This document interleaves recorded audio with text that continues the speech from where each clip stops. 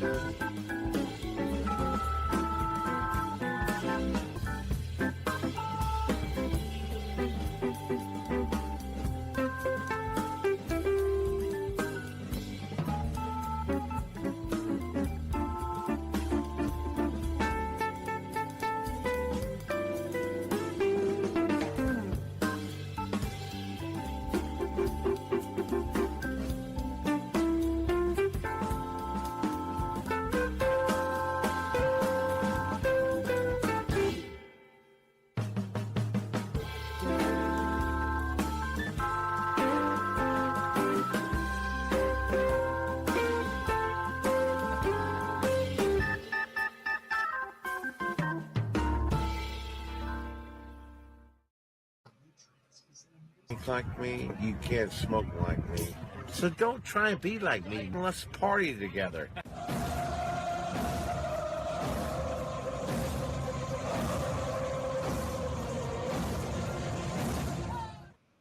There's something kind of about a kid that's never played baseball.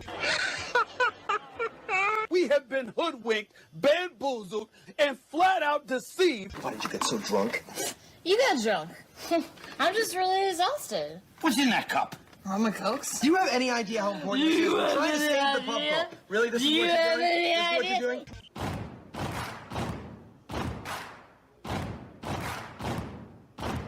Baseball is a beautiful thing. It's more beautiful in an old park. It's asymmetrical and quirky. But even in a dome with artificial turf, it's beautiful. The way the field fans out, the choreography of the sport, the pace and rhythm of it, the fact that that pace and rhythm allows for conversation and reflection and opinion and comparison. In right field, the crowd is tormenting Strawberries, singing Darryl, Darryl. Little roller up along first, behind the bag. It gets through Buckner. Here comes Knight, and the Mets win. And there's a fly ball deep to left. It's on its way. There it goes. And the Yankees are going to the World Series. Aaron Boone. Ground ball stabbed by Polk. He has it. He underhands to first for the first time in 86 years. The Red Sox have won baseball world championship. Can you believe it? It's a pastime, something you do. It's entertainment, something you watch. And it's a shared experience, something you talk about and read about. But you can apply those same three criteria to other things. What makes baseball special is that it's the best game that's ever been devised. Smith corks one into right down the line. It may go. Go crazy, folks. Go crazy. Sure as God made green apples, someday the Chicago Cubs are going to be in the World Series. A little bouncer slowly toward Bryant. He will glove it in front of Rizzo. It's in time. And the Chicago Cubs win the World Series. Cubs win. What a lucky break. The good Lord wants the Cubs to win. How can you not be romantic about baseball? If baseball is about caring, about loyalty and rivalry, Braves fans are on their feet hoping for some kind of a bleeder or a seeing-eye single. Here's the 1-2 pitch. Fastball hit high and deep down the right field line. It's going back, back, back. Is it fair? Is it zip, boom, bam, it's gone? Ram-a-lam, ding-dong, a 3-run shot, and your Atlanta Braves have taken a 1-run lead. A banger, and she's gone, baby. There's a very peaceful thing. It was created and played in pastures and meadows. There's grass, there's outdoors, there's everything that people thought was American and feel about America you get in a ballpark. And it's the wonder of walking through that dark tunnel and seeing a huge open space where men play the little boy's game.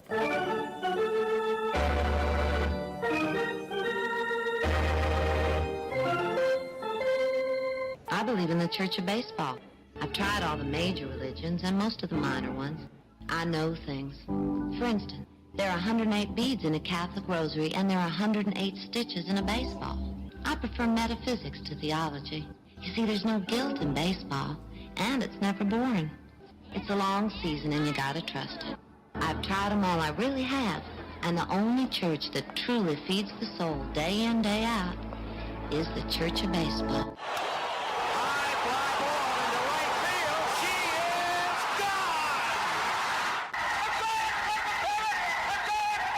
Swung line drive left field. 1 run is in. Here comes Brave. Here's the throw to the plate. He is safe. You're in Braves country. If there's a bigger thing going on right now, I don't know what it is. We're down to 1 strike here. Gurriel, the last hope for the Houston Astros. Here's the 0-2 pitch. Swung on, bounced over to Dansby. Dansby fires it over to Fuss. And here comes the dog pile. Fire the cannons in the battery. Do the chop all throughout Braves country. Pop that top. Your Atlanta Braves have won it all. Ladies and gentlemen, welcome. We direct your attention now to home plate. Please remain standing. We call your attention to our fans here today. They will be jointly directed. And now, another fixture. Our national anthem. Oh, say can you see by the dawn's early light what so proudly we hailed at the twilight's last gleaming, whose broad stripes and bright stars through the perilous fight for the ramparts we once were so gallantly streaming, and the rocket's red glare bombs bursting in air gave proof through the night that our flag was still there. Oh, say does that star-spangled banner yet wave o'er the land of the free and the home of the brave? Play ball! At this time, ladies and gentlemen, we'd like to introduce today's teams as participants in this historic game.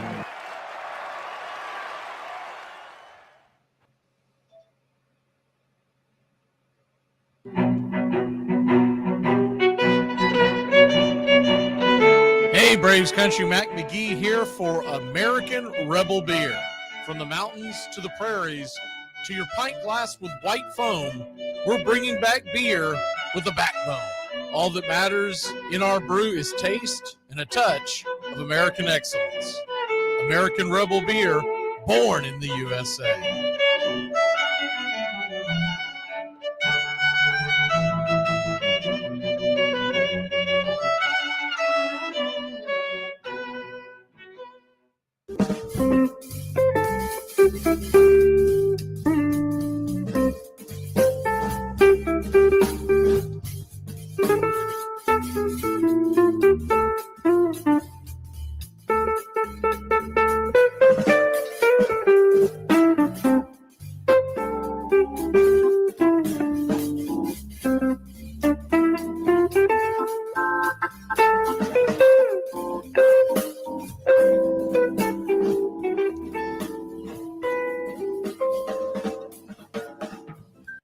pre-recorded this to be able to drop to you, and it's going to be an All-Star Game pregame preview show. We'll probably preview the Cardinals Braves series right before the game on Friday night. But welcoming onto the show for the first time in a long time is Red Raider Doug. Doug, how are you, my man? Doing good. Good to be back. Doing better than Braves fans, I know that much. At least you're in it. True enough. Where are your Reds nowadays? I'm always looking at the standings every week, but I don't dive into them until we see y'all. I mean, y'all are right there, three and a half back of the wild card going into Thursday's action. Yeah, so, I mean, I would take that in a heartbeat. We're 9.5 back. Nothing has gone right in Braves country. I don't know how many games you've caught over this season. You haven't missed anything except torture. But do you expect the Reds to be buyers or sellers? I expect they should be. I expect them to be buyers.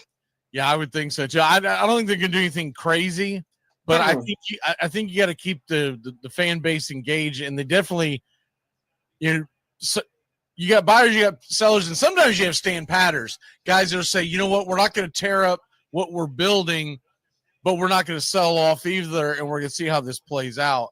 And I can see Cincinnati being stuck in between that and buyers, doing little things, but nothing. I mean, for honest engine, for the Braves to be buyers, they would have to get scorching hot by the end of July. And I mean like a long winning streak. I'm not talking about, hey, we've won 2 of the last 3 series. No. They have spit the bit so bad this year, they would have to go on probably close to a double-digit winning streak. It is that imperative. And if not, I expect the Braves to be sellers.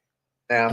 I think they're going to unload Ozuna. It was good that he hit a home run Wednesday night, because they gotta elevate his stock, because he's been kind of meh. He hasn't been terrible. His power hasn't been there.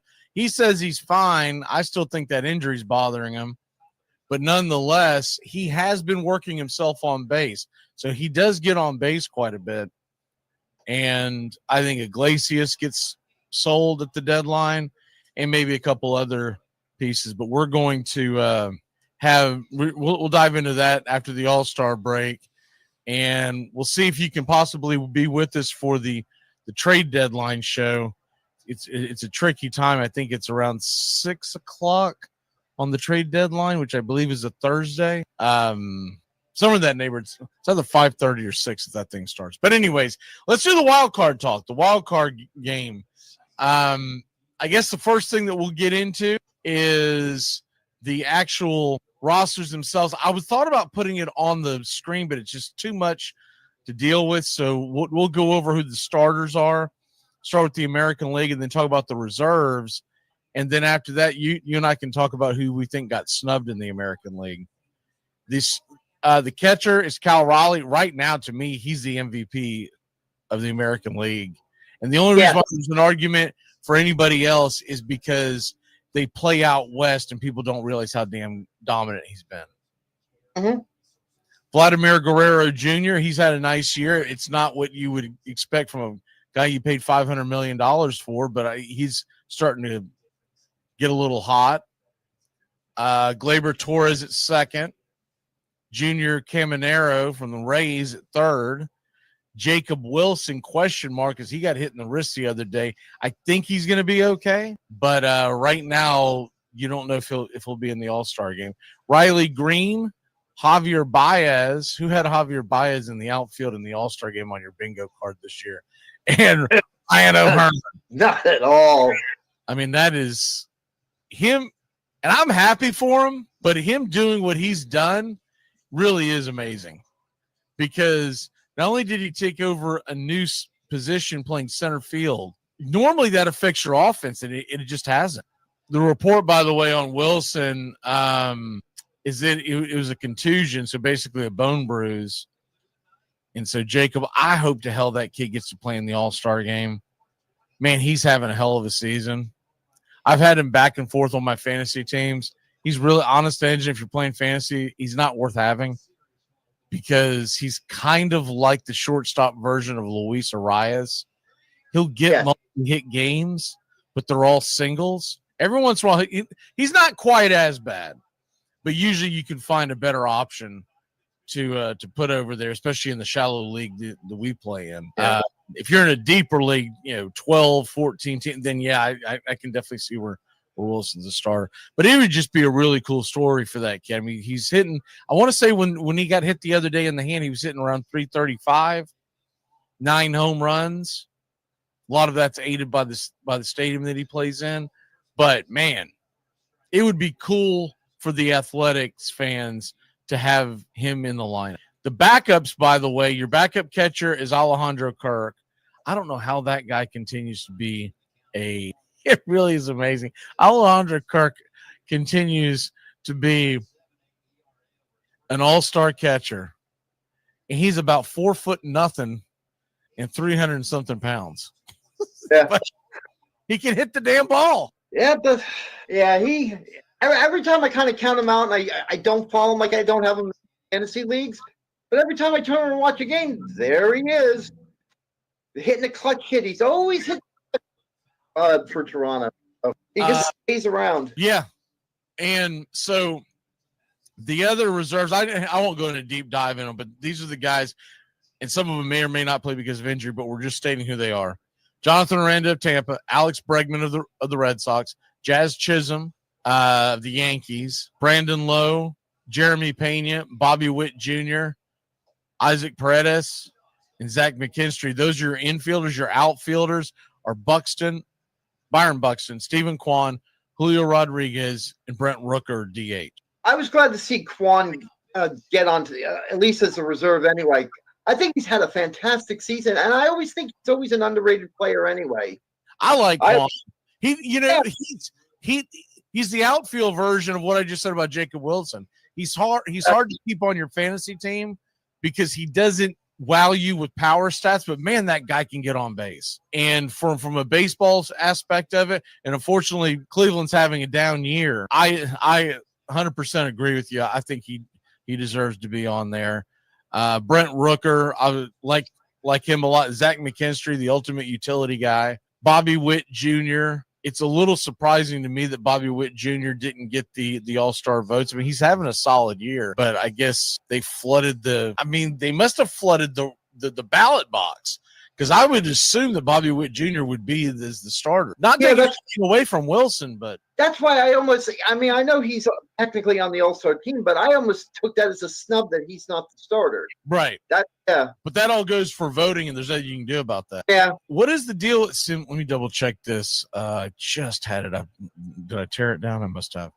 Alex Bregman. I know he had an injury recently. Is he back to form? I haven't paid attention to the Red Sox in a few days. He's finishing up his rehab. I mean, he's been out for, my God, July. I think he's been out since May. Same injury he had years ago, like quadricep, and a really bad one he had. He re-injured it again. So he's supposed to be back like this weekend. It says, this weekend he's likely back, is what it says. Yeah. So he'll probably be in the All-Star game. And I know now why you know this, because he's on your fantasy team. I had to pull it up. I had to pull it up, and I'm showing Doug's team over here. But so he'll definitely be in it. You've got other guys and I thought it was interesting the other day. This has nothing to do with the All-Star game. The Yankees DFA'd DJ LeMahieu, and they did that because they're going to slide Jazz Chisholm over to second base, which is really more of his. That's really his natural position. I'm wondering somebody's going to give LeMahieu another shot, right? There's no way he's going to go to the trash heap and nobody picks him up. But he has fallen off quite a bit. I mean, let's be honest. He's see what his numbers are this year. 266, 2 home runs, 12 RBI, 34 hits. Hell, the Braves ought to pick him up. He should be starting over Ozzie Albies, at least against, at least platoon him. Crap. 260, he was hitting much worse when I saw him earlier in the season. 266. I mean, I know the power numbers aren't there anymore, but they really ought to entertain grabbing him. What is his contract? I'm assuming he's at the end of his contract. He's got to be at the end of his contract. Let me see. DJ LeMahieu. Yeah. Let me see here. I hate the way they changed this damn thing on Spot Track. Now it's all wonky. But DJ LeMahieu, let me see. They go straight to, all right, here we go. His contract, 6 years. No, it's through 2026 it shows. Man, that's interesting. The Braves had a really crappy record. They ought to be scraping and clawing to get him, because you would get him for a huge discount for what the Yankees would pay the rest of the bill. Man, I'd take some DJ LeMahieu on the Braves. Come on now. All right, that has nothing to do with the All-Star game, but I get easily sidetracked, as we know. Other guys. Now, let's talk about the snubs in the American League. Guys that you think, but remember, when you talk about snub, you got to pick someone that you would take out of the lineup. You know, the biggest snubs to me, and we're talking about American League right now, is now it's I guess I ought to go over the pitching real quick. Hunter Brown, Boobie, Crochet, Jacob deGrom, Max Fried, Kikuchi, Skubal, Shane Smith, Brian Wu, and Joe Ryan. The relief pitchers, this is interesting in the American League. 3 relief pitchers: Aroldis Chapman, Josh Hader, and Andres Munoz. That's it. Yeah. Let me see. Of all the pitchers that I see of the snub, first of all, why is Framber Valdez not in there? And I'm not saying these guys would pitch anyways, because I don't know where they're coming up on their last start of this before the break, and et cetera, et cetera. But why is Framber Valdez or Joe Ryan not in there? I was just going to say, especially Valdez, who's just his workhorse. I'm looking at this list. Why is he not in the game, and why is Shane Smith from the White Sox in the lineup? I guess now everybody's got to have one player, so they still have that rule in. I know a lot of people are against that rule. I still like the rule. They expanded the rosters. For people who haven't paid attention to this, they expanded the rosters a few years back, so that you still get – I still think there's something to be said for every single baseball fan to have a guy in there for their team, right? Right.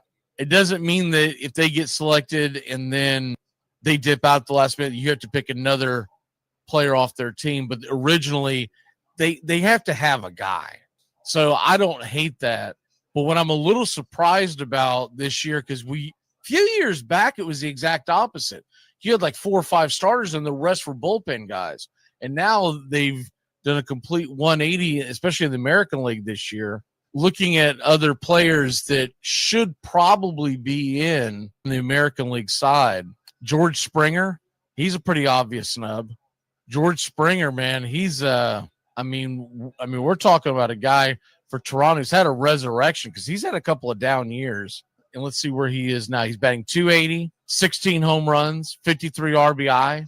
I mean, that's pretty darn stout. Junior Cameronero, now he's been announced as being in the home run derby. But what is his stats right now? He is batting .254, 22 home runs, an OPS just under 800, and he's pretty good with the glove. Do you have any other American League snubs? It's that Framber Valdez. That's the one that came out to me the most. That was that. The other one, some of these other guys that we're talking about, they're snub. But if you look at the lineup as it is, it's kind of like a jam up. It's like kind of damned if you do and damned if you don't with these choices. But Valdez was a big one for me, though. Yeah, to me, Springer, maybe Caminero, but since he's going to be in the home run derby, I don't feel as bad for him. The other thing would be, there's a lot of guys, like you were just saying there, that, you'd like to see him be in the All-Star game, but who the hell do you take out? Randy Arozarena might be a bit of a snub. But like guys like Gunnar Henderson, the people are beating the table about, he's had a good year, decent year, but it hasn't really ripped the cover off. Oh. And considering what his ceiling is, most people would say he's had a down year. Now, that's not his fault. His numbers are still solid. But I think we're going to be much more boisterous in the next topic, which is going to be the National League, the senior circuit, where the Kings lay. Okay, here we go with the National League, and we get back to the top of them. Let's see here. Scroll to it. Here we go, National League. So the starters for the National League, your catchers, Will Smith, Freddie Freeman at first base. By the way, he doesn't deserve that. If you looked at Freddie Freeman's numbers, yeah, it's crap.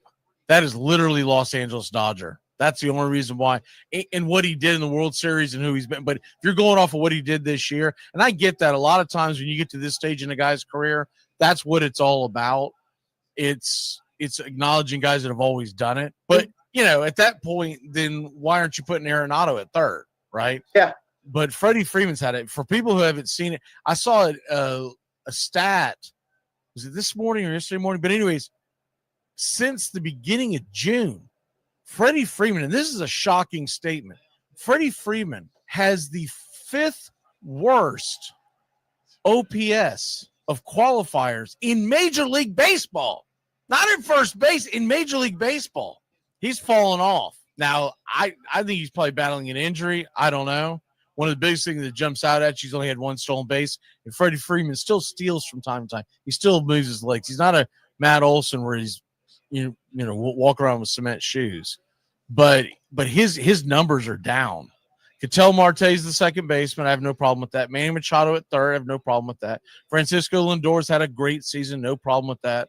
And he's in New York. You could, if you can face all that pressure in New York, I've got no problem with that. Ronald Acuna Jr.'s had a phenomenal start to the season after coming off the IL. He is scorching hot, hitting damn near 340. He'll probably be around the 340 range when we hit the All-Star break, and he's already hit 10 home runs. Pete Crow Armstrong is one of the best stories in baseball. And Kyle Tucker in right field. I don't have a problem with that, but there's a guy who's been pigeonholed into his position that is on his team that I think deserves more than what Kyle Tucker, which is Suzuki. But he's been pigeonholed because he's played pretty much DH the whole year.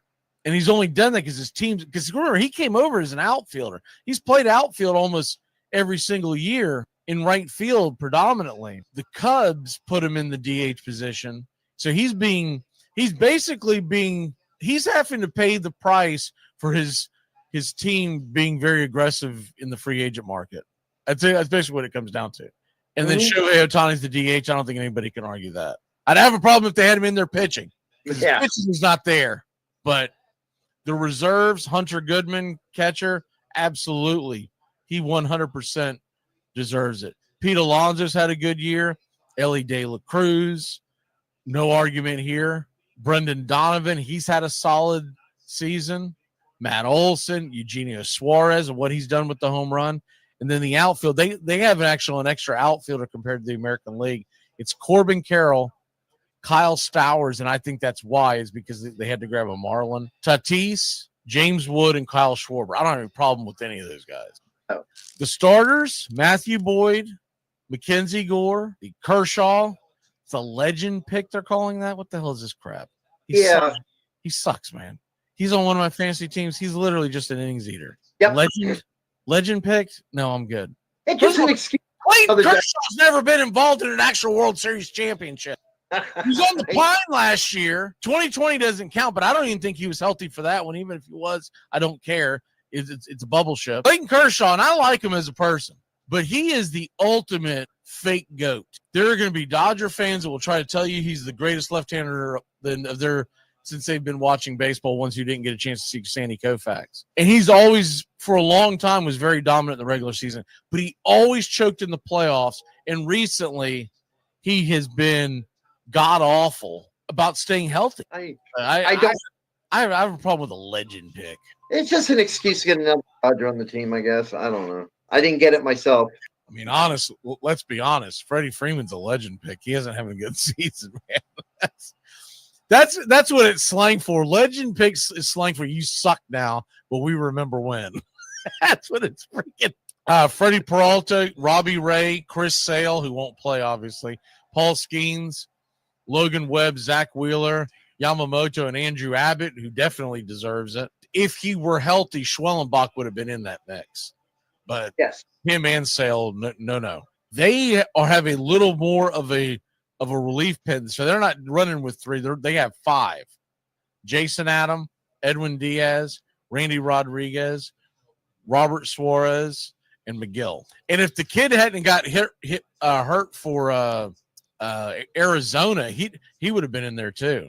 Their closer, he was lighting it up. Do you have any guys in there other than the Kershaw thing? Do you have any guys in there that you're like, what the hell? What's this guy doing? Overall, no, it's solid, but we can turn this into a snub. And there's one baseball player in the next we haven't even that's not any of this list, and I don't quite know. Maybe you can explain it to me, but nobody's mentioned Turner is like completely disappeared off of this. I think he should have been on. Did you say Trey Turner? You were breaking up a little bit. I'm sorry. I said yes. I said Trey Turner. Yeah, man. That's an interesting thing. By the way, McGill, he's solid, but for a reliever, he's got a 2.41 ERA. That's not exactly lights out. No, it's not lights out. And that's why I was kind of like, you picked 5, and he's one of the 5. And let me look at this real quick, see where you've already got a Milwaukee guy with Peralta. You didn't have to go Milwaukee. It's interesting to me. I'm not saying it's a terrible pick, but it's interesting to me. Trey Turner, what is his numbers right now? I thought he was doing pretty well. I thought he was too. 294, 11 homers, 40 RBI. He's slick as they come in the infield. Mm-hmm. He's fun to watch too. I don't pull any punches of my hatred of the Philadelphia Phillies. Well, I have no love for him either. Just in his specific case, there were 2 Phillies who I thought. Wonder if he gets screwed because you have to have a Cardinal and they put Brendan Donovan in. That's true. And that's the biggest one that I would say. I think Trey Turner is much better. And even their numbers, like you can't argue that Donovan had a better season. But that's the one guy. Because Hunter Goodman, to me, is a slam dunk at catcher. Yeah, no, I agree with that. Stowers, because of the got to have a Marlin thing. But you know what I would do? I would have taken McGill out. And there's got to be someone on that Marlin roster in the pitching rotation that they have that you could have put in to give you your one Marlin, and then give me Trey Turner at shortstop. Because when he comes, when Francisco Lindor comes out of the game, I think it's going to be Donovan playing short. I don't see any other real option unless there's and obviously we're doing this on Thursday at around 2:00 Eastern. So there is very good possibility that someone can't play and that they add a different shortstop to the mix. But Donovan kind of plays all over for the Cardinals. And I respect that, but at the same token, I don't see Brendan Donovan over Trey Turner. But I'm not willing to do, and I know a lot of people want to do this, but I'm not willing to say quit making it where every team gets a player, because they've expanded the rosters to the point now where, and one thing I will say, do we need this many pitchers? We got 1, 2, 3, 4, 5, 6, 7. 1, 2, 3, 4, 5, 6, 7, 8, 9, 10, 11, 16 pitchers to go through one game, and there's no extra innings anymore unless they change that again. Not that I'm aware of. I don't think so we're talking about 9 innings, because it no longer decides whether or not you're going to win the who hosts the World Series, which is total bull crap. They never should have taken that away. That was absolutely one of the funnest parts about the All-Star game for 20 years. Is that you could dream, if you're a fan of your team, you were pulling for the National League or American League to win, because if your team was lucky enough to get to the World Series, that meant you were the host. Mm-hmm. And they were the only sport that could do that, realistically, because the NBA All-Star game sucks. The hockey All-Star game sucks even worse. And the football NFL All-Star game, even though it sucks beyond belief, they played they played too close to the Super Bowl anyway, so you couldn't do that. I really wish they would bring that back, because it made the All-Star game more fun. And it's one game. Let's not act like it's the end of the world, because people would say, well, that's not fair for a team that won 104 games and they're going up against a team that won, we'll say, 95 and blah, blah, blah, blah, blah. Who cares? It made that All-Star game fun. Make the All-Star game great again. That's what I want. I'm running on that ticket. But looking at this, let's talk about the snubs in the National League, because there were quite a few. It's not going to be easy to put. First of all, if you're going to put a Marlin in, it should have been Edward Cabrera. That's my take on that. Adrian Hauser, by the way, we didn't talk about him in the American League. That guy should probably be in the bullpen of the All-Star game. I know he's now a starter, but he's been pretty damn good recently. Well, he came off the injury and started. I mean, he's only got one blemish on his record so far. I don't think they chose him because it hasn't been that long. He's got 6, 7 starts maybe back. Yeah, but it's a fun story. Oh, it's a fantastic story. The Cleveland Guardians, Cade Smith, it was a snub. I just don't think they've had a good enough year. But once again, I don't know if we need all these starters. I mean, the starters in the National League, first of all, get rid of the stupid legend pick. It's made up. I don't want freaking decrepit ass, can't find the strike zone. He's probably won't even pitch. He'll probably pull a hamstring putting on his cleats. But I don't want Kershaw in there. We could have Cade Smith, who's a real foul ball. By the way, did you see this thing that Cade Smith did against the Astros in Houston? Yes, I did. The intentional balk. Did you see this? And when there are a lot of people's radar, why did they do that? Do you know why he did that? I wasn't sure because it took me by surprise. Well, most people believe it's because the Astros have a guy standing on second. There were 2 outs, by the way. Oh, trying to get out of the inning. There were 2 outs. It wasn't like you did an intentional balk and sent the guy to third, and the guy's got good speed. Now a pop fly is going to score him, right? A base hit was probably going to score him anyways. Reason why he did this, and I thought that was pretty smart. They were convinced that the Astros are trying to steal signs again, and really? they didn't want the second the guy standing on second. I forget who it was, but he had good speed. They didn't want him relaying anything into the batter. So Cade Smith, for people who didn't see it, he stepped off the mound 3 consecutive times before he ever threw a pitch to the batter at home plate. So everybody knows he did it intentionally. It wasn't like, oh, I forgot. He stepped off the bump, never threw it to second. Stepped off the bump, never threw it to second. Stepped off the bump, never threw it to second. He goes down to third, throws a couple pitches, the guy pops out because he didn't want to see how he was configuring the ball inside his glove. To me, that's genius. I love it. Now, it'll kick you in the ass if you go out there. I don't want Pierce Johnson doing it because he'll throw a curveball in the dirt and it'll bounce to the backstop, and then the guy's going to come home. But if it's a guy who doesn't throw stuff in the dirt, which Cade Smith is flat out fireballer. I love that idea. It's genius. It is brilliant. By the way, a guy I would have liked to see in the All-Star game, just because I'm a fan of his. I don't know if his numbers really warrant it, but Lawrence Butler of the Athletics. Love watching that kid play. But National League subs. Before I put in Miguel, I'm probably putting Robert Suarez in. Drake Baldwin would have been a fun one to put in because he's got to be the odds-on favorite for Rookie of the Year. And I think if he had a little more at-bats, he would be. But I think that's a snub. I'll tell you what, we didn't talk about him, but Carlos Narvaez, the hind catcher for the Red Sox, yeah. He's had a hell of a year. But you normally don't carry. I think it's a little dicey to carry just 2 catchers. Yeah. I think I'd rather have a third, but that's neither here nor there. Maybe they need to add one more slot to give you a third catcher, even if it's an emergency guy you want to put in. But other National League guys that got the snub, who do you have on your list? I hate to go to the hateful well on this one, but I thought he got snub too because I think he had a brilliant as a pitcher is Sanchez from Phillies, Christopher Sanchez. Yeah. I mean, I hate going to the Phillies. Have been very good. And I kind of like, I mean, I know, it's like you said, you got to have your White Sox, but I hate seeing it. I mean, one of the reasons why the owners don't like expanding the roster again and again and again and make it where you get rid of every team gets a guy is because a lot of players have it in their contract that if they make the All-Star game, they get a huge bump in pay. I mean, that's not nothing, and you got to understand that from the owner side. They don't want everybody on the planet getting the All-Star game because then what the hell? They'll just be paying through the nose and all these bonuses that aren't deserved.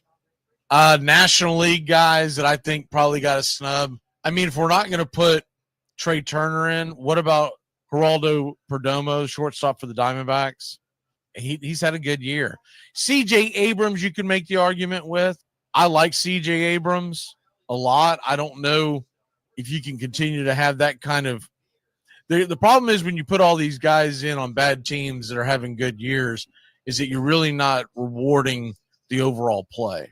So that's why I haven't been beating the table about how I think Drake Baldwin should be in the All-Star game because the Braves have been terrible, right? And we got a couple of guys in. We're hosting the game. That's great. If we were hosting the game and we were anywhere close to the top of the division, I'd say, man, you got to put Baldwin in. I would assume that means that Riley's having a better season. You got to put Riley in. But I'm not going to sit there and beat the table about a bunch of guys who have been blah at the plate in big-time situations. Runners in scoring position, they haven't come through. Andrew Abbott, Now so I'm looking at a list where they were bitching and moaning about, but Abbott got put in eventually. Somebody dipped out. I forget who it was, and Abbott was added. Well, I know he's going to be. He was supposed to sub. A rumor, at least what I was told, he's subbing for Yamamoto. Right, that's who it was. Like I said, I had it in front of me that he was a sub, but I didn't have who he subbed for. Oh, okay, Yamamoto. Let me see who else we have here in the National League. I'm not doing Rafael Devers. He got traded into a different league. He's kind of a jackass. I'm not doing Rafael Devers. Did you see? Oh, check this out. You probably didn't see this, but this is a funny story. A couple of days ago, Rafael Devers. You remember Will Clark, right? That played first base for the Giants. He's all over podcasts and stuff now. He's some kind of developmental trainer for the Giants in some capacity. So in other words, it's kind of like Chipper Jones. He's not there every day, but from time to time work with guys. He was supposed to meet up with Devers to work on ground balls and how to play first base. Devers didn't show up. He didn't show up. And the Red Sox fans were all tweeting it saying, this is what you signed up for. This is why we got rid of him. And I'm telling you, he's a guy that's not going to age well. When I heard that the Braves were kicking the tires on him, I was a little intrigued because he would have been a very good DH for a long time. But he does come off as a jackass. And he doesn't look like he's in great shape. He doesn't look like he hits the gym very well. And I think he's eventually going to be, maybe not to the same point, but he's going to be a panda. He's going to chunk out, and you're going to be paying him well over $30 million a year. Michael Busch or Seiya Suzuki should be in the All-Star game. One of them. Yeah, I was going to bring up Busch. Now his success has been as of late because he started the season, went down, back up, went back down, and now he's come up again, and now he's playing lights out in at least the last 3 weeks. He has put on a clinic. In the game. All in all, I say it should be Suzuki. Yes, it should. Because Suzuki's put up some numbers. Be quiet. It's like nobody's paying. It's like, what is he, invisible when he takes his? I mean, it's weird because he's playing in Chicago, but he's got 25 home runs for folks who haven't kept up with it and 77 RBI. I mean, that's a pace of about 130 RBI. And home runs wise, he's going to be flirting with 50. And honestly, he may cruise past 50 because it's about to get warm in Wrigley.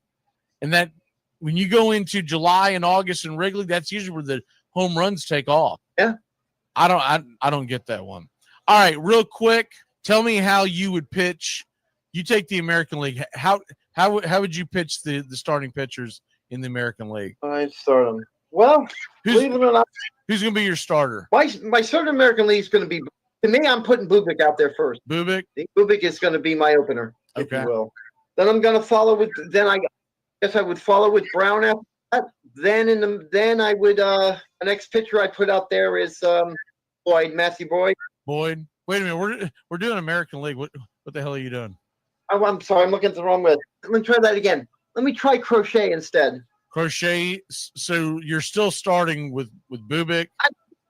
I'm starting with pretty much. I'm kind of fooling around with it, but those top three are going to be your guys you're going to take into the sixth. Who I would start just because he's coming home. It would be Max Fried. I would put Fried. He's had a hell of a season. He very well may win the Cy Young. I would go Fried, but I don't want to rain on your parade. So my next guy, Fried, then Fried. Okay, and how are you closing the last couple innings out with? Put down MCC. I'm sorry, my computer went down. So can you just give me the next? Well, the leaders you got left are Chapman, Hader, and Munoz, and then the starters you still got Jacob deGrom, Shane Smith, Brian Wu, Joe Ryan has been added as a replacement now, so that's been updated. So we're up to thinking. I'd probably then put Wu out because he's had a phenomenal. I'm so happy I have him on my teams, and I'm happy to play baseball. Guy has just quietly had a great season for what it's worth. All right, National League. This is how I'm doing it. Okay. If Sale were healthy, it's Chris Sale. He was having a hell of a year, but he's not healthy. So you go with the idea that you're going to do a starter. By the way, Clayton Kershaw's not touching the field. He's not touching the field. He doesn't deserve it. He doesn't deserve it. I'm not starting a Philly. I'm not starting Zach Wheeler. I'm just not going to do it. So I think what I'm going to do is I'm going to begin the whole thing off. Give me a guy who's had a bounce back year, and you can make a strong argument for Paul Skeens, but I want a guy who's had a great bounce back year. Give me Robbie Ray. Yes.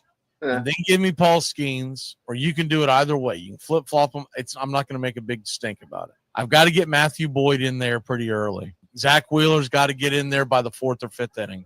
And then I want Andrew Abbott in there because I don't know how many shots he's going to have. And if there's room, give me some Logan Webb. And then to finish it off, I'm going to – by the way, Suarez has been added as a late addition now. So now I'm going to go close it out. They're probably going to go Diaz. I won't do that because it's in Atlanta, and I'm not putting a Met on the mound to close it out. I'm going to go Diaz and then finish it out if I need 3 more. Give me a setup guy like Jason Adam, and then give me either way, I don't care. Give me either Robert Suarez or Randy Rodriguez to finish. One of the things that we were talking about off air that we wanted to talk about is it's got to be ones you've seen, but we wanted to kind of talk about previous All-Star games. So number 1 with the bullet, a game that you were old enough to see, not one that we heard about. Oh man, do you remember when Skang McGillicuddy struck out the side in the 30s? No, I'm talking about the game you actually saw. What is your number 1 All-Star game, top to bottom? It was hard. You old enough to see 70, were you? No, I was only 3. I wish I could have seen that live. I could have. I figured that would be your go-to, but you didn't actually see it. No, I didn't actually see that. I was a little bit too young for that. So I have to say my go all time is the best game played was the 1994 All-Star. That's all the Twin Hustle games. You're breaking up. Which game did you say? 1994 All-Star game. 1994. That is the Tony Gwynn, what I call the Tony Gwynn Hustle game. That's when you see him come from second, come around and score the winning run. Tony Gwynn is a brilliant athlete, but he was the best person. But if you watch that game in totality, himself, Moses Alou, watching Digio, that game to come from that game went back and forth the entire, and it went into 10 innings. It came down to by Moses Alou, and just watch Tony Gwynn run his guts off. I mean, I thought he was going to up by the time he got home, and I just watching All-Star players who cared about the game and cared about if they lost, they felt was that one I think jumps out to a lot of people. Of course, McGriff had the home run, and I don't know if it's just more of a recency bias, but the one I'm going to go with is the 2008 All-Star game where it went to 15 innings. And I wish the Sarge was going to be here. He was supposed to be here. The Red Sox fan that we talked about was going to be on this show. Y'all wondering what happened, man. This guy can't catch a break. I got to tell this story first.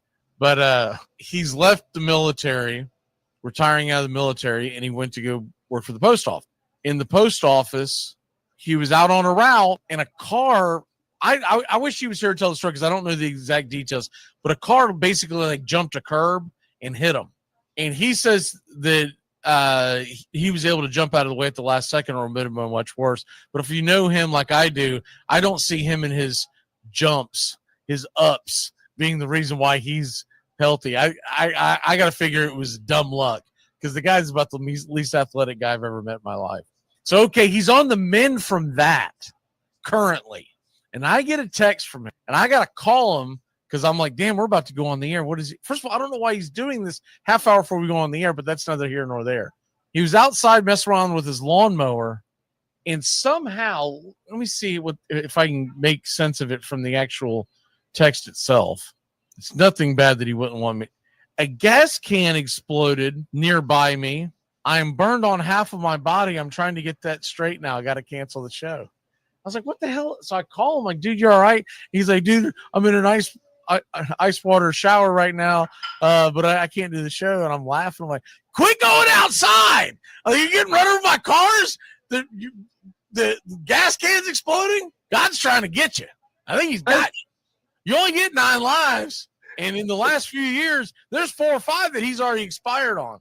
I guess he was messing around with the lawnmower and the gas can, I guess, had some residue on it. Somehow it ignited and caught him halfway on fire. Now, he's not like burned to a crisp, but he was obviously in a bad way, so he was trying to get through cold water, and his wife's on his way to get her.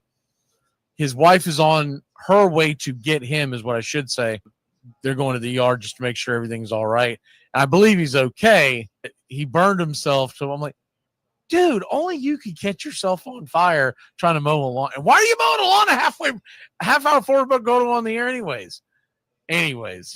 That's the reason why he's not there. But one of the reasons why I like the 2008 All-Star Game so much, he and I were roommates. The girls that we were dating at the time, we both said that we weren't going to hang out that night. We said, hey, this is the All-Star Game. We're going to watch this. Y'all don't want to watch this. Sucks to suck, but we're going to chill at the house. We'd gotten off work, and I had actually recorded it, and we kind of caught up to speed as we got to it. So both of us had to be at work the next morning, and we'd work that, the night of the All-Star Game. So we get off probably around the 5th or 6th inning, and because of the recording, I was able to fast forward us up to it, and then we start watching it live. We get to this, and it goes to 15 freaking innings.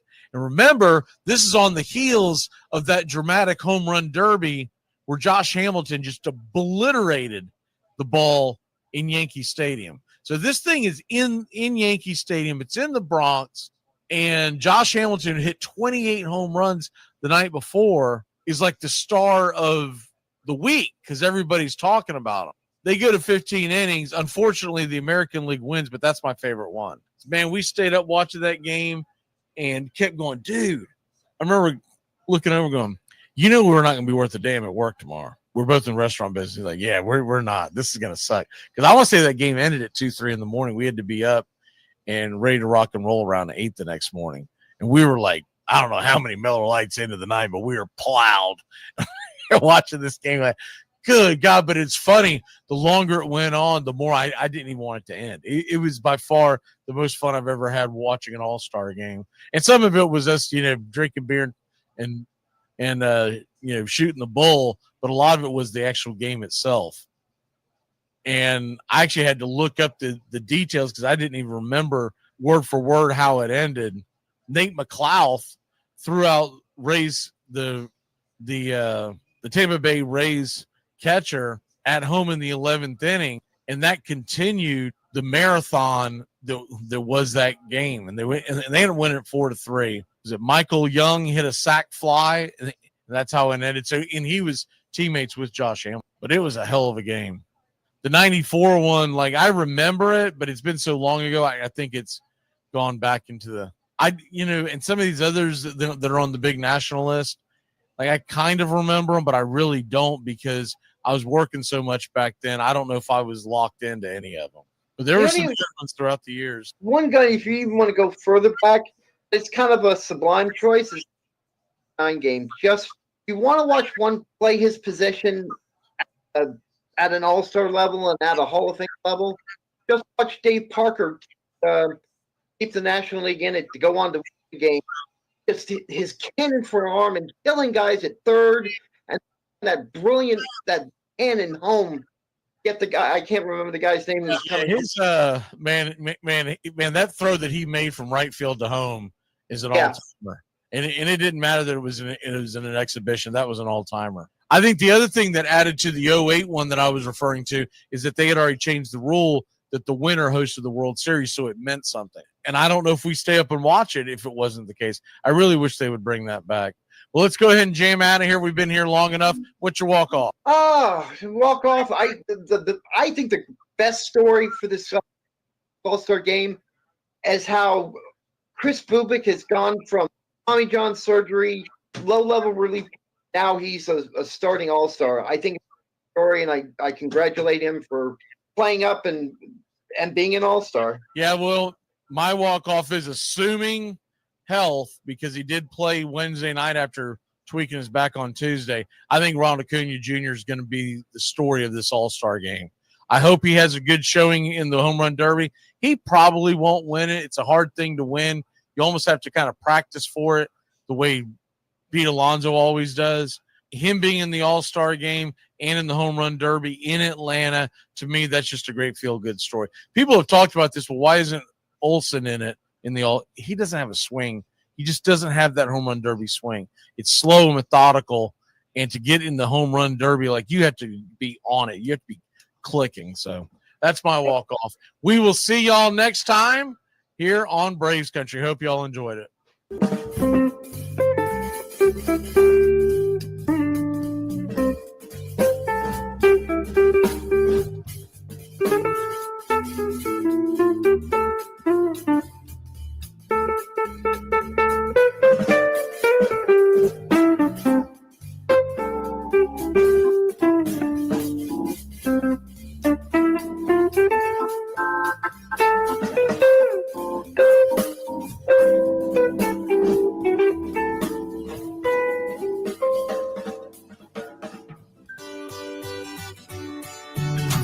Hey, Braves Country, Mac McGee here for American Rebel Beer, America's patriotic light lager, all natural ingredients. Stand tall, be proud. The perfect beer to celebrate life, liberty, and your pursuit of the American dream. America's patriotic light lager, offering a crisp, clean, bold taste. Perfect beer to celebrate life, liberty, and your pursuit of the American dream. A beer with only 110 calories that tastes like a full-flavored beer and celebrates like freedom.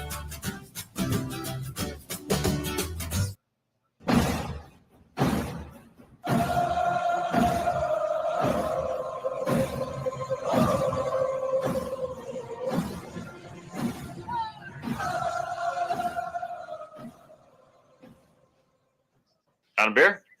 7 o'clock in the morning. Scotch? Hey, howdy, hi, and how the hell are you? Pull up an armchair, girls and boys, and join us for Braves Country Baseball. You're listening live as the Braves are on the road. We're set to bring you pitch by pitch, play by play of your Atlanta Braves. Hi, I'm Mac McGee. Here's your starting lineups for today's action. Leading off and playing right field for your Atlanta Braves, it's Ronald Acuna Jr. 11 home runs, 20 RBI, 4 stolen bases, batting .324. Batting second, playing first, Matt Olson. 17 home runs, 58 RBI, a .267 average. Batting third, playing third, Austin Riley. 14 home runs, 47 RBI, 2 stolen bases, batting .273. Sean Murphy, the designated hitter, batting cleanup, 13 home runs, 32 RBI, a .226 average. Batting fifth and in left field, Jerickson Profar. He's got 3 home runs, 6 RBI, a .224 average. Batting sixth and behind home plate, it's the Drake Baldwin. 11 home runs, 31 RBI, a .276 average. Batting seventh, playing second, Ozzie Albies. 7 home runs, 29 RBI, 7 stolen bases, batting .221.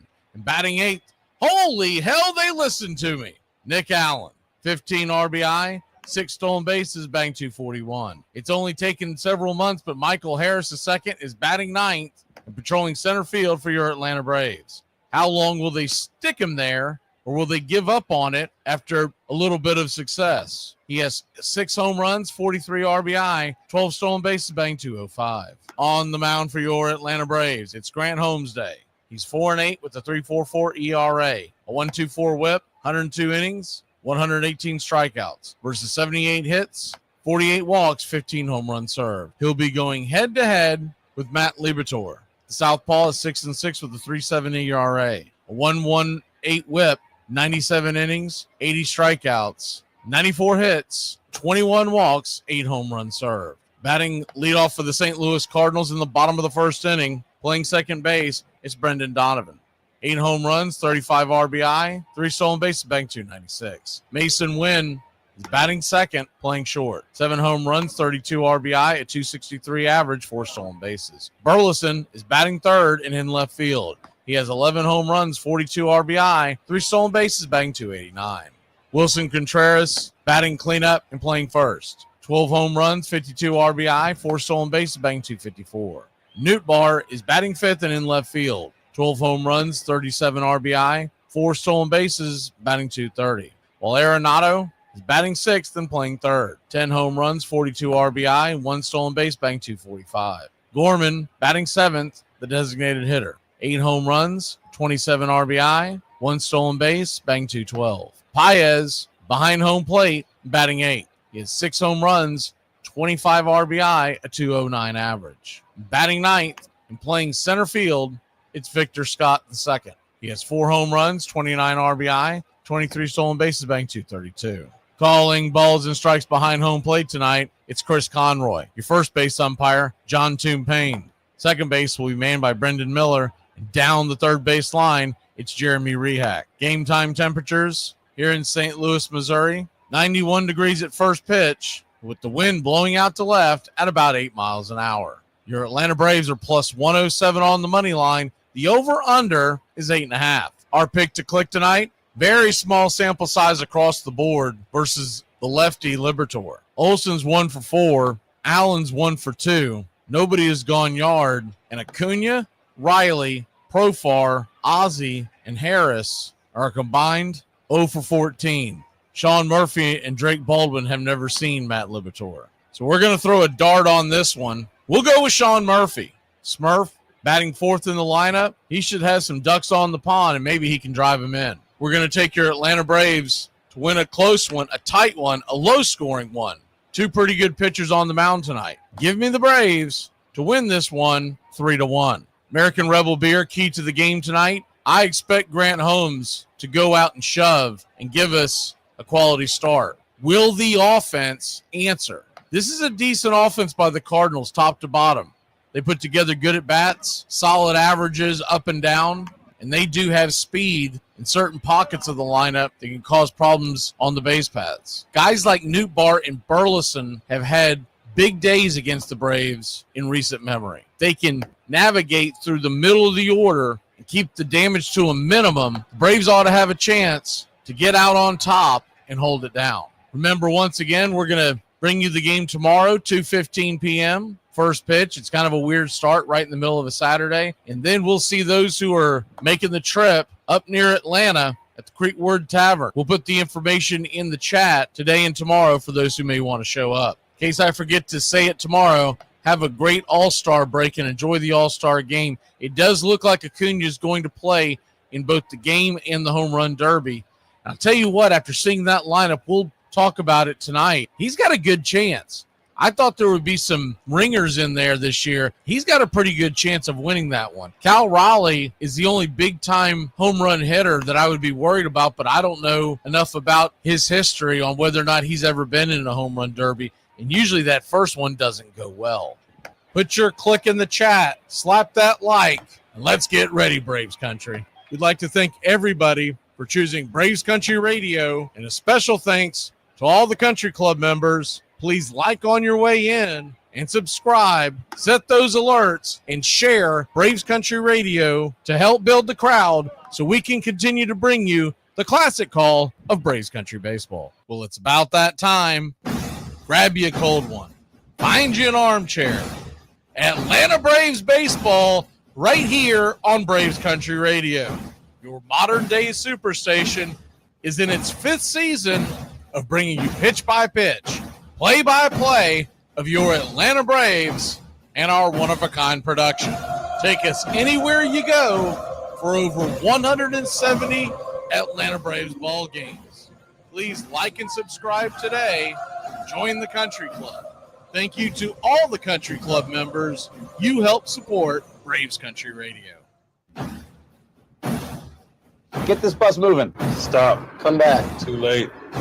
Roll call! Yeah, roll call! You're in Braves country.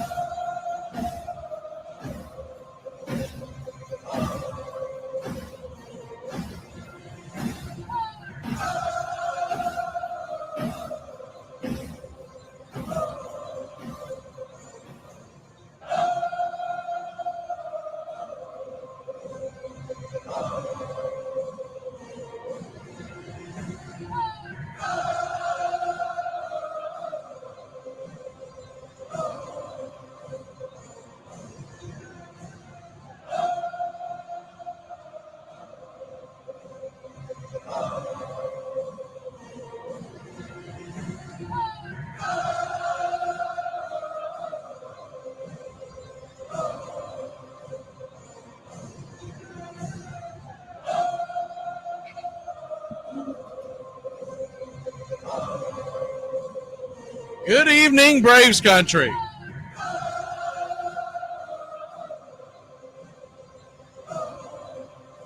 Hope y'all are having a good Friday evening as we're heading into the All-Star break. Hopefully we can go out with the bang heading into the All-Star break. No, it looks like we're probably going to be sellers. You never know. They get hot, you never know.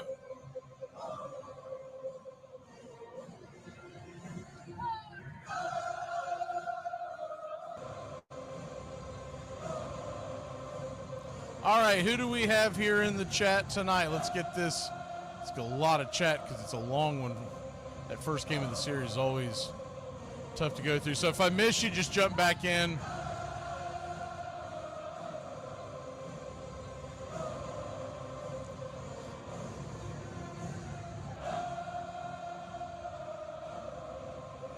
All right, I see Tree Nug, Uncle Charlie Fritz, George Pearson, Royal PETA, Country Club members. What you talking about, Willis Mathis? I'm assuming Mark Ricky Ricardo's in here. I haven't been able to look at the chat. I've been busy. John.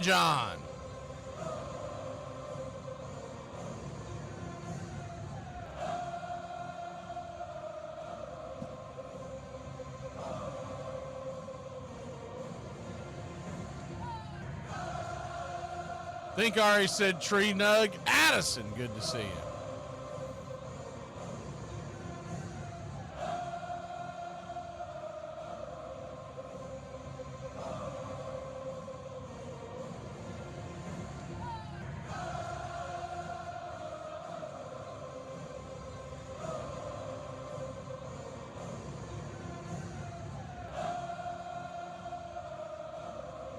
Timothy Mobley. Justin Hightower, Country Club member. Pretty sure I already said George Pearson. Yeah. There's Mark Ricky Ricardo. Raymond. Everybody loves Raymond Lovelace.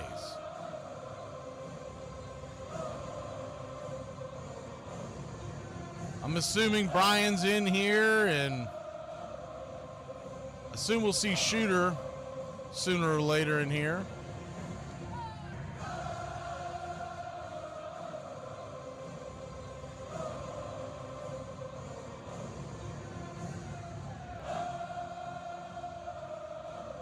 Just about to run out of time trying to get through all the Country Club members before we get to everybody else.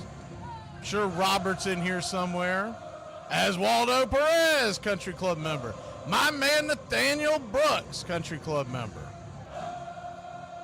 See who else we can get in here before we have to run out. If I missed you, I think I saw Truth Handler in here. If I missed you, just jump into the chat and we'll holler out at you. Nathaniel.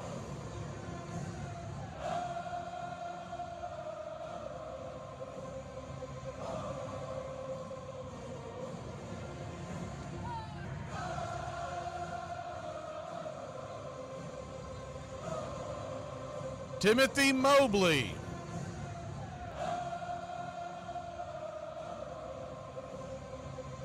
Justin Green Machine. Like I said, if I missed you, jump in the chat. We'll holler at you on the other side. We'll be back in a flash here on Braves Country for pitch-by-pitch, play-by-play of your Atlanta Braves. Hey, Braves Country, Mac McGee here for American Rebel Beer. America's patriotic light lager, all natural ingredients. Stand tall, be proud. The perfect beer to celebrate life, liberty, and your pursuit of the American dream. America's patriotic light lager, offering a crisp, clean, bold taste. Perfect beer to celebrate life, liberty, and your pursuit of the American dream. A beer with only 110 calories that tastes like a full-flavored beer and celebrates like freedom.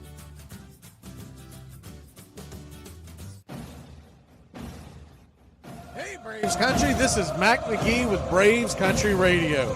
We are bringing you pitch by pitch, play-by-play of your Atlanta Braves all year long. Join the Country Club today. Help support Braves Country Radio. Join the Country Club today. It helps us bring you more of the game we all love. Braves Country Radio, your home for the classic call of Braves Country Baseball.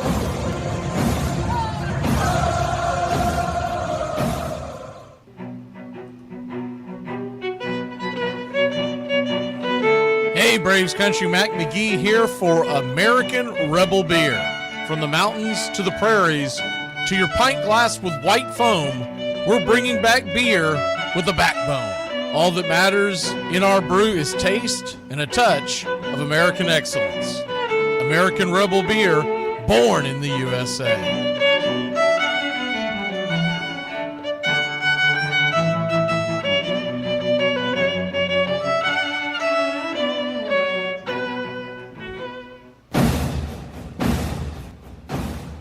Ladies and gentlemen, we interrupt our program of dance music to bring you a special bulletin from the radio news. Sit quietly and we will control all that you see and hear. There is nothing wrong. You are about to participate in a great adventure. You are about to experience the awe and mystery. You unlock this door with the key of imagination.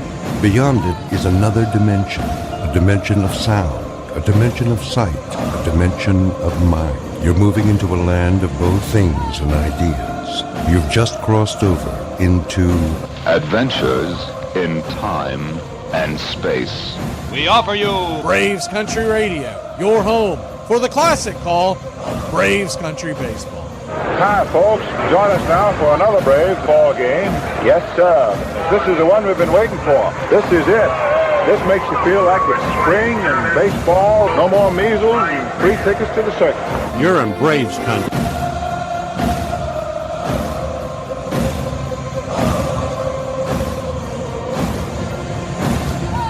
This is a reminder, disorderly conduct will not be tolerated. Please respect your fellow fan and refrain from any unruly behavior. Failure to comply with these guidelines will result in ejection.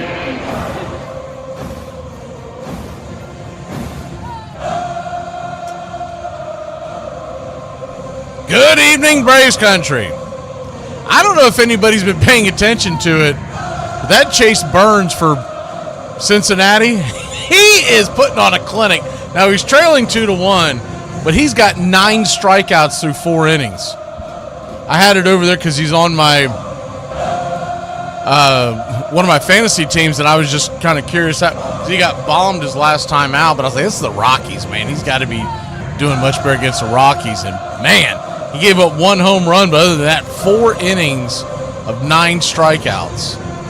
He'll still go back out there for another inning. Y'all haven't caught him pitch before. I hope the Braves dodge him, but if not, at least we'll get to see a hell of a good young pitcher when the Reds come a-calling in late July, early August. Braves are wearing their gray uniforms tonight. We'll go ahead and put that board up there as we wait for the 3D to kick in. Braves wearing their road grays tonight, top to bottom. Red piping down the middle in red, outlined in navy, same as the stripes on the pants. Atlanta across the chest, the same way, red and outlined in navy, along with the tomahawk that is striped with gold at the top of the X. On the back, the same. Numerals in red, outlined in navy, and the names in navy. Braves wearing the navy ball cap with the white A representing the city of Atlanta, the 2025 host of the MLB All-Star Game. St. Louis Cardinals are wearing their red tops with the Lou on the chest and 2 birds on the bat. Red ball caps, STL in white on the front. We're just about set for pitch-by-pitch, play-by-play of your Atlanta Braves.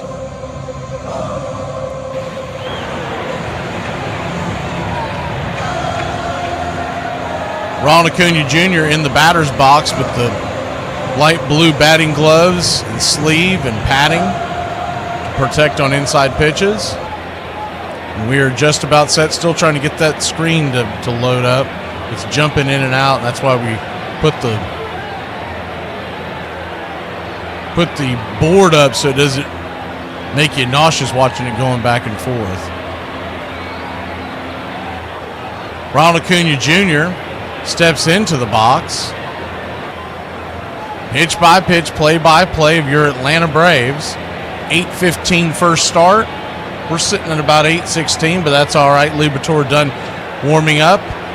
He comes set, and yes, sir, it is baseball time in Braves country. Bit of a delay here, which will give us a chance to get the screen cleared because looks like it's caught up to speed now. I think it's got something to do with Liberatore's pitch comm device. So he'll switch that out real quick.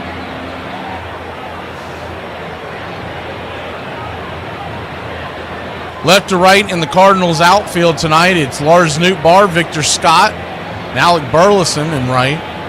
Round the horn, Arenado at third, Wynn at short. He's a good one. Pay attention to him in this series. Donovan at second. And yes, sir, it is baseball time in Braves country. First pitch on the way is a fastball high and out of the zone. It's 1-0. Wilson Contreras is playing first tonight, and Paez is behind home plate. The 1-0 lefty-righty matchup. Outside wide. 2-0. We'll see if this catches up with itself. If not, we'll reset it at the break. Braves nothing. Cardinals nothing. The 2-0 pitch. Swing! That ball's belted down the left field line. That's going to get down where the green grass grows. Up against the wall. Here comes Acuna. He's digging for second. He will be safe with a stand-up double. And Acuna Matata got it rocking and rolling to start this series here in the top of the first inning. Great piece of hitting there by Acuna to get us going. Bravo.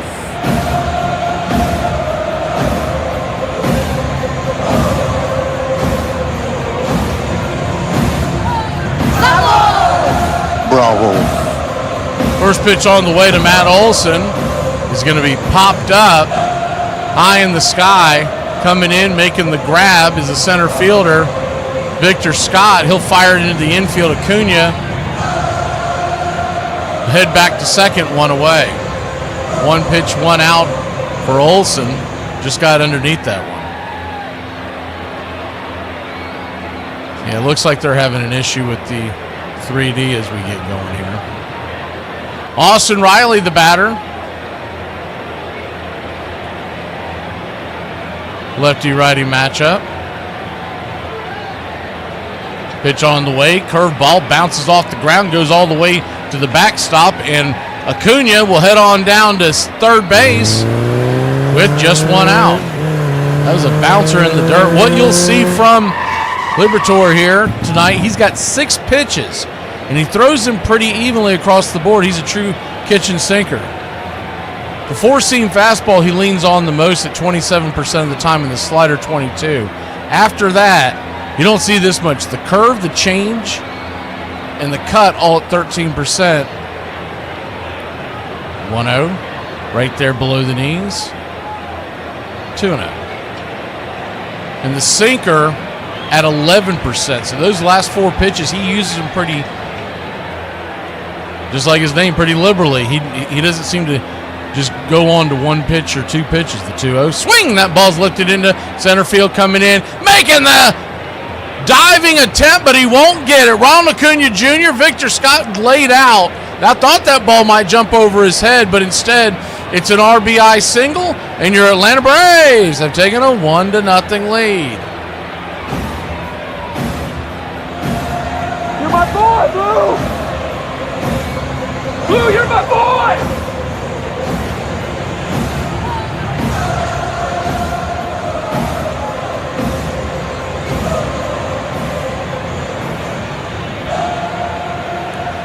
So, lefty-righty matchup now. Libertor versus Murphy. Smurf takes a big swing and a miss at the slider. It's 0-1.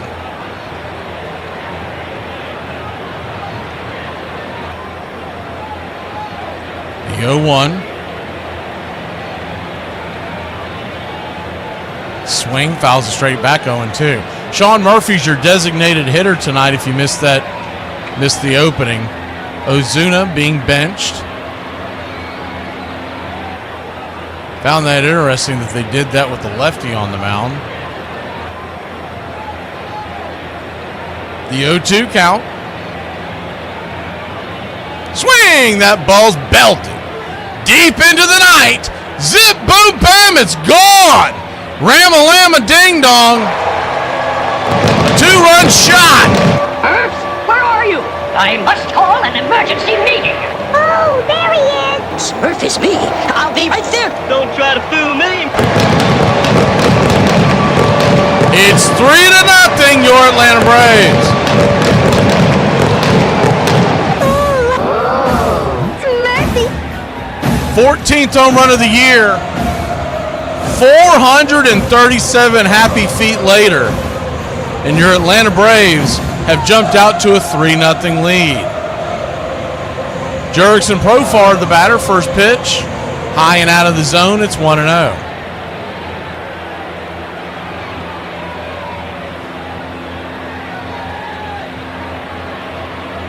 Profar batting .224 on the year.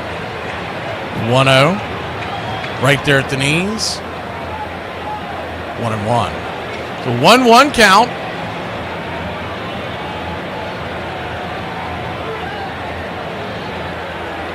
Braves lead it 3-0. The curveball is going to miss high and out of the zone. 2-1.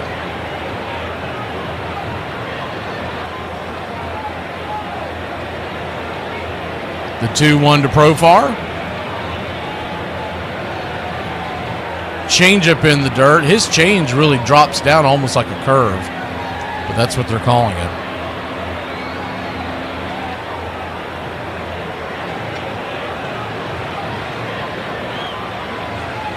The 3-1 pitch.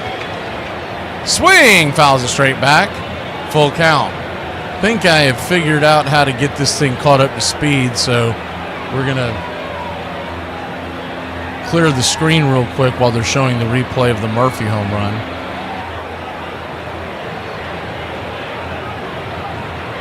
The payoff pitch to Profar. Swing! That ball's lifted into center field, but it'll be a dying quail into the glove of Victor Scott II. 2 down. 2 down, and that'll bring the Drake to the plate. We just about have it caught back up for you. Lefty-lefty matchup. Drake Baldwin batting .276, takes the first pitch, outer edge for a strike. It's 0-1. Braves 3, Cardinals nothing. Top of the first, just getting going here in St. Louis. The 0-1. Swing, lifts it into left field. That'll get down for a base hit, and it'll be a 2-out single by the Drake. You don't like the Drake? I love the Drake. How could you not like the Drake? Who's the Drake? The Drake is good. Good piece of hitting there by Baldwin. Sliced it off the end of the bat towards left. And he'll stand at first base with 2 outs, and Ozzie Albies will be the batter. The runner on the base paths will go ahead and switch the view a little bit in case there's any kind of movement on the base paths.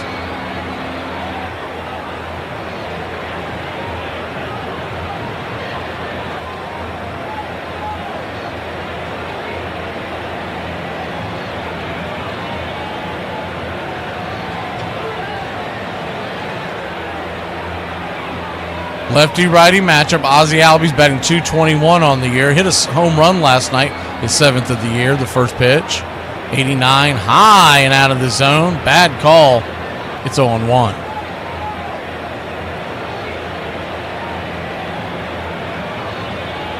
0-1.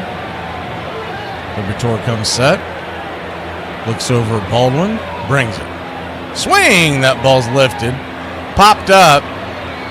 Lazy fly ball into left field, and that'll end the inning. But not for your Atlanta Braves. Put 3 on the board, including a 2-run homer by the Smurf. Smurf is me. I must call an emergency meeting.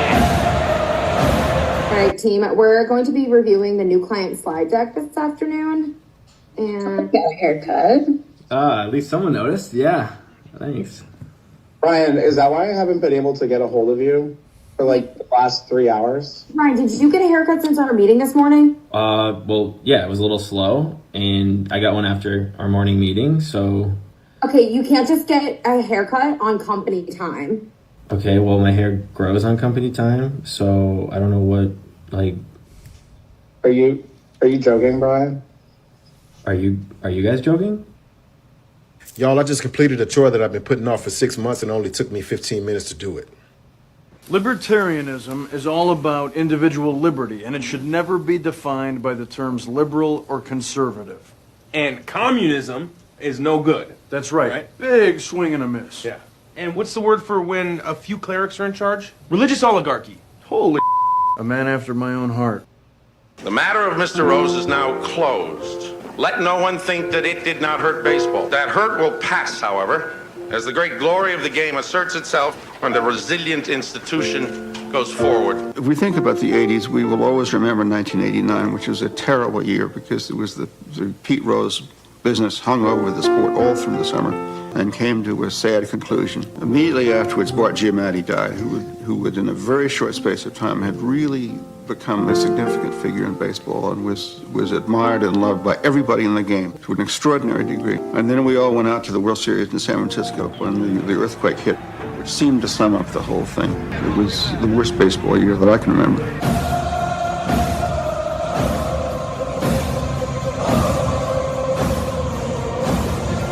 Welcome back.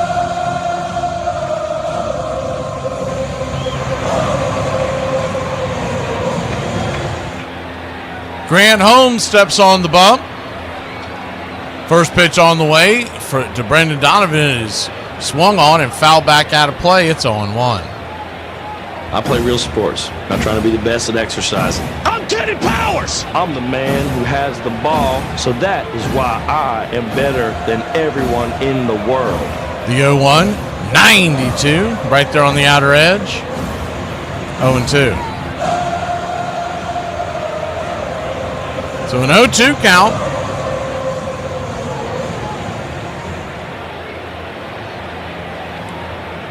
Curveball drops down below the knees.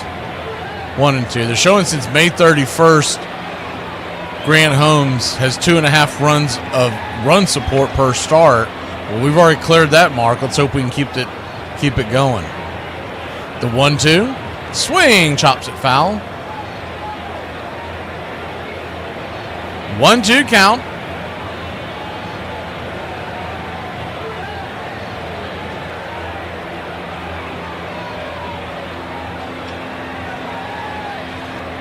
Holmes comes set, kicks and fires. Swing, lifts it into center field, and that's down for a base hit. Good piece of hitting by Donovan. Got underneath that curveball and shoved it into left center. And it's a leadoff single for the Redbirds.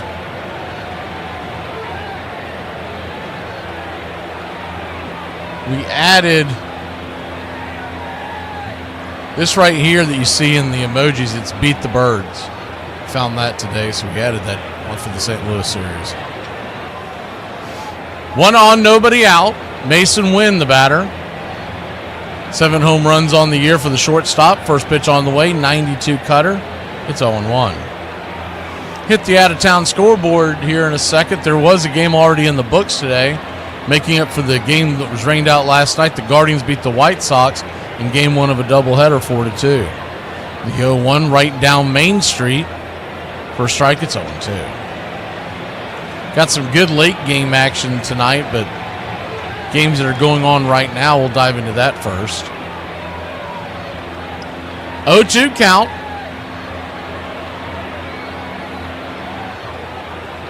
Holmes comes set, brings it, swing, dribbles it over towards third. Riley's got to hustle with wind speed. He'll fire it to first, and it's a 5-3 put out, one away.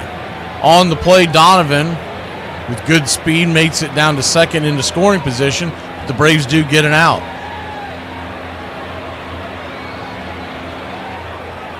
They're in the Bronx in New York City, and the Yankees lead the Cubs. New York-Chicago battle 5-0 in the 6th. Orioles 4-0 over the Marlins in the 5th. That's in Baltimore, Maryland. First pitch on the way to Burleson is a curveball down below the knees. It's 1-0. Rockies lead the Reds 2-1 in Cincinnati, Ohio. The 1-0. Swing. That ball's hammered down the right field line. That will score a run. It's going to go off the wall. Here comes the throw from Acuna into the infield, and it'll be just behind Burleson for an RBI double. That guy and Newt Barr, they just absolutely terrorize Braves pitching every time we see them. Hard hit ball into the corner.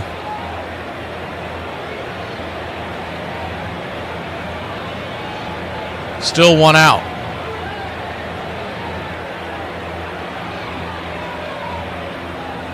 Should be noted, neither one of the pitchers have a strikeout yet. We might be in for a high-scoring night. Contreras, the batter. Runner at second, one out. First pitch on the way. Slider at the top of the zone. Bad call by home plate umpire Chris Conroy. It's 1-0. That hit every bit of the strike zone.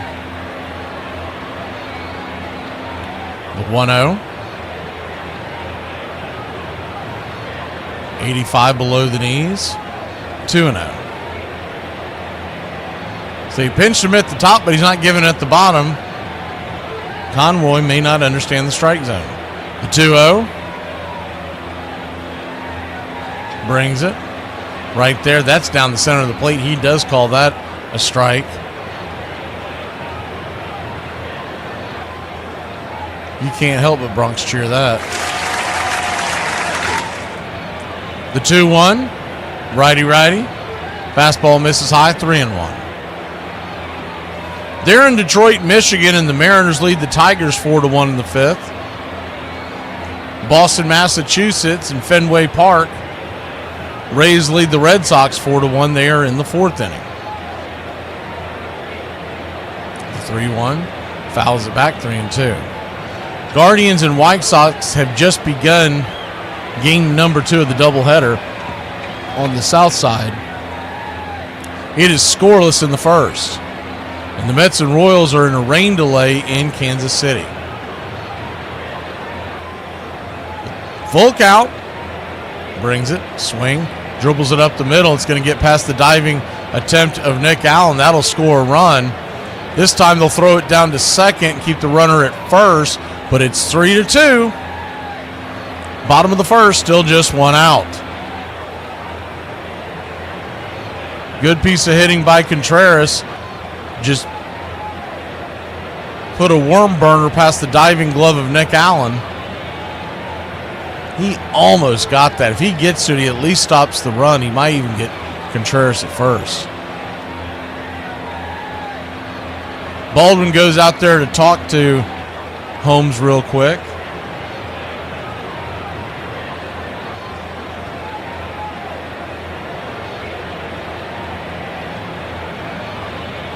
They're in Minnesota, Minneapolis, Minnesota.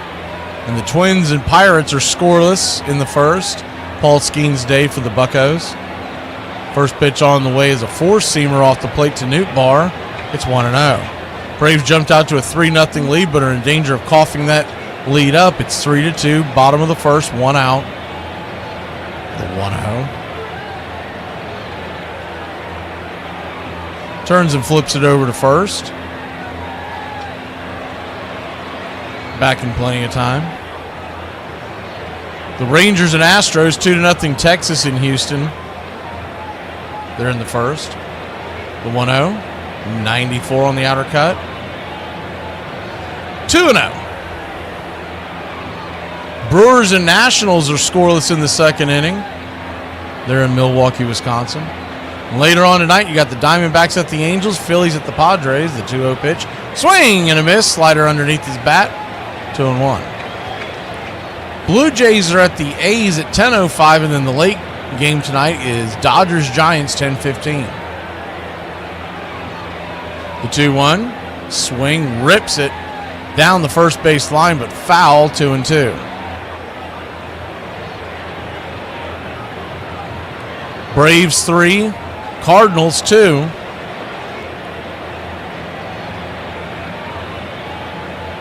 The 2-2. Caught, looking strike 3. Buckled him right there at the knees with the curveball. 2 down. First strikeout of the night for either pitcher.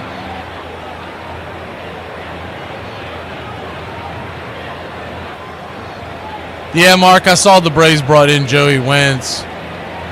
The guy that I don't think it's much to do about nothing, but they just picked him off the scrap heap. First pitch on the way is 92 inside. The cutter, it's 0-1.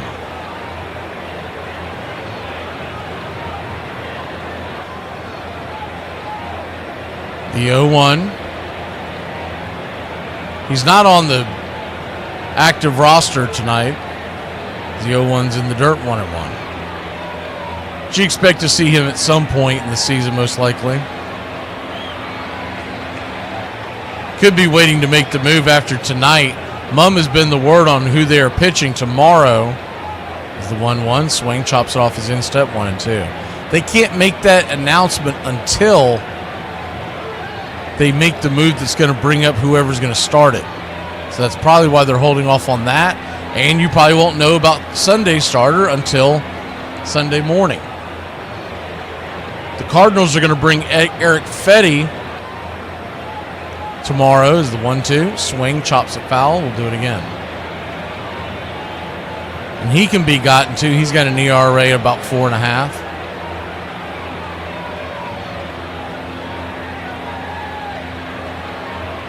And then on Sunday, we still won't know the starter for the Braves, but we do know it's Sonny Gray, and that's going to be a tough one. The 1-2 swing, fouls it back. Arenado. 10 home runs on the year.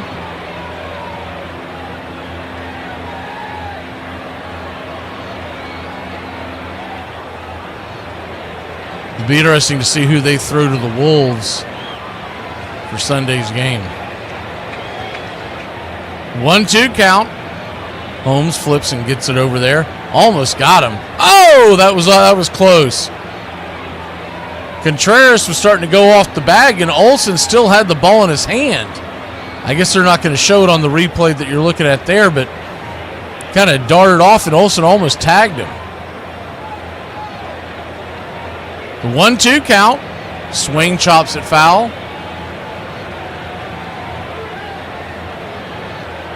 Braves 3, Cardinals 2. 2 down, bottom of the first. A 1-2 count. Thank you for your contribution. Support of the channel, PETA. The 1-2. Swing, fouls it away. Cutter up top.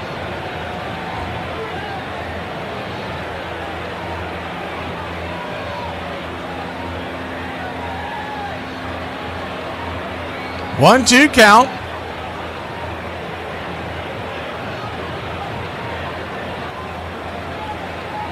Slider in the dirt. The throw goes down to second. And they're going to call him out. He's out. We'll see if they decide to. St. Louis is waiting to see if they want to challenge this. Looking at the play, it is close, but they're not going to challenge it. They may have gotten it, but we'll be back in a flash. Braves, Cardinals, 3-2. Good guys. We grabbed the bats. Do you ever just want to retire from being thick?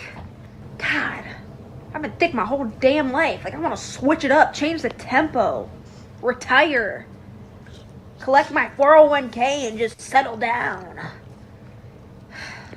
I can't remember a time my thighs didn't touch. Is that a footprint on my wall?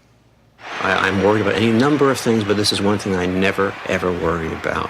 When I read in the papers that escalating salaries or gambling are going to be the end of baseball, I love it because I've been hearing this or been reading about this for 130 years. I don't think you can't do too much because we've done a whole lot of things to hurt it, but it's a type thing that I don't care how, you can't kill it. You just can't kill baseball because when you get ready to kill baseball, something gonna come up, somebody gonna come up to snatch you.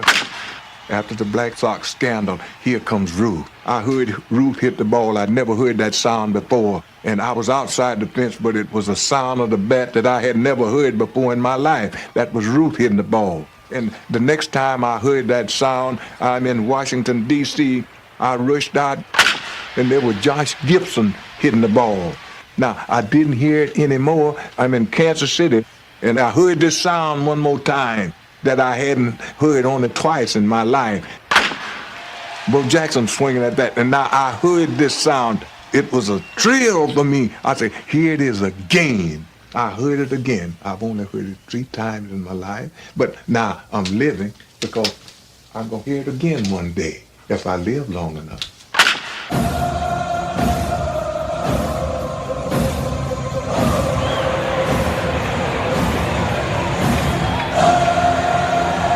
Nick Allen's going to lead us off, the number 8 hitter. First pitch on the way is 92 below the knees.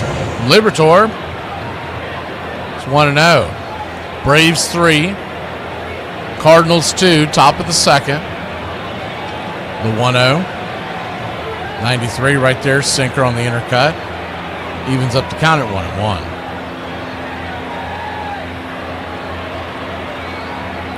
1-1. 1-1 count. Liberators come set. Bending curveball.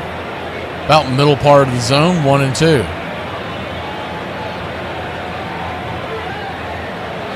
They've moved Nick Allen to the number 8 spot. I like it. It puts Harris at 9 right in front of Acuna. Maybe he gets a little better pitches to see. The 1-2. Swing. Pops it up. Down the right field line into foul territory. First baseman Contreras makes the catch right there at the tarps, and there's one away.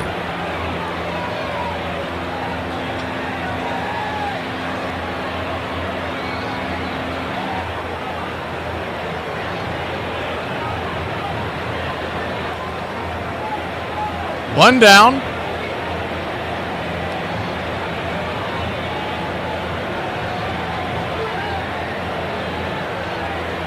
First pitch on the way is a slider. Right there for a strike, it's 0-1. The 0-1. Kicks and fires. Curveball in the dirt, 1-1. Michael Harris batting now .205 on the year with 6 home runs, 43 RBI. Got some stats for you on that here in a second. The 1-1.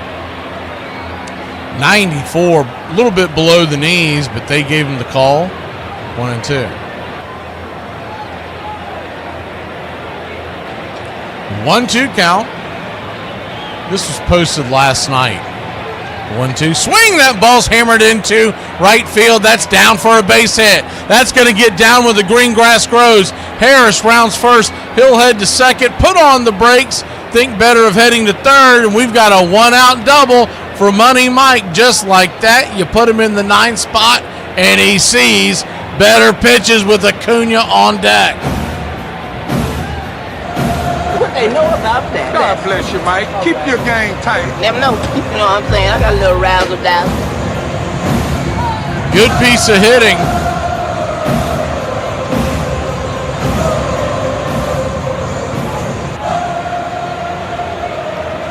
First pitch to Acuna is 87 up top. Changeup misses high. It's 1-0. 1-0. Ronald Acuna Jr. hit a double to start the game off. Pitch on the way. High and inside. 1-1.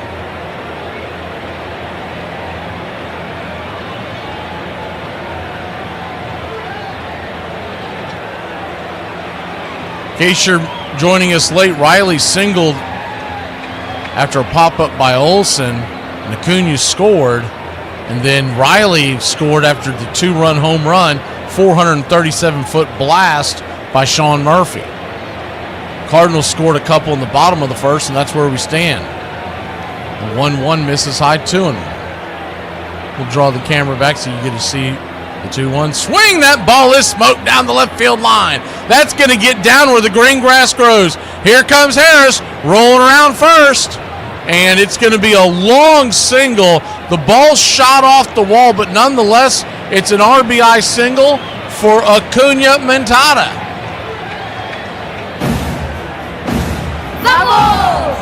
Bravo. No worries for the rest of your days. Smokes the ball and it shoots off that weird part of the wall here in St. Louis that jets out. And it went right to a defender, and it wasn't worth sending Acuna to get doubled up. First pitch on the way to Olson is 93. Right there at the letters, it's 0-1. Runner at first, 1 out. Top of the second. Olson popped out his first time up. The 0-1. Swing, chops it down the third base line. Just foul. We'll do it again. On deck is Riley. Acuna already halfway to the cycle.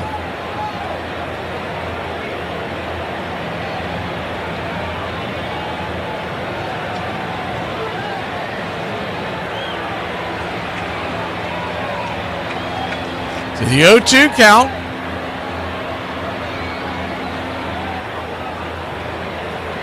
Kicks and fires. Swing, pops it up. High in the sky, can of corn over at third.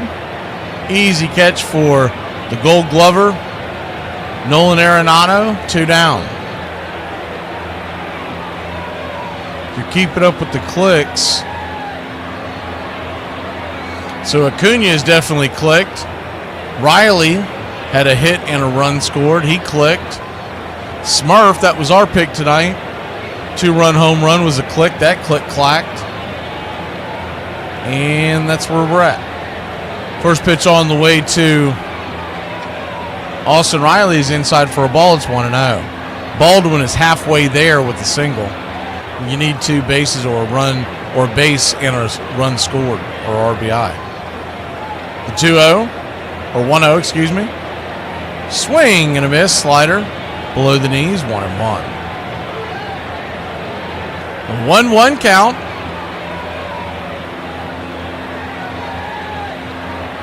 Braves lead by 2. We're here in the top of the second. The pitch on the way. 93 up top, misses high. 2-1. Liberatore still without a strikeout.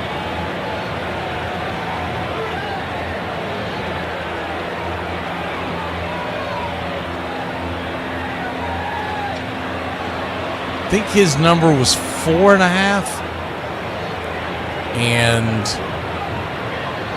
the guys out in the desert had homes at 5.5.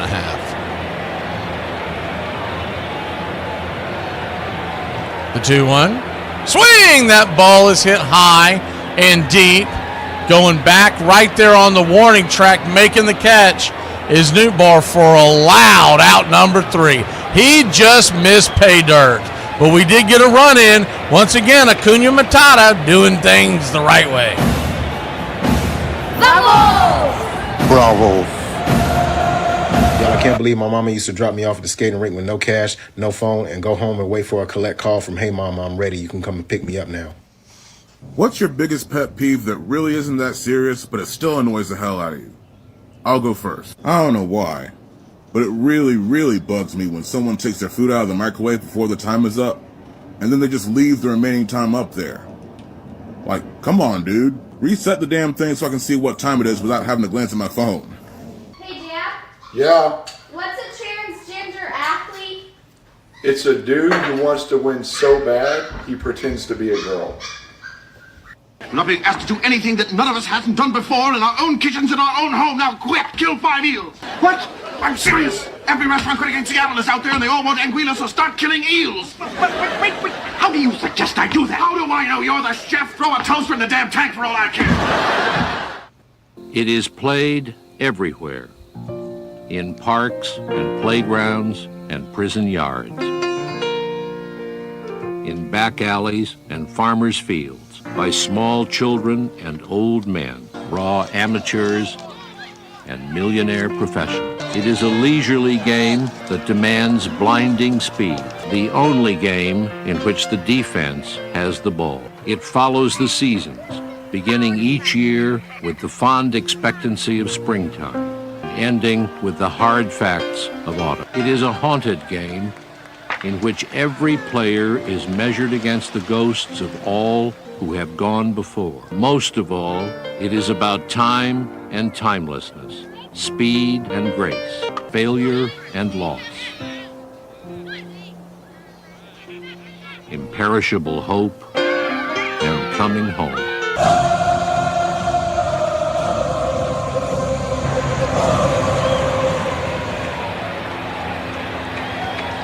Welcome back. First pitch on the way to Gorman from Grant Holmes. Right there, first strike. It's 0-1. Righty-righty matchup, the 0-1. Off the plate, down and away.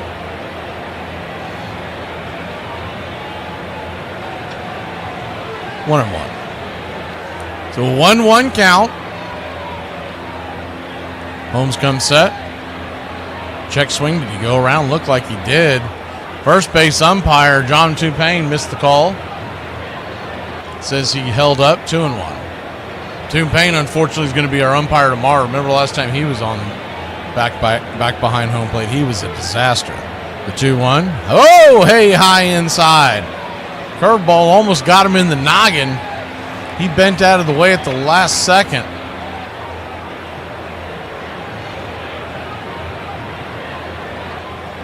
Man, was that close.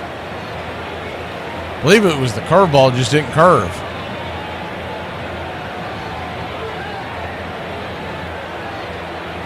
3-1 count. Swing, lifts it into right field. That's going to dink over Ozzie Albies' head. And it's a leadoff single for the Redbirds.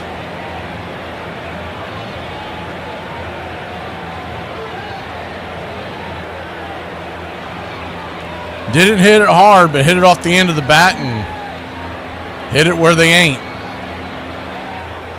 That'll get the Cardinals going here in the bottom of the second.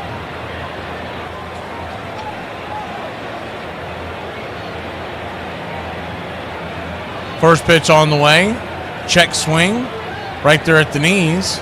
Nolan Gorman. It's 0-1. The 0-1. Kicks and fires. Swing and a miss. Curveball 0-2. 0-2 count. Cardinals hind catcher Paez stands on deck. Runner at first, nobody out. Gorman, the number 7 hitter. 8 and 9 are due up. They can't turn 2. The 0-2. Swing, chops it down the first base line, but it'll be plenty foul. Nolan Gorman, 12 home runs on the year.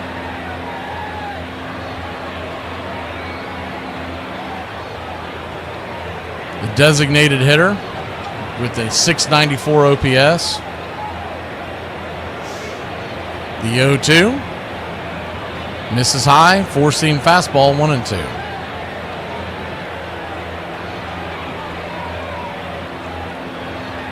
One-two count. Grant Holmes comes set. Got to get his pitch count down. Swing lifted into left field. That'll dump in for a base hit, and they've got runners on first and second. Nobody out, and Grant Holmes is at 40 pitches in the bottom of the second. And they can ill afford to pull him early in this game. considering what they have on deck this weekend.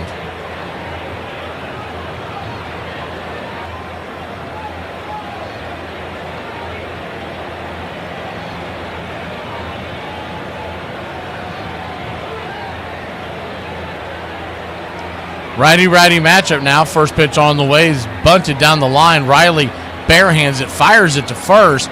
Good defensive play, but a great bunt by Paez, the hind catcher for the Cardinals, and they've got runners on second and third with only one out.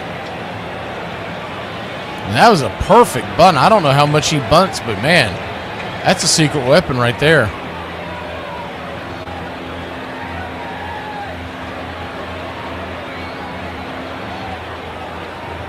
That'll bring the number 9 hitter, Victor Scott II.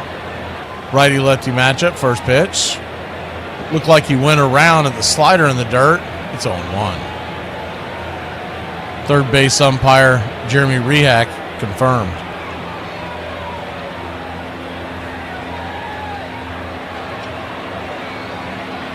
The 0-1.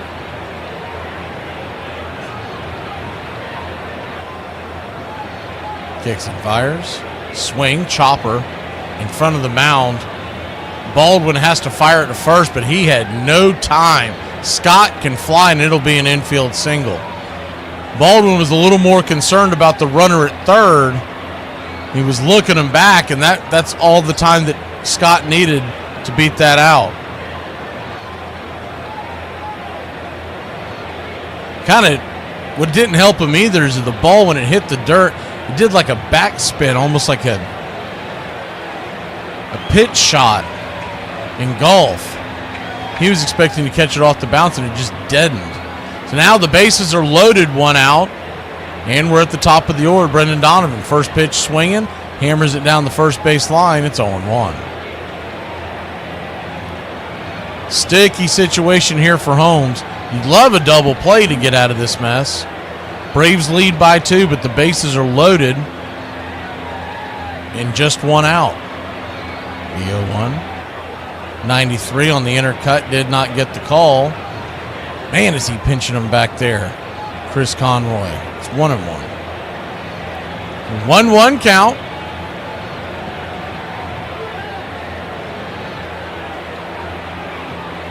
Holmes comes set, kicks and fires. 92, that one did miss inside, 2-1.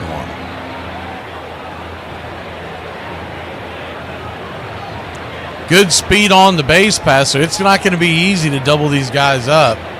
Gorman's at second, solid speed, and Scott can fly at first. The 2-1 pitch, swing, pops it up, high in the sky. Profar has it. He'll make the catch and fire it home. They will hold the runner. Cutting off the throw was Nick Allen, and the bases are still loaded, but there's now 2 outs. So a big out there, good piece of pitching by Grant Holmes. Maybe he can skate out of this jam. Braves lead by 2, but the bases are juiced. Mason Wynn, the batter, he's got very good speed. First pitch is in the dirt. It's 1-0.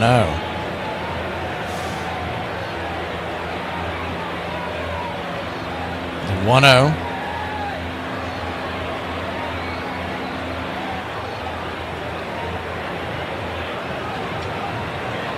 Grant Holmes comes set, his 48th pitch of the night. Swing, chops it foul, 1-1.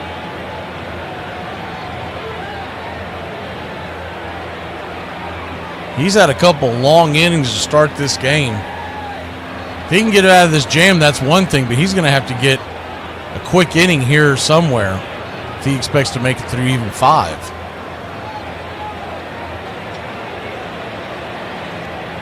One count. Bases loaded, 2 outs. Righty-righty matchup, the pitch. Curve ball. They're going to say he laid off. 2-1. Really isn't the spot to start nibbling if you're Baldwin and Holmes. The 2-1 pitch. Swing! Pops it up. Will it stay in play? Olsen gives chase over by the dugout. Just out of play. Good hustle by Matt Olsen, but out of his reach. And we'll go back to it. The bases are loaded, but deuces are wild here. Bottom of the second. 2 outs. A 2-2 count to the number 2 hitter. Mason Wynn, the pitch. Curveball misses high, ball 3. So now the runners are going to be off to the races. And once again, Victor Scott can fly. Anything that gets down could give the Cardinals the lead. Nowhere to run, nowhere to hide. The payoff pitch. Swing, pops it up. Will that stay in play? Olsen gives chase. He's got it! And that'll get us out of the inning. Whoo! Wipe your forehead, Braves country. Close call. We'll be back in a flash. Grab the sticks. Murphy leads us off. Do not flirt with me because I will develop a crush on you, and that is a threat.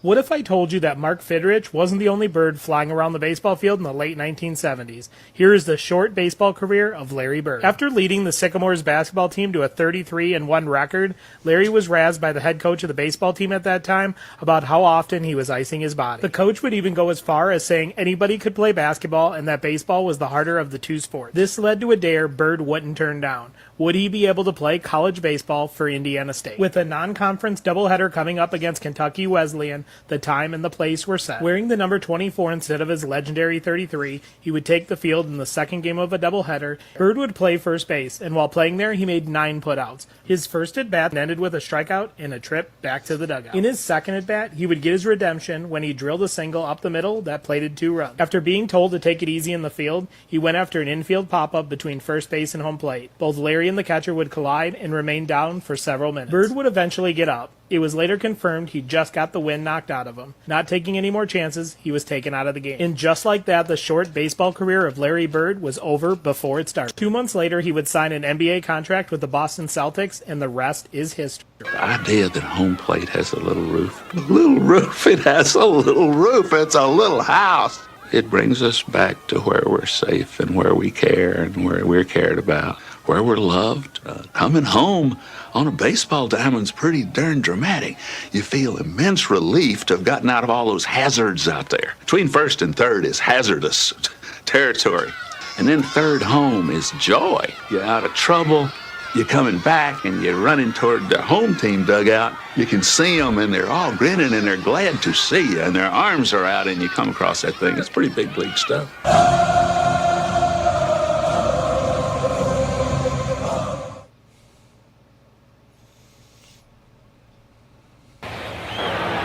Welcome back to Braves Country Baseball here on Braves Country Radio.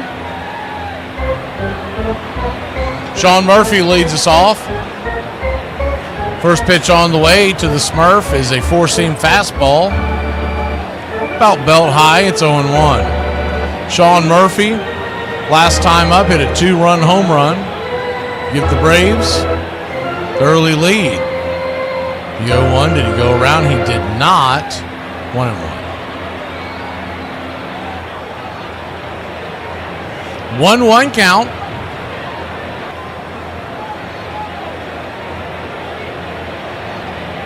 '91 off the plate. Cutter misses 2-1.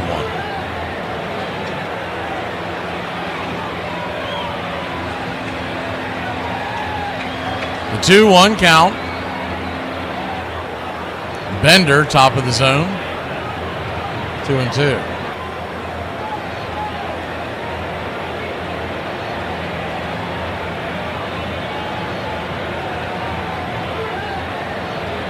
Pitch on the way. Swing. Chopped it foul. Curveball into the ground. 2-2.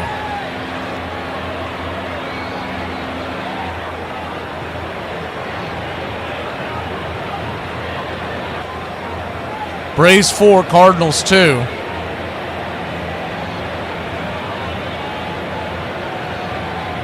Swing. Sinker. Shoved down the line, but plenty foul. Close to hitting the upper deck on the right field line.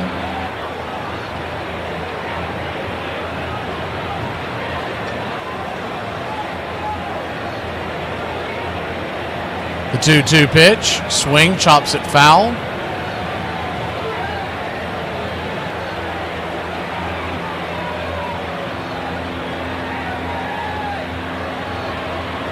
Sean Murphy, now 14 home runs on the year.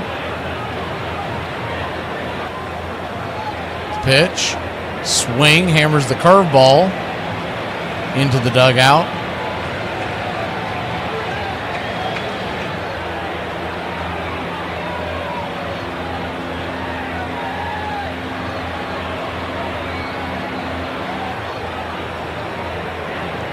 The 2-2.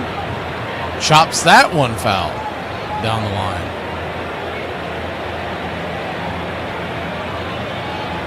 Looks like Matt Olson is going to replace Ronald Acuna Jr.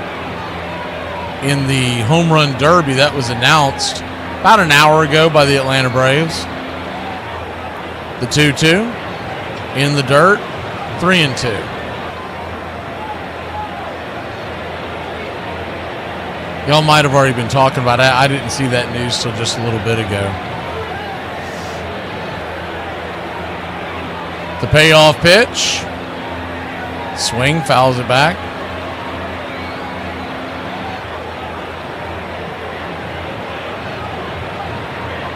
They said that Acuna will start in the All-Star game. They just don't want to take any risks. I'll be honest with you.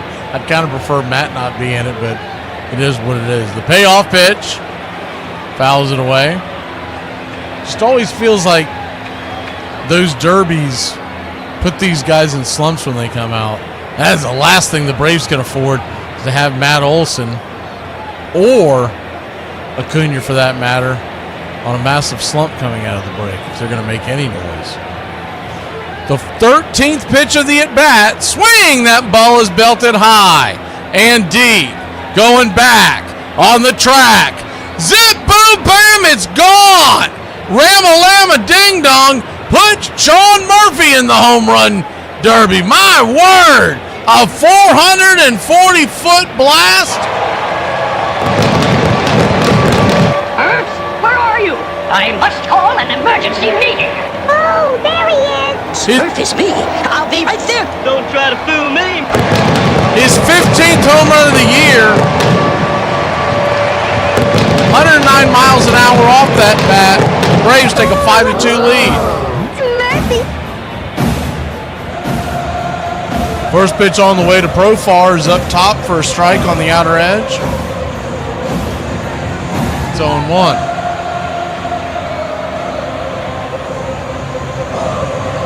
The 0-1. 93 below the knees. Called for a low strike, 0-2. So an 0-2 count.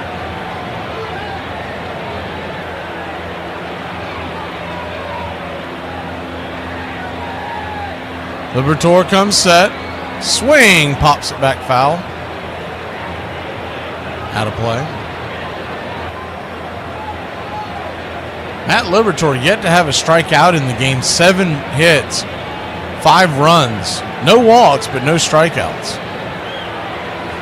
He's not known as a big-time strikeout pitcher, but you'd think he would have had one by now, especially the way the Braves swing freely. The 0-2 to Profar. Lifted high and deep. If it's fair, it's gone. It is just foul.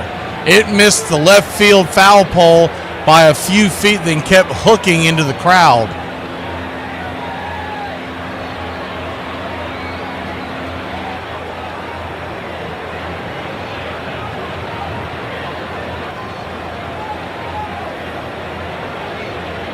The 0-2. Down below the knees. Did he go around? They're going to say he held off 1-2. 1-2 count.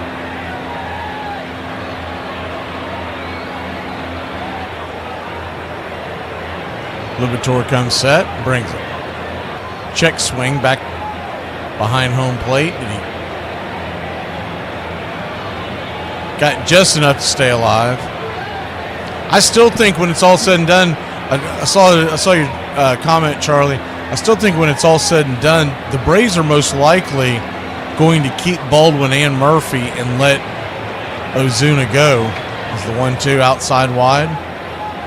Sinker misses 2-2. And that would set up a situation where you could have a pretty deep bench and then have Murphy and Baldwin go back and forth between the plate and the DH. The 2-2 hammer down the right field line. That ball's got eyes. It gonna make for a base hit, and it gonna make for a double. Jurickson Profar, he goes to the jerk store for 2 bases, baby. Well, the jerk store, Cole, they're running out of you. It's smart. It's a smart line, and a smart crowd will appreciate it. And I'm not going to dumb it down for some bonehead mass audience. Slaps it in between the baselines.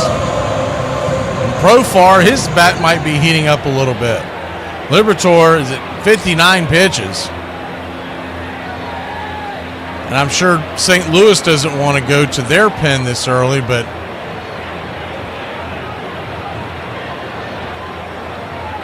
they also probably don't want to get this game away from them sitting at home for this last series before they hit the All-Star break, and the Cardinals are in the thick of it.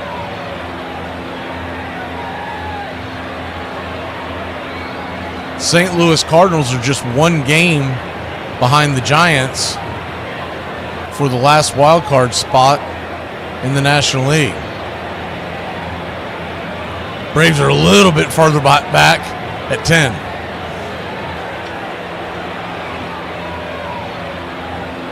Drake Baldwin stands in. First pitch is in the dirt. It's 1-0, but the only way you can get back in it is start winning. One thing's for sure, you can't wish and hope losses on your opponents when you're not getting the wins yourself. 1-0 count. Swing and a miss. Good cutter. 1-1. Cubs and Rockies are tied at 2 in the 8th.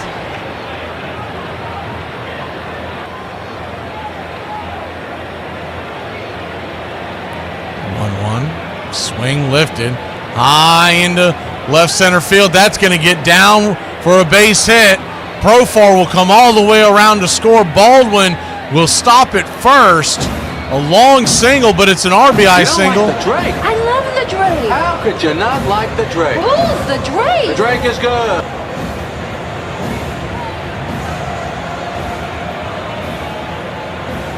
Man, he smoked that ball. Thought he would get 2 bases, but it was a great job by Wynn. His speed is elite. He cut that off with the quickness. St. Louis has to have the bullpen working at this point. Braves are about to bat through for a second time. We're just here in the 3rd inning. Ozzie Albies, who's 0 for 1, stands at the plate. You got Allen on deck and Harris in the hole. Lefty-righty matchup. First pitch off the plate. 1-0. The 1-0.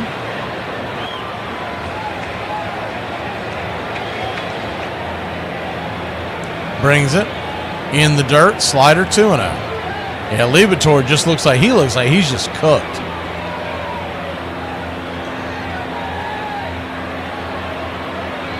So a 2-0 count.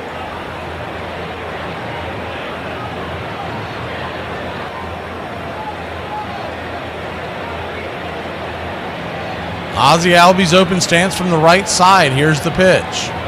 92 outside, high and wide, ball 3, 3-0.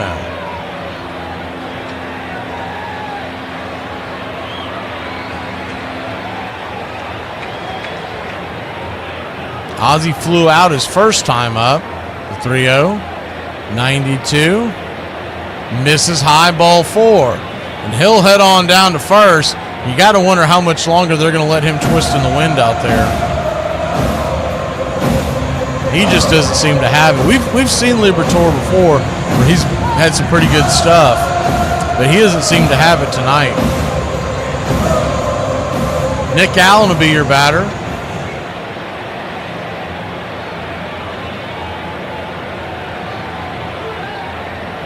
First pitch, drops a bunt, a good bunt, out in front of the pitcher's mound. He'll fire it down to first. Liberatore down to Contreras, and it's a 1-3 put out, but there's only one away, and the runners at first and second move down to second and third. Good baseball by the Atlanta Braves.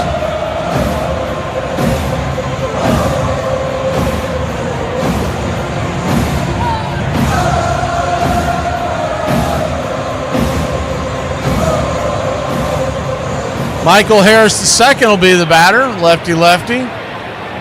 91 up top. It's 0-1. You would kind of think this may be his last batter with Acuna standing on base. Now maybe if he gets Harris, we'll see if he can get out of the third. The infield is in, the 0-1 in the dirt, 1-1. Harris has to keep that in mind, not swing at a bunch of junk. He's got the infield in on him. They don't want to face Acuna, runners on second and third. That would load up the bases if they walked him. So he should get something to hit. The 1-1 in the dirt, same slider, same result, 2-1. 2-1 count.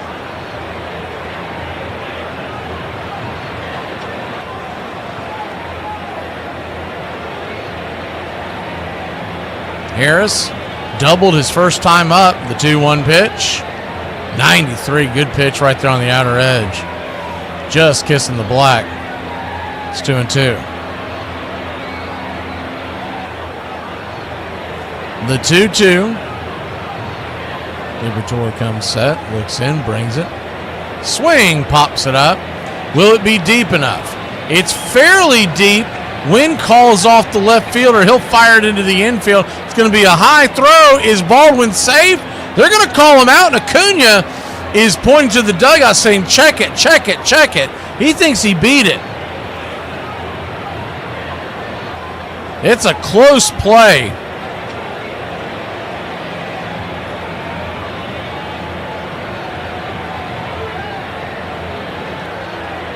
Good throw by Wynn, by the way. His momentum was taking him towards the left field line, and he fired a bullet.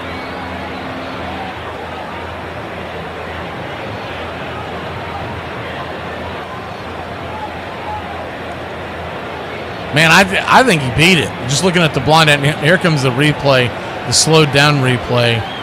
Lets his foot, his foot might have bounced over the, I think his foot bounced over the plate. So he beat the throw, but I believe the foot bounced over the plate. Acuna was standing behind him, and that's why he thought he was safe. But if you look at it frame by frame, his foot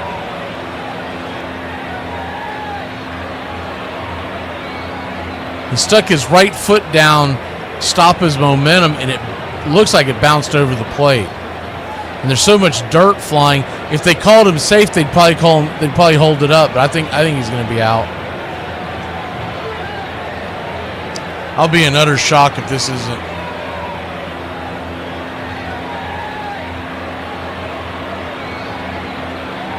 Here comes the call on the field, and he is out. Yeah, it looked like his foot just hopped over the plate, and they applied the tag. But not for your Atlanta Braves, make it a 6-2 ball game here in Missouri. So I was talking to this girl, and she was like, I like men and women, but for some reason I'm still single. And I was like, well, it looks like you're still by yourself. Hey, back in the day, we used to throw toilet paper all over people's houses for pranks. Now I'm just trying to figure out how to stretch out this last roll until payday. Milk is the fastest liquid on earth. It's pasteurized before we can even see it. Dan, what? I need your help. I've tried to handle this myself, but I have one teacher that is really intimidating and pushes me pretty hard about my belief. About what? About everything. He just starts an argument with me in class and tries to put me down about every topic. You know, last week he made me give a talk about the Bud Light news story in front of the class, and then he made fun of my opinions for it. So I have a meeting with him in his classroom today at lunch. It's like I want to stand my ground, but he's getting louder and tougher now that I'm a senior and my year is coming to an end. It's like I just don't know how to handle it, Dad. I'm really struggling. You handle it with me standing behind you. I'll be there for your meeting. It's passed along from parents to children. My father was a football fan, but my mother was a baseball fan, so I went to ball games with my mother. She passed along her sense of the game. I'll pass it along to my son. It is a family heirloom. It is America's family heirloom because it goes back so far. But the thing that's most important about that is that we respect the people of other generations in baseball, perhaps more than we respect other generations in other fields in this country. We've been called a disposable society, but we don't dispose of Babe Ruth. We don't dispose of Walter Johnson. We treat them as though they are equals and contemporaries though they're dead. That's a very special thing to hand on to children. You're listening to Braves Country Radio with Mac McGee, the classic call of Braves Country baseball.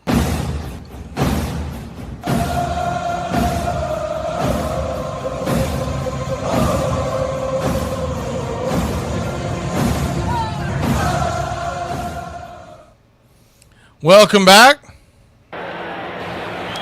First pitch on the way from Grant Holmes is a cutter to Burleson. Misses out of the zone. It's 1-0. Righty-lefty matchup. Burleson knocked a double his first time up. 1-0. Swing and a miss. 1-1. 1-1 count when Holmes looking more than anything else is a quick inning. He is at 55 pitches to start the third. 1-1. Check swing. Did he go around? He did not. 2-1.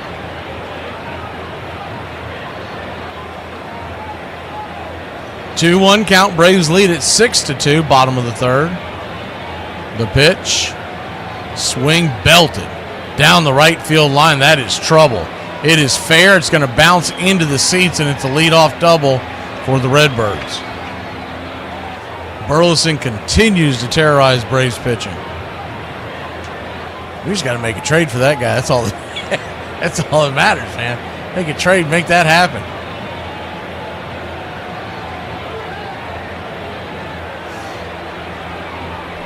I don't care if you have to trade him just to put him on the bench so you don't have to face him. 1 on, nobody out. Holmes.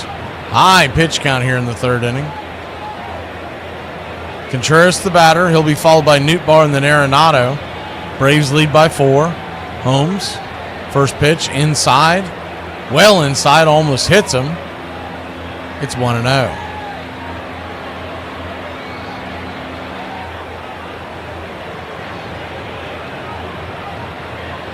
Holmes looking the runner back left and right over there second. Don't worry about that. You got a 4-run lead. The 1-0. 94 down and in. 2-0. Focus on the dude at the plate. That's the guy that's going to hurt you. Burleson's speed is minimal at best. And even if he does steal third, you've got a 4-run lead. The 2-0. Swing, chops it foul into his instep. 2-1.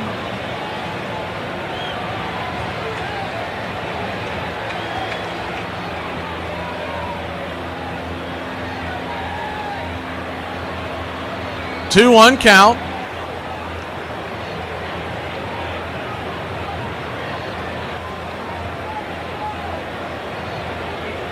Pitch on the way. Swing, chops it over to third. Riley has to wait for the second hop. Fires it across the diamond. And it's a 5-3 put out. 1 away.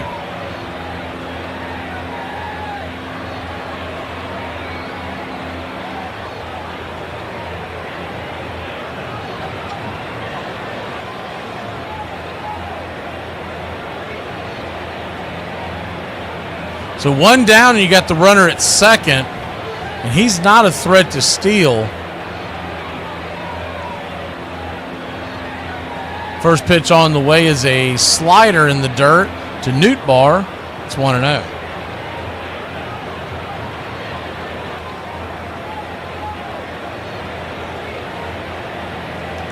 Righty-lefty matchup.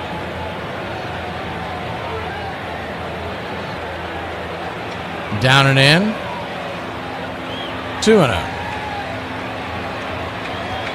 2-0 count.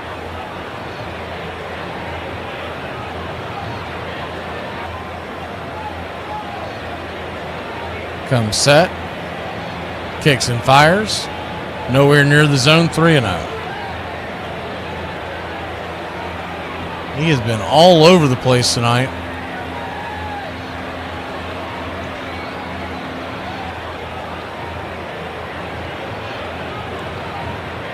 3-0 to Newt Bar. And the dirt ball 4. So a 4-pitch walk will send runners at first and second and 1 out. And the struggles continue. Hanging on by the ropes, but he's got to settle down here and get some easy outs. The only way to do that is pound that strike zone. He has been all over the place tonight.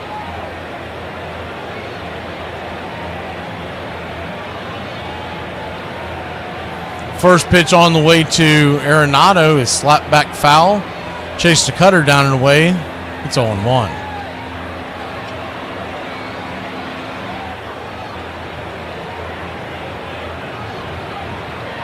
The 0-1. Cut him set. Brings it. Swing! Fouls it straight back. 95 miles an hour. You see it come straight back there to your screen like that. He almost tagged it.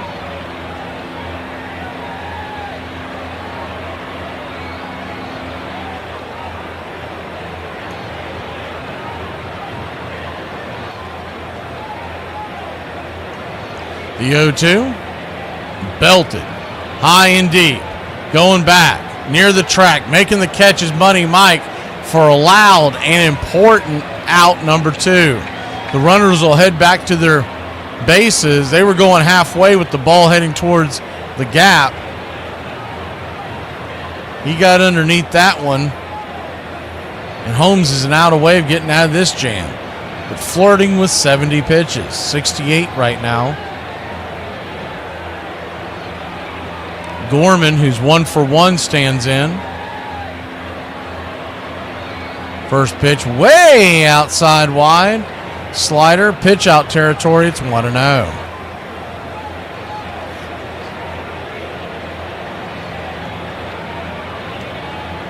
The 1-0. 93. Kisses the black. 1-1. It's another thing. Grant Holmes normally has the strikeout pitch working. He does not have it tonight. Just 1 strikeout. The 1-1. 91 up top. 1-2.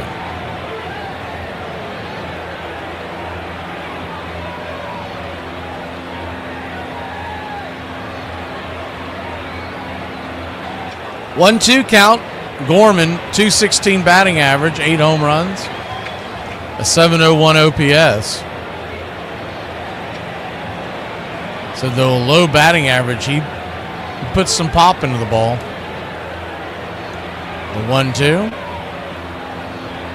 Slider, way outside wide, 2-2. Deuce is wild.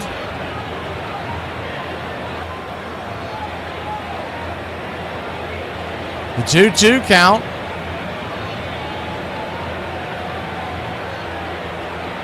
Pitch on the way. Nowhere near the zone. 4-seam fastball. And it's a full count. So now the runners will be off to the races. 2 on and 2 out. The payoff pitch. Runners go. Swing! Fouls it away.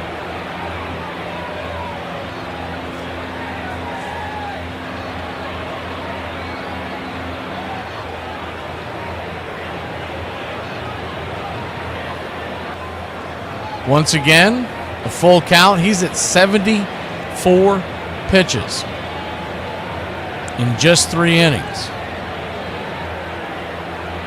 The payoff, ball 4. That pitch was nowhere near the zone.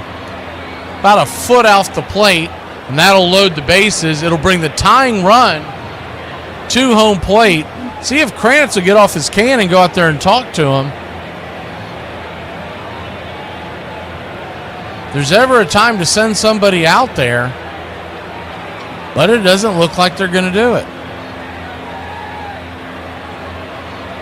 Unbelievable. Paez, the batter, first pitch on the way, swing, lips it into center field, down for a base hit. That'll score 2 runs, and it's 6-4. Runners on the corners, 2 outs.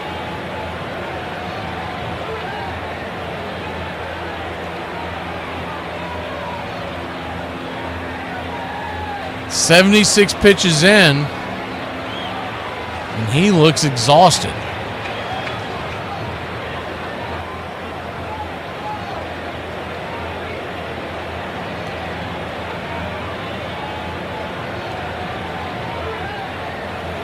And the idea that Kranitz, now he comes out, it's comical how he cannot read a game.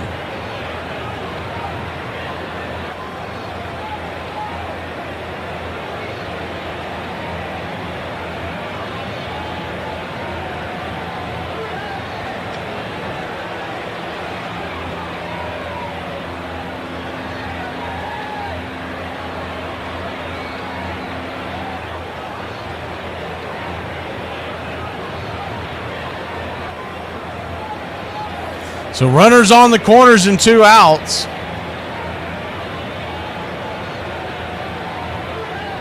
First pitch on the way. The slider, swing and a miss. It's 0-1. Braves lead it 6-4. Number 9 hitter at the plate. Very good speed. Victor Scott swings at the 0-1. Swing and a miss. It's 0-2. 0-2 count.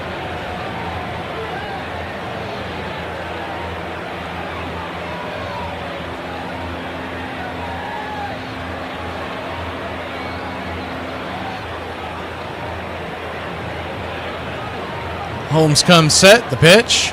Did he go around? They check down the line. Said he held up. 1-2.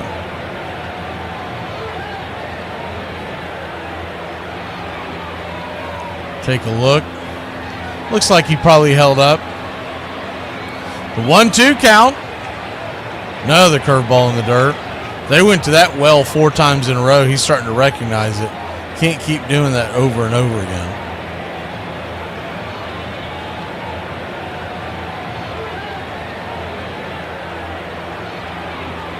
The 2-2.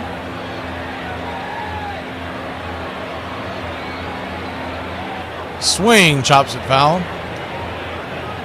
He's at 81 pitches now, and it is in the 90s in St. Louis, Missouri, which is normally pretty humid. I mean, he's got to be out there just barely hanging on. The 2-2. Swing, rips it up through the middle. Another base hit, another run, and the Braves lead is just 1.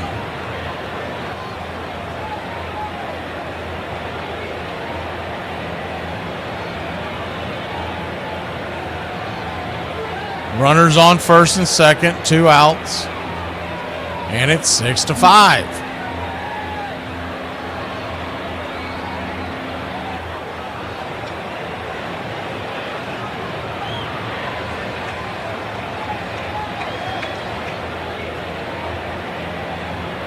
First pitch on the way is a slider right there at the knees. It's 0-1. Biggest thing you notice with Holmes outside of the poor location all night long, he hasn't had that put away pitch tonight.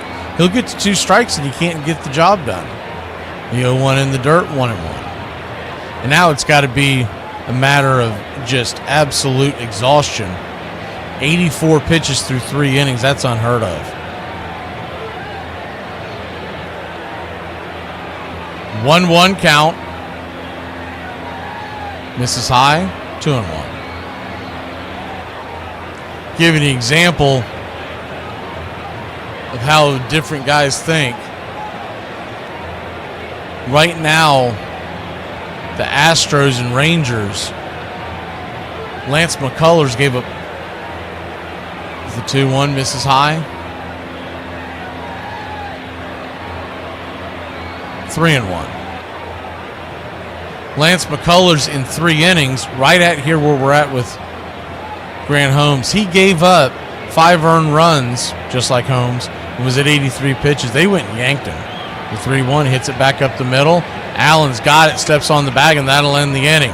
But not before Grant Holmes coughs up 3 more runs. It's a 1-run lead for the Bravos. Looks like we got ourselves an old-fashioned shootout. Today is the day. We're going to be a little less of a bitch. We're going to be a little more cool-headed. We're going to be a little more mild-mannered. I mean, probably not, but, you know, we can be hopeful. People I know are starting to follow me. That's not good. If you know me in real life, I apologize in advance, because things are weird on here. Hey, I don't know who needs to hear this, but go put that laundry in the dryer before you wind up leaving it too long and have to rewash it. In every era of baseball history, there is one pitcher who stands above the rest.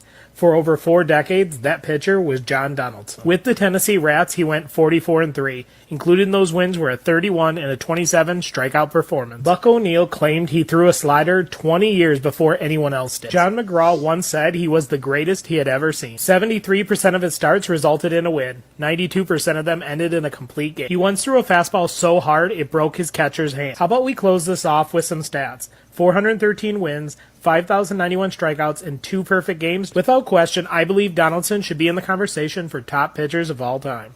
What do you think? Is he one of the best of all time? Why did the man fall down the well? Because he couldn't see that well. Baseball, because of the sense of its continuity over the space of America and the time of America. This is a place where memory gathers. It's a place that we can return to. And it's a place that we can even imagine existing in the future. I think we have some hope that baseball might look like baseball 100 years from now.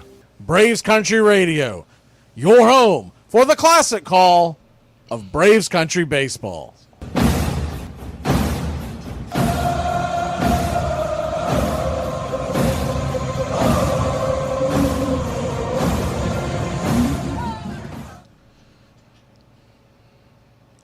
Welcome back. Ronald Acuna Jr. will lead us off. We head to the top of the 4th inning. Braves lead it 6-5.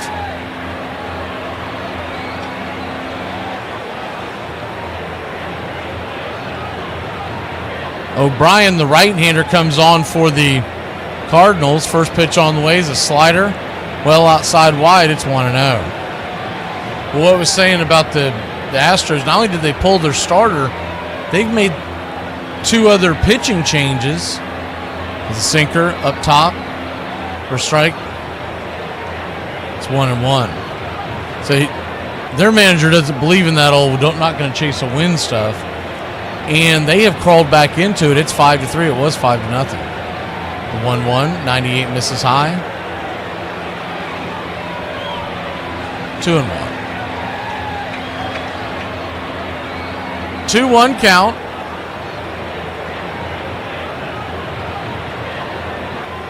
Pitch way outside wide. 3-1. Riley O'Brien.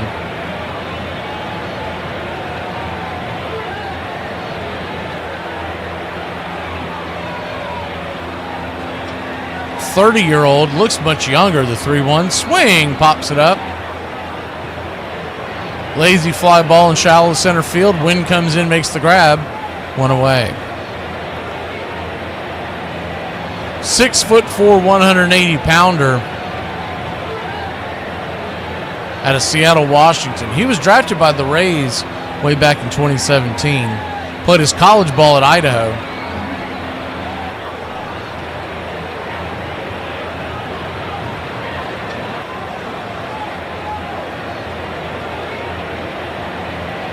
First pitch on the way to Olsen is a swing and a miss. Down around the ankles, it's 0-1. His grandfather played for the Pittsburgh Pirates in the 1950s. The 0-1. Chops it foul. It's 0-2.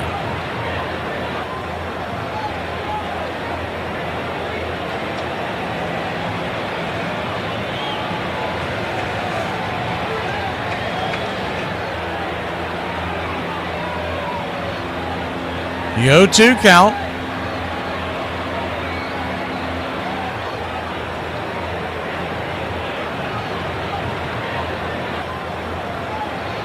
Comes set. Chases one in the dirt. 1-2. Be interesting to see if they send Ohms back out there. I just don't know how you can do it. He is hanging on by a thread. It's a warm night. He has had way too many pitches. 1-2. 100-mile-an-hour fastball, top shelf. Man, didn't see that coming. 2 down. Triple digits from Riley O'Brien, 30-year-old. He's had stops in Cincinnati, Seattle, and he's been in St. Louis since last year. Career ERA of 5.28. Man, he's got a freaking fastball that will blind you. 2 up, 2 down. And first pitch on the way to Luke Williams, which means there must be something wrong with Austin Riley. Get a look at that. It's 0-1. Righty-righty matchup. The 0-1, 100 miles an hour inside. 1-1. Nobody is reporting on it, but then again, the Braves no longer send their riders on the road. The 1-1. Swing, fouls it away. 1-2.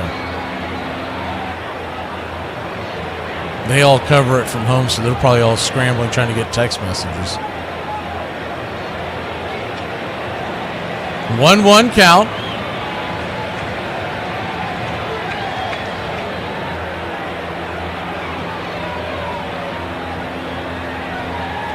Righty-righty matchup. Pitch on the way, down and out. 2-1.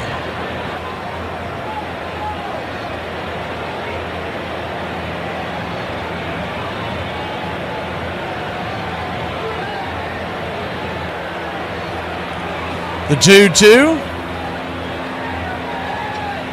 Caught looking, strike 3. Curveball at the knees. And Luke Williams down on strikes. Going to try to find out what happened with Austin Riley. He's out of the game. We'll be back in a flash here on Braves Country. Well, what are y'all doing? Screwing? I don't play that. I was just mad. You know I ain't mean it. Because why would you put my dog up for adoption, Tawanda?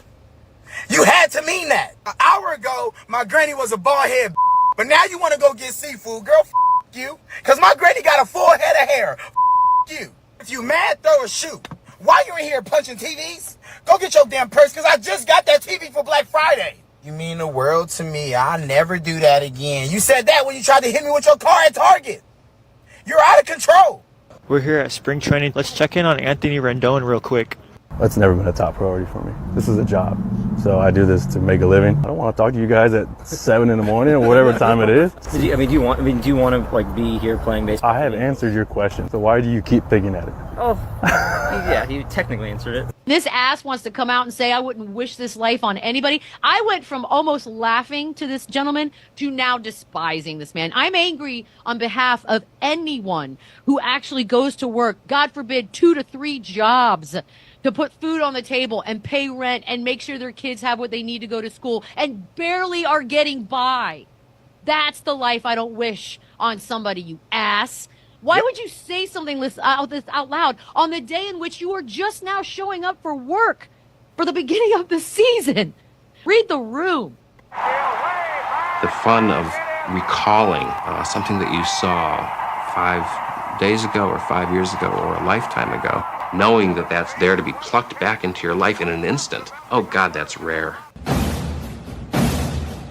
What's up, Braves Country? Looking forward to a great Atlanta Braves season. See y'all at the ballpark. Love y'all.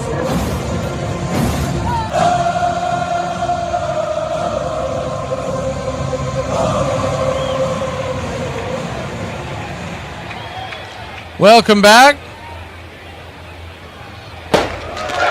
Thank you, pushing buttons.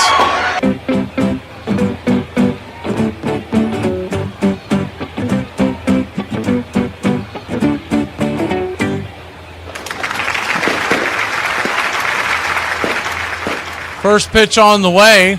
De Los Santos is in the game. High throw by Luke Williams.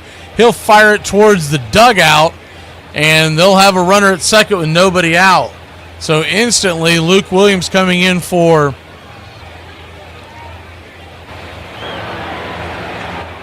Austin Riley. Cost us the at-bat, and man, that was a bad throw. That sailed way over the head of Matt Olson. De Los Santos is on to work for Holmes, who's out of the game. 3 innings, 5 runs, 9 hits, 2 walks, and only 1 strikeout. Oof. First pitch on the way to Burleson, who's been smoking the ball tonight. He's right there for a strike. It's 0-1.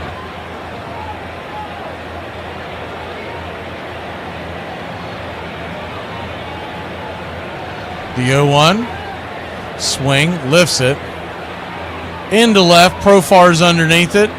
He'll throw it back into the infield. 1 away. Been looking it up. I have not seen any kind of a real update.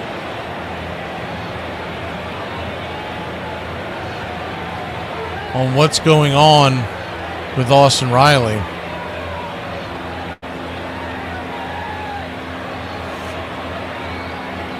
Everybody's scrambling and guessing. Contreras, the batter, first pitch on the way. Swing, chops it up the middle. This time Allen's got it, flips it to first. 2 down.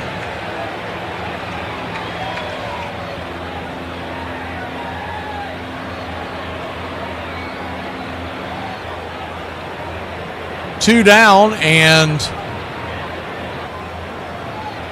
runner moves down to third.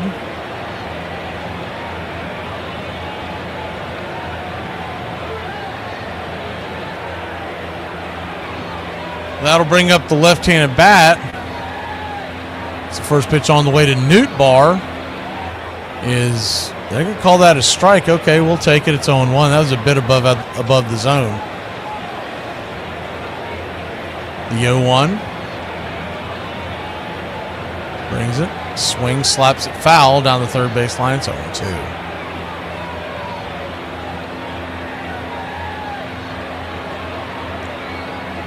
So one of the problems we have this year is, I don't know, 2 months into the season, they quit sending the beat writers to cover the team. The 0-2, misses high, 1-2. So now everything that you see tweeted by guys that are calling themselves insiders and beat writers, they're sitting on their couch at home. Unless it's a home game. If it's a home game, they go down to the stadium, but they no longer get the funding to fly on the road games. The 1-2, swing, pops it up. High in the sky, can of corn, foul territory. I wanted to say Austin Riley, but that's Luke Williams underneath it. We'll see if we can find out what happened to Austin when we come back. Top of the 5th we go, leading by 1 run. I don't get offended when people tell me that I look tired. I am tired, and God forbid I look like what I am. Maybe then someone will look at me across the room and go, should I bother her with my useless bullshit today? Maybe not. She looks a little bit tired.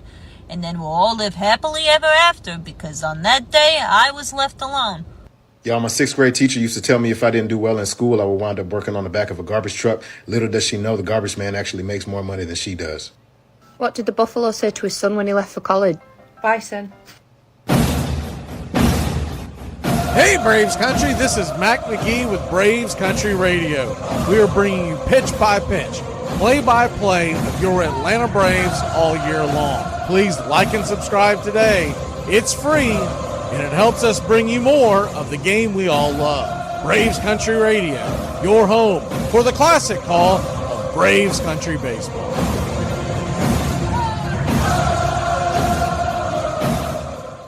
I've been worried sick. Relax, honey. I just took him to the mall to hang out. The mall closes at 9. It's 12 o'clock. You stopped off for ice cream. When the did we get ice cream? Baseball means what those of us who hold it in our heart need it to mean. It can be a game, a pastime, or it can be something by which we measure the seasons of our lives, or it can be something that serves metaphorically for the battles, the wars, the triumphs, and the tragedies of any form of human conflict. I'm content for it to be a game. And I think that more than anything else, tells me that there's something in the world that I can count on, and that's never going to let me down. Please like and subscribe today. It's free and it helps us bring you more. Braves Country Radio, your home for the classic call of Braves Country Baseball.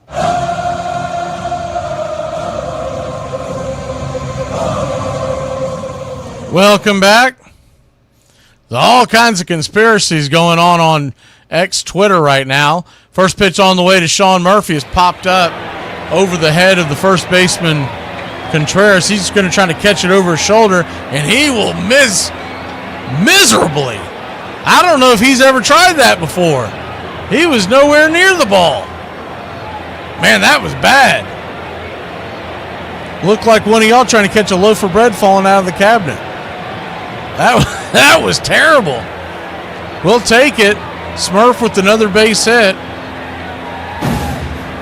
2 home runs on the night. Now he's got I must call an emergency meeting.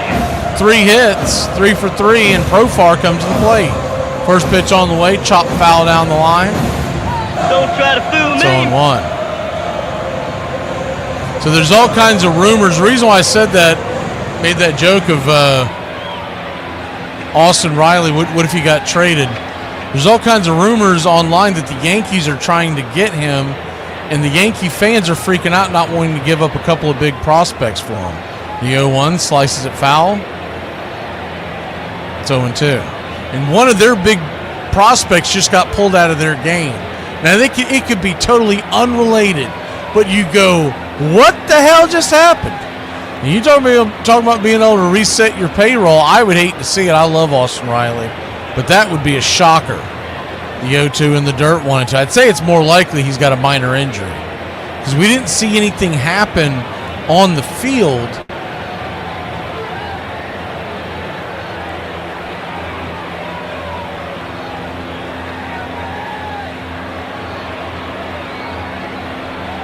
The 0-2. Swing, hits it hard on the ground. That's going to get down the first base line. It gets down where the green grass grows. Here comes Sean Murphy heading around second, going to third, and it is a double with nobody out for Jerks and Profar. The Jerk Store's back in town, baby. Well, the Jerk Store, Cole, they're running out of you. It's smart. It's a smart line, and a smart crowd will appreciate it. And I'm not going to dumb it down for some bonehead mass audience. Nothing else. The bats are working tonight.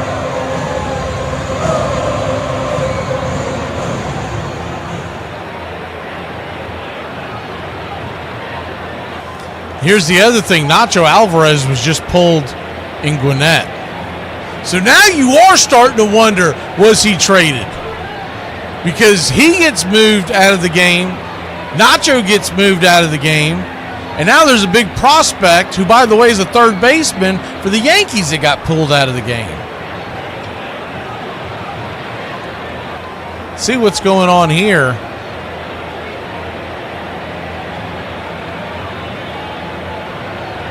I don't know what Marmol could possibly be arguing about. Profar and the first baseman almost tangled up.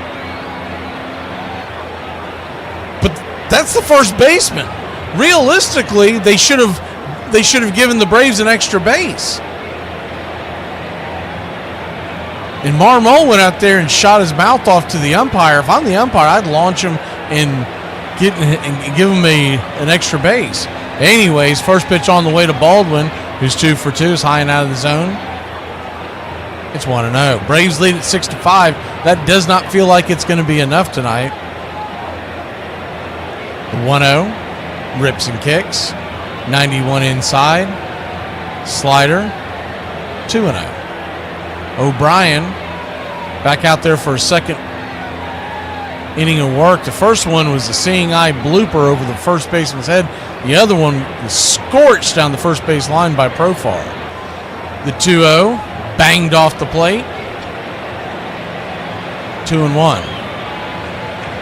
We'll go ahead and pull the screen back, the camera back, in case there's a play at the plate. They do have the infield about halfway in. Third base is playing even with the bag, but the rest of the infield's about halfway. The 2-1 count. Brings it. Swing, chops it over to second. Backhanded by the second baseman. He'll jump up and fire it to first, and it's a 4-3 put out. One down. Good play by Donovan. If someone other than Murphy is standing at third base, that would have been a single, because they would have had to have the infield all the way in. But instead, they played it halfway in because of Murph's lack of speed, and Donovan was just able to get to the ball. But you're obviously not going to pinch run for Murph in the fifth when he's already 3 for 3. First pitch to Ozzie Albies is outside, high and out of the zone. It's 0-1. Righty-lefty matchup. The 0-1. Swing, slices it foul. 0-2.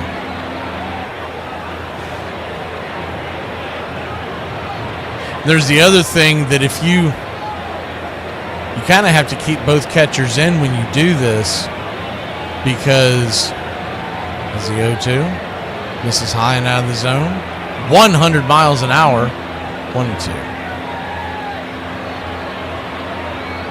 If Baldwin were to get hurt and Murph had to go behind the plate, you could still do that. You would just lose the designated hitter rule.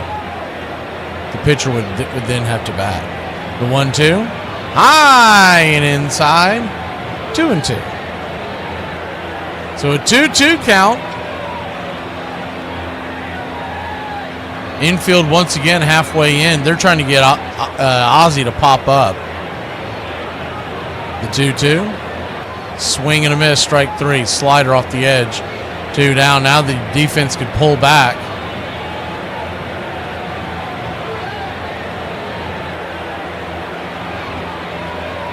And Ozzie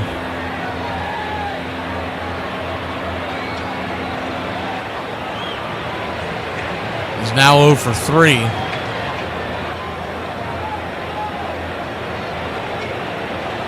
And that'll bring Nick Allen to the plate. Nick Allen takes 101 miles an hour right across the letters.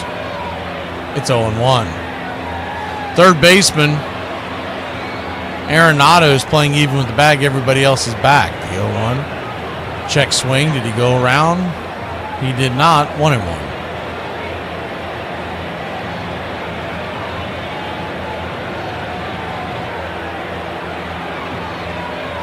One count.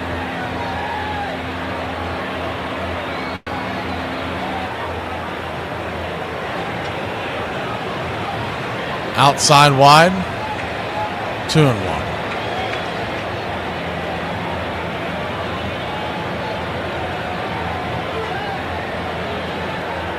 The 2-1.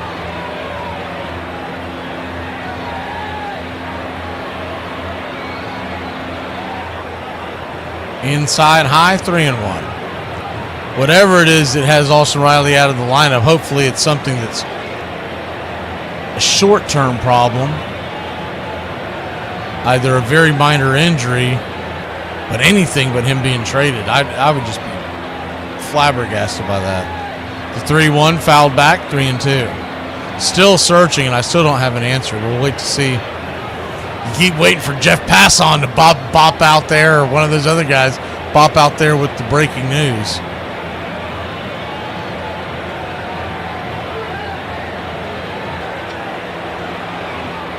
The payoff pitch. Inside, ball 4, and the bases are now loaded. There are 2 out, and Michael Harris coming to the plate, but the bases are juiced. Ducks all over the pond. And Michael Harris II will be the batter. Before you give the collective groan, he does have a base hit tonight, being moved to the number 9 hole. First pitch on the way. Good curveball at the knees. It's 0-1. Ronald Acuna Jr. stands on deck, so you know he's going to get something to hit. That you tap on the fact that the bases are juiced. The 0-1. Swing and a miss. 99 chased it well off the edge. 0-2. 0-2 count.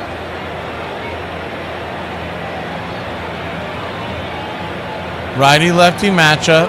The pitch. Swing! Fouls it away.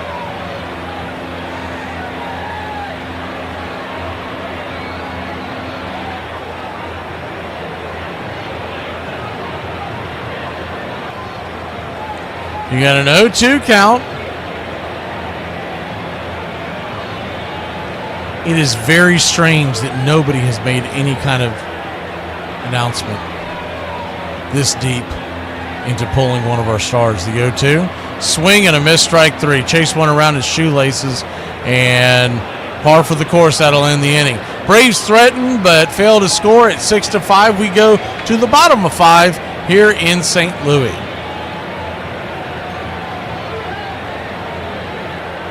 Every day I get up and do housework. I do the dish. What's wrong with your face? Because your audio doesn't match your video. It's quite perplexing. That's what my face does when it doesn't make sense. If anybody can have you, what I'm supposed to do with you? You like a roach. You at everybody's house? Nah. You don't even know your worth. You giving yourself away for pennies on the dollar. Then you want to come to me acting priceless. Girl, God is going to love you unconditionally. And I love that for him. I love that for the Lord. However, my condition is, act like you're worth more than a hot and spicy. Hey, Braves Country, I'm Mac McGee. Join us for Pitch by Pitch, Play by Play, the classic call of Braves Country Baseball. We're bringing you Atlanta Braves baseball all year long. Jump into our pregame show, Braves Country Today, just before first pitch. Stick around for the postgame show, Braves Country Tonight, where we will open up the phone lines and react to your calls or your comments all year long. That's Braves Country Radio, pitch by pitch, play by play, your home for the classic call of Braves Country Baseball.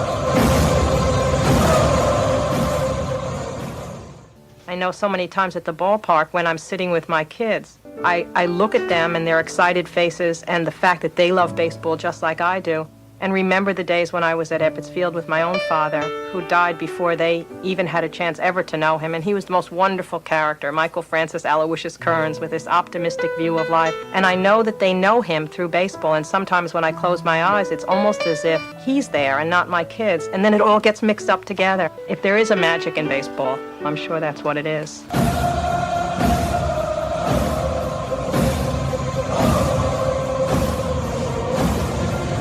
Welcome back. First pitch on the way is a swing and a miss strike. Arenado.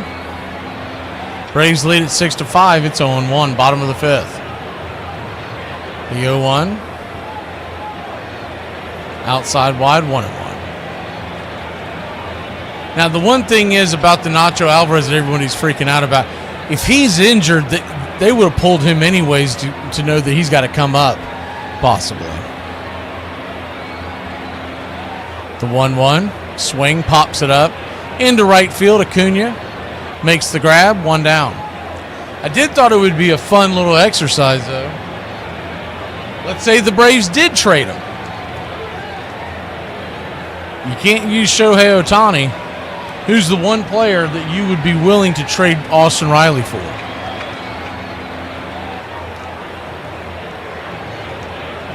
Is there anyone you would want to trade him for? It doesn't have to be a third baseman. Just not Shohei Ohtani. Gorman, the batter. First pitch, inside. Four-seam fastball. It's 1-0.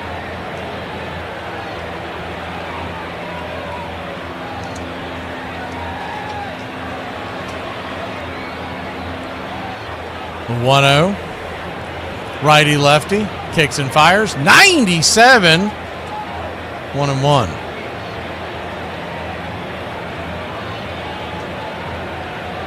One count.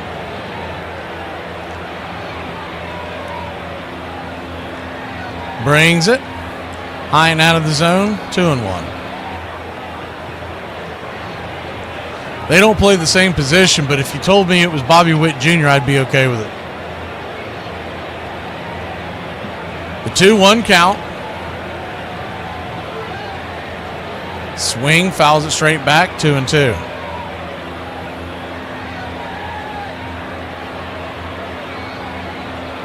No, Billy, there's still no news. We'll keep you updated. We got our hand on the button. We're just waiting for something to shake.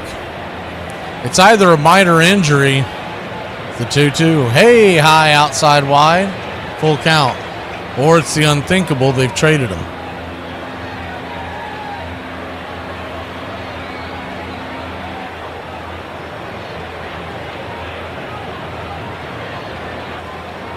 The payoff pitch. Swing and a miss, strike 3. 98 right down the pipe, 1 away. 2 away, excuse me. Someone made a pretty funny statement because they said that I've been searching for Austin Riley, and all I've found is that the Yankees want him in a trade. And then someone answered back, they said, yeah, the Braves writers are all over this one. It's because none of them travel, and they've tried to keep it under wraps. They've tried to keep it hush-hush, but I picked up on it about 3 months ago that there was nobody there. First pitch on the way is a slider to Paez. It's 0-1.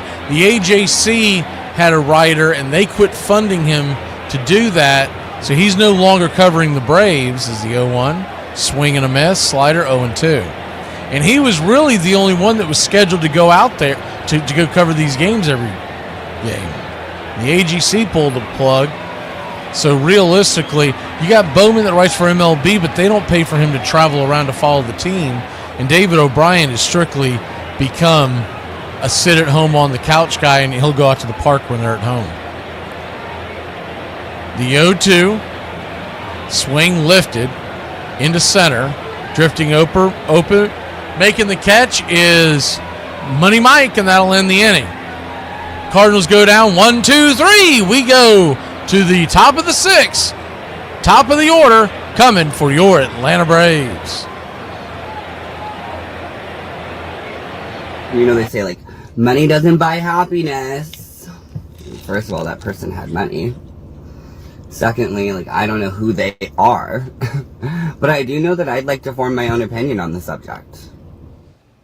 I need people to understand that if I text you H-E-H-E, it's not it's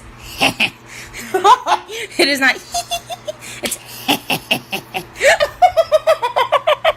two completely different vibes. You know, talk about I got a reputation. I used to be a hoe. I ain't no hoe no more. I ain't been no hoe in a long time. I'm trying to change. You were a hoe. Back in the days. How long haven't you been a hoe for? For a little minute. For a little minute. You have any idea how fast you were going? Funnily enough, I was just talking to my friend about that. Our speedometer's melted, and as a result, it's very hard to say with any degree of accuracy exactly how fast we were going. 78 miles an hour.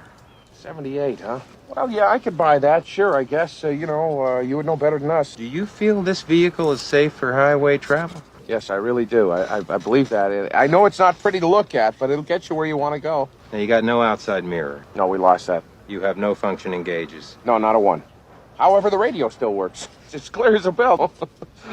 Well, I know everyone here is like, how do we date you? Thank you.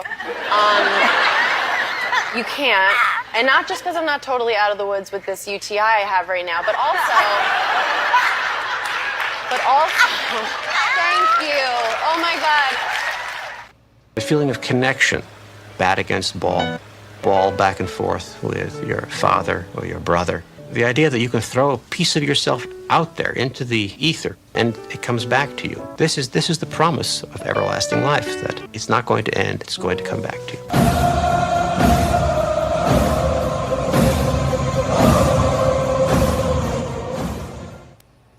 Welcome back. Ronald Acuna Jr. leads us off. First pitch swing and falls to his knees. Pops it up. Lazy fly ball. F7 in your scorecard. 1 away.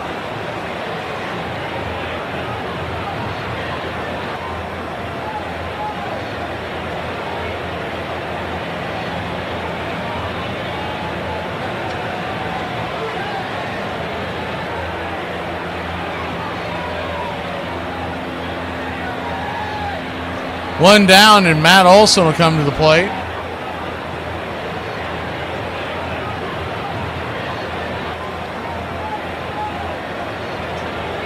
Braves lead at 6-5, top of the sixth.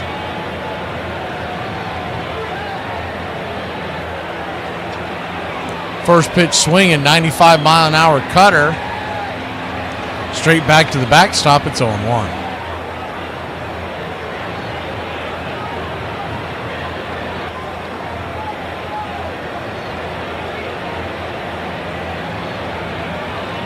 You missed the message on the screen as you go too high and out of the zone 1 and 2.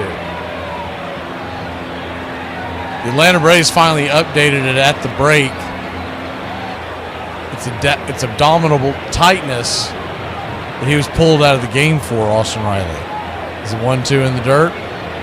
2-2. And I'd be willing to bet they're going to pull him out, possibly put him on the IL, most likely put him on the IL, and that's why Nacho Alvarez was pulled out of his game in Gwinnett. The 2-2 pops it back foul. We'll do it again.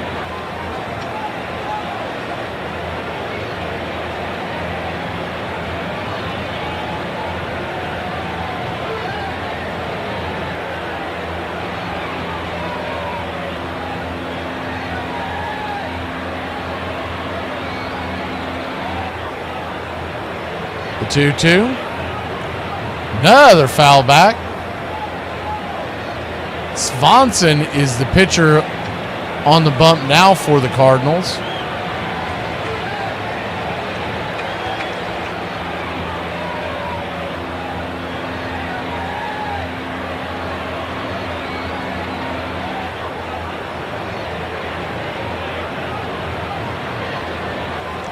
Two-two count. Braves lead it 6-5. We're in the top of the sixth.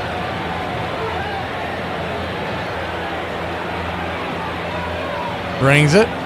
94. Calls a high strike. Terrible call by home plate umpire Chris Conroy. He has been abysmal tonight. 2 down.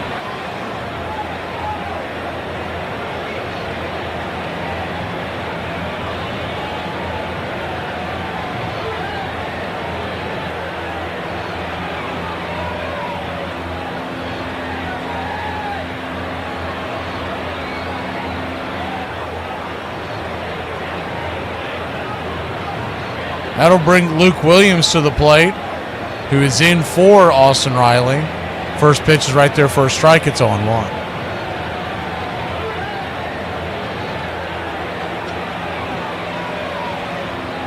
The 0-1. Rattles it back foul. It's 0-2.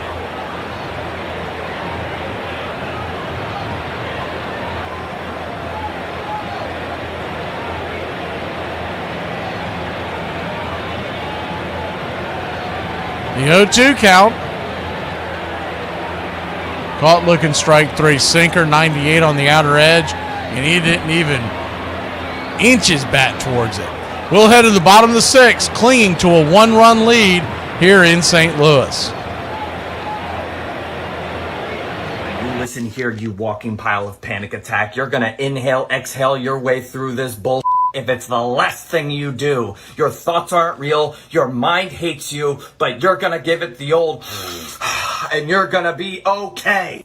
Did you know that the St. Louis Cardinals didn't get their name from a bird? Before they were the Cardinals, they were the Perfectos. And those Perfectos were decked out in red socks, red trim, and red accents. On that team was one of the greatest pitchers to never win a Cy Young himself. At one of their games, a columnist from the St. Louis Republic named Willie McHale overheard a fan call their uniforms a lovely shade of Cardinal. Sometime after, McHale would begin to refer to the team as the Cardinals, and the fans began to follow suit. 1 year later, they officially changed their name to the Cardinals. Going forward, the birds on the bat would become their emblem, and it has been used ever since. And there you have it. The Cardinals didn't get their name from a bird. It came from a fan who was commenting on the color of their uniform. Some days you gotta wake up and say, I got a fat ass and a good heart. And that's gotta count for something. Can I get an amen? I don't trust stairs. They're always up to something. On October 14th, 1992, the Pittsburgh Pirates were in Atlanta, facing the Braves in the 7th and deciding game of the National League Championship Series. With 2 outs in the bottom of the 9th, Pittsburgh led 2-1, but Atlanta had the bases loaded. A pinch hitter, Francisco Cabrera, who had had only 10 at-bats all season, was at the plate. And now the Braves season hangs in the balance. 2-1. Line drive and a base hit! With the tying run in, most assumed that the runner on second, Sid Bream, hobbled by 5 knee operations, would be held at third, but the third base coach sent Bream anyway. Bream to the plate! And he is safe! Safe at the plate! The Braves go to the World Series!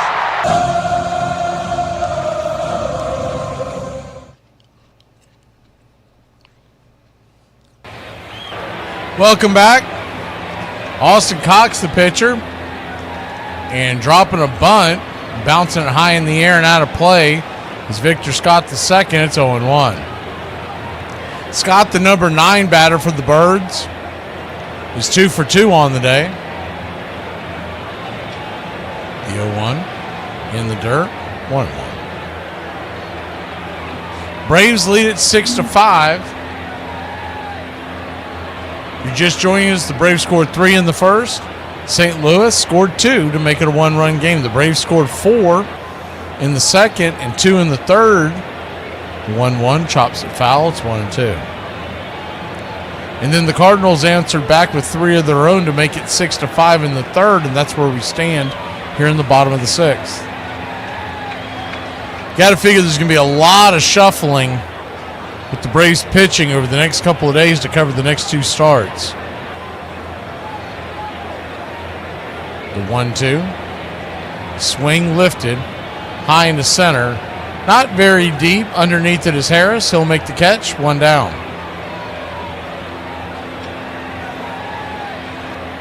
So with that being said,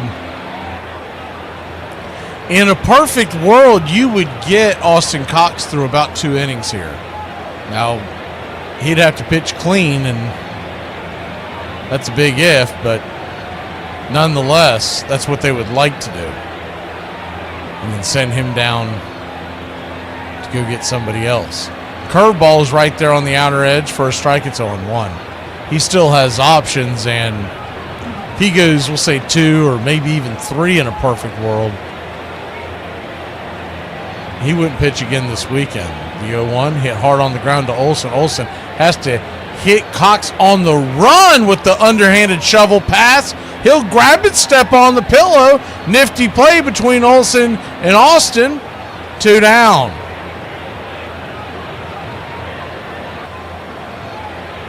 Two up, 2 down. Good defensive play over there. 2 up, 2 down, and now that'll bring Mason Wynn to the plate.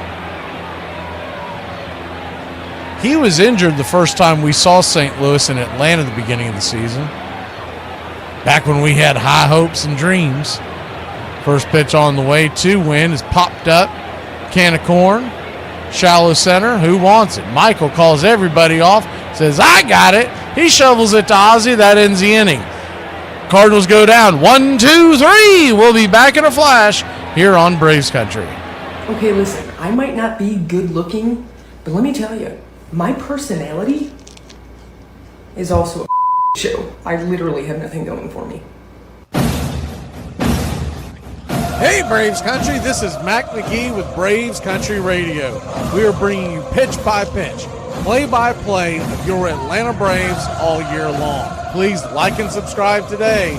It's free, and it helps us bring you more of the game we all love. Braves Country Radio, your home for the classic call of Braves Country Baseball.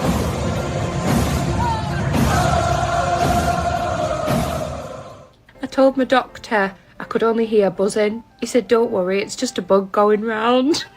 If you're just finding my content, I'd like to say, welcome to the freak show, darling.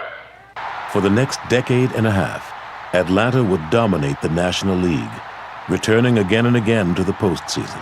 The once promising Pirates would go in the opposite direction, often finishing at the bottom of the standings.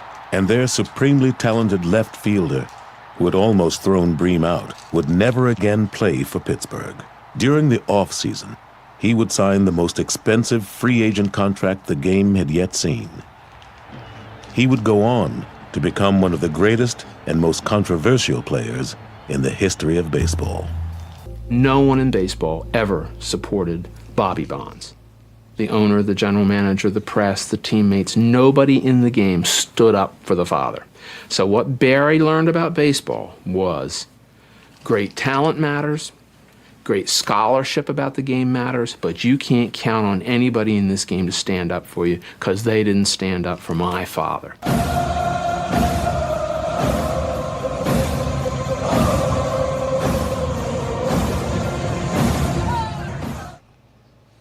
Welcome back. We haven't had enough injuries. Austin Riley's out of the game with an abdominal strain. There's that going on. Where's the booze? That's it. I've had it with this dump. We've got no food. We've got no jobs. Our pets' heads are falling off. Sean Murphy stands in and takes the first pitch at the knees for a strike. It's 0-1. Let's clean up the screen for a second. The 0-1 shoots it towards center on the run, making the catch. Nifty play by Mason Wynn, one away. He hit that ball hard, though. Man, I'll tell you what, Sean Murphy, it's going to be hard to take him out of the lineup. He'll probably be behind the plate tomorrow. Be interesting to see if we get Drake as the DH or if they put Ozuna back in there. Can Drake play third? Or Ozuna? First pitch on the way is a swing. Fouls it away. It's 0-1. Put Profar at third and stick Ozuna out there in the outfield. Shagging flies. Might as well. This has turned into a slow pitch softball team. The 0-1 swing and a miss. It's 0-2. An 0-2 count.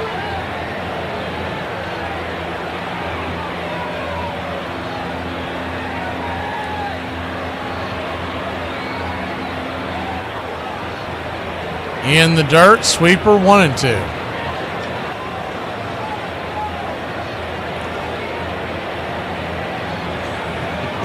I wasn't sure, John. I looked down and saw that comment. I was like, what do you mean it just turned 5 years old? Dude, fouls it away. Is that when you transitioned?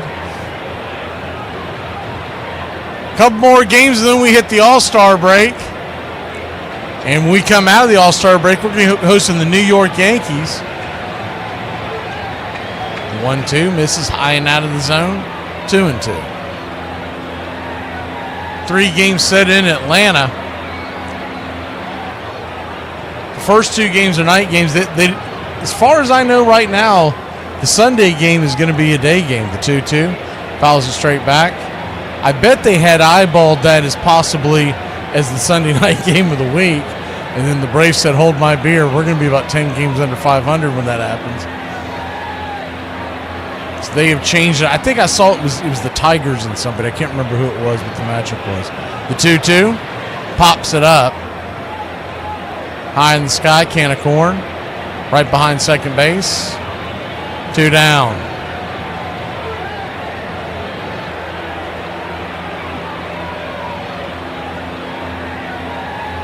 Man, that Mason Wynn kid, the shortstop, he wears a lot of jewelry over there. Surprised that doesn't smack him in the face and everything.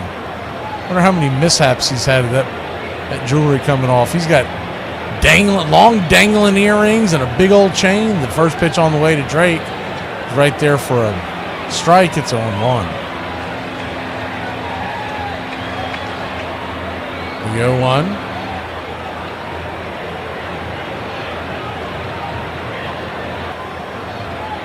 Looked like he might have went around, did he? They checked down the line. He did not. 1-1. Braves got a 1-run lead, but it definitely feels like we need some insurance here. There's no time to walk your dog. Got to stay locked in here, stay focused. Braves leading 6-5. The 1-1. High and outside, 99, 2-1. 2-1 count. We're going to do another head count tomorrow just to make sure, but let us know if you're planning on attending on Sunday. We got some pretty cool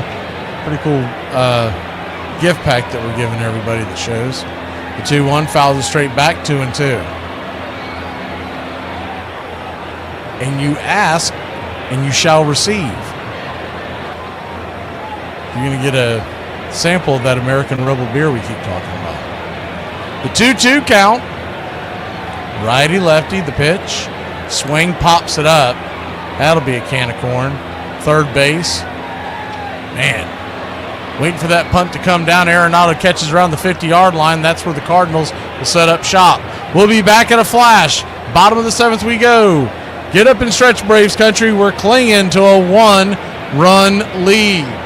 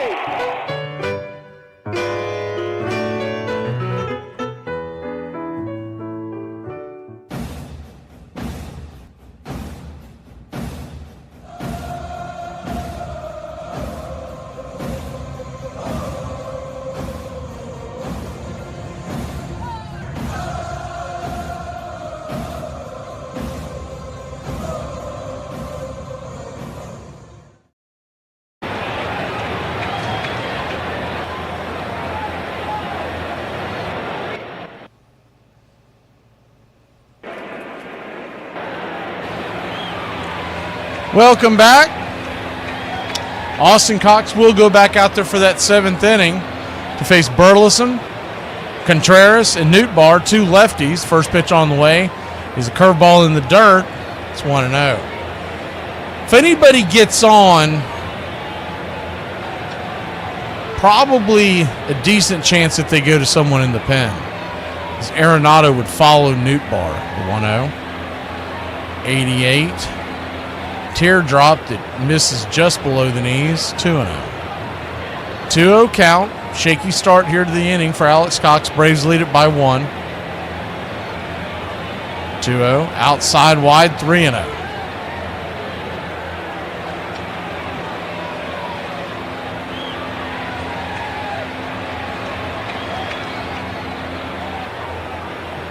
The 3-0. Inside ball 4.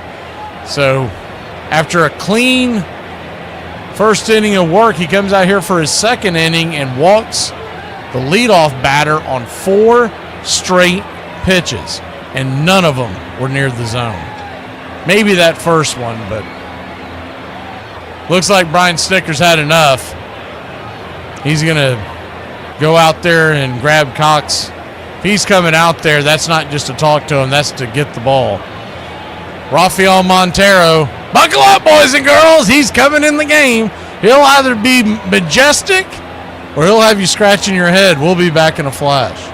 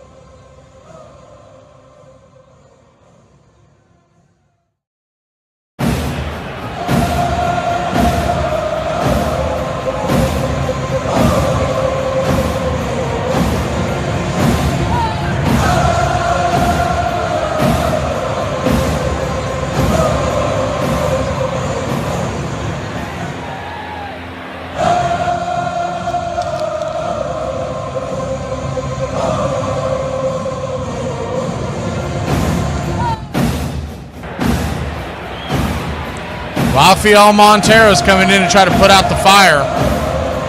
Braves lead it by 1. It's 6-5, but there's nobody out at the bottom of the 7th.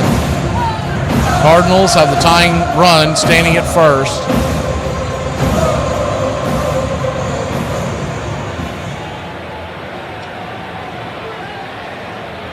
Montero, 3.94 ERA. 35 strikeouts to 17 walks, so a lot higher than what you wanted. Right-handers have a hard time against him, batting 164. That's who he'll start off against with Contreras coming to the plate. First pitch on the way, swing, chops it foul. Off the plate, it's 0-1.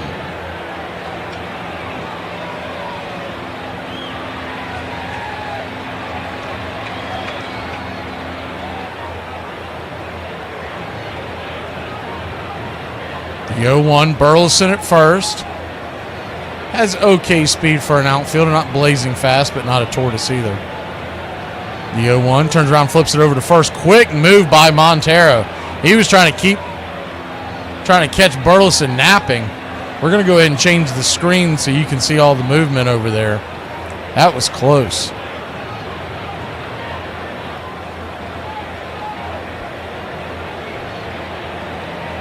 The 0-1 count.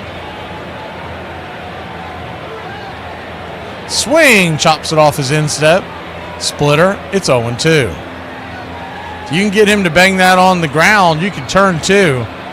Contreras, he runs okay for a catcher / first baseman, but doesn't have great speed. Braves are in double play position. Ozzie just to the right of the second base bag, so there is a big hole on the right side as they hold on the runner. The 0-2. Swing, lifts it into left field. That's down for a base hit. Left center make it, and the throw comes in, and they've got runners on first and second, nobody out. Good hustle by Harris to come over and cut that off, fire it into the infield, and keep the runners off of third. But any way you look at it, there's trouble. You got first and second, nobody out.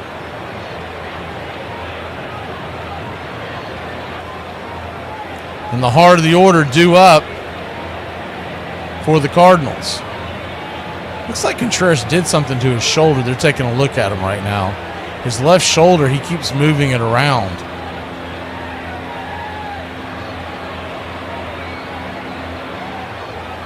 St. Louis Cardinal trainers out there looking at him.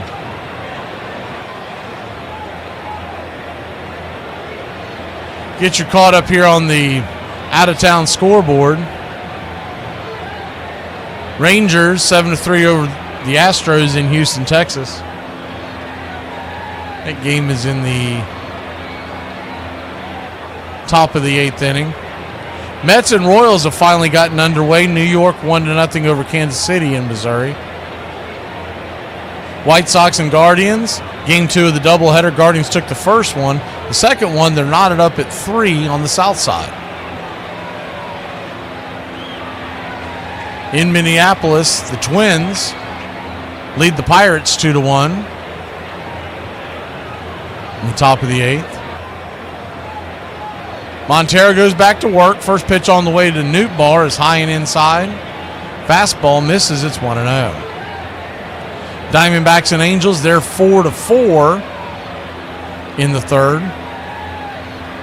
That game's being played in Anaheim, the 1-0. 88 splitter at the knees, 1-1.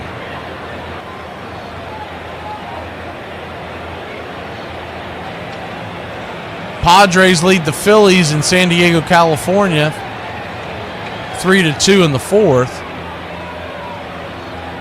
The 1-1. Right there, didn't get the call. Bad call by home plate umpire Chris Conway. He's been doing that all night. 2-1. They're in Sacramento, California tonight. The Blue Jays and A's are tied at 0 apiece heading to the third. The 2-1. 89 splitter, misses down and in, 3-1. The Dodgers and Giants, 0-0 in San Francisco. They're in the second inning. And earlier tonight, Yankees blanked the Cubs 11-0 in the Bronx. The 3-1. Splitter right there at the knees, 3-2. Orioles outlast the Marlins 5-2 in Maryland. In Ohio, the Rockies take out the Reds 3-2. Mariners 12-3 over the Tigers in Detroit as the 3-2 swing lifts it into left field. Coming over, making the easy catch is Profar. He'll take a couple of jog steps in towards the infield and toss the ball in. One away. It's a final in Fenway. Red Sox 5-4 over the Rays. And in Milwaukee, Wisconsin, the Brewers 8, Nationals 3. That's a final. And that's your out-of-town scoreboard.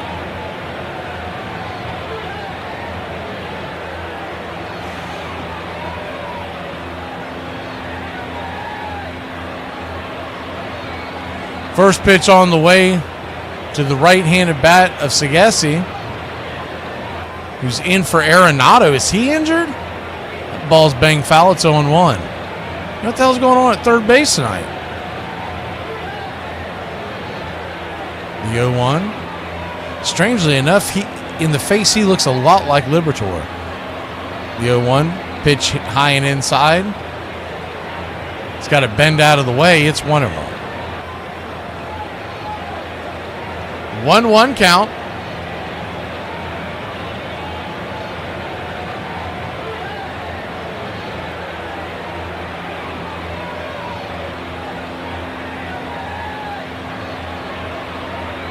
Righty-righty matchup. The pitch. Swing and a miss at the splitter. 1-2.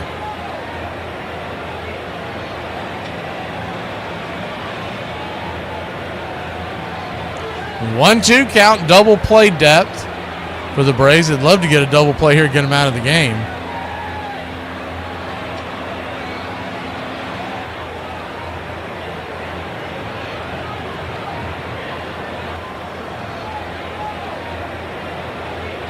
The 1-2. Swing, pops it up.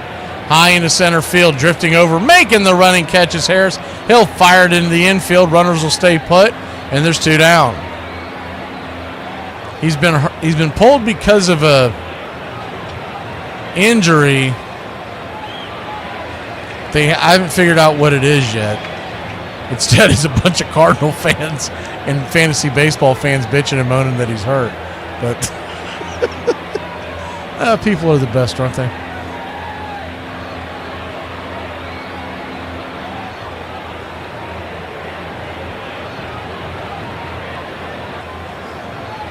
Nolan Gorman, your batter, 1 for 2.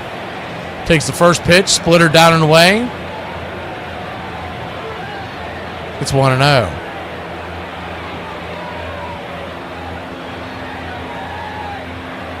The 1-0.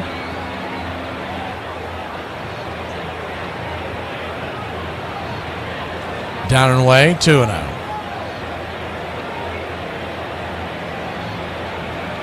2-0 count.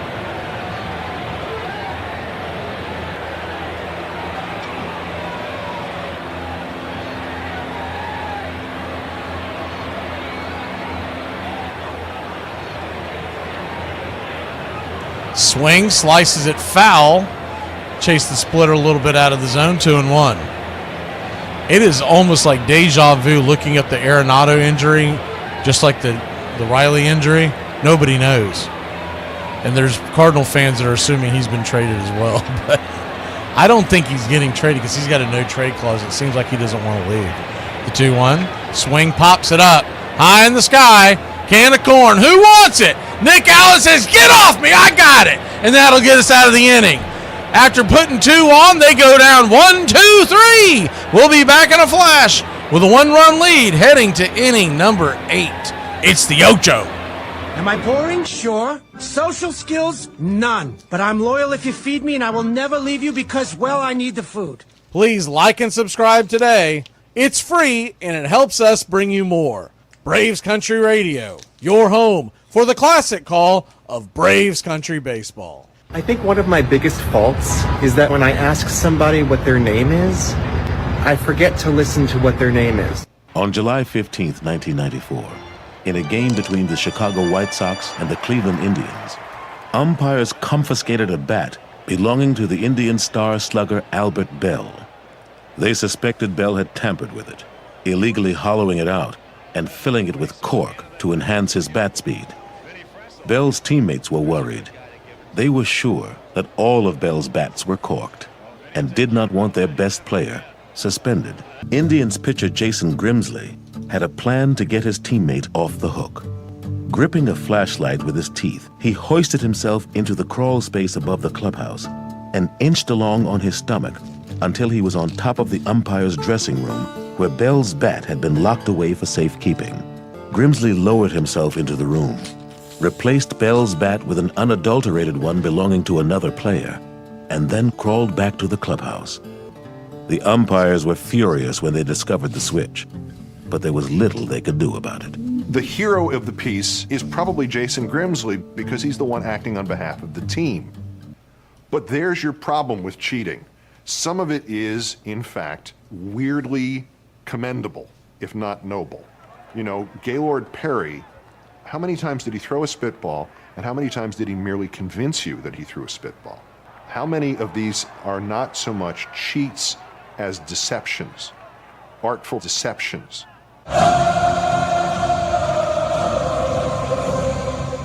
Welcome back. The first pitch on the way to Ozzie Albies is a swing and a miss strike. It's 0-1. We're in the Ocho, top of the 8th. Braves lead at 6-5. We need some insurance, and we need it now.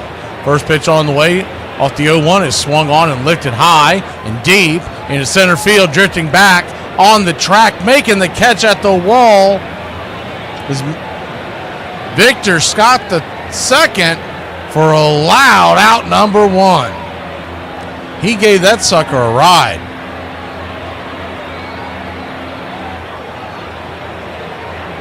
If you're joining us late, all the runs came early.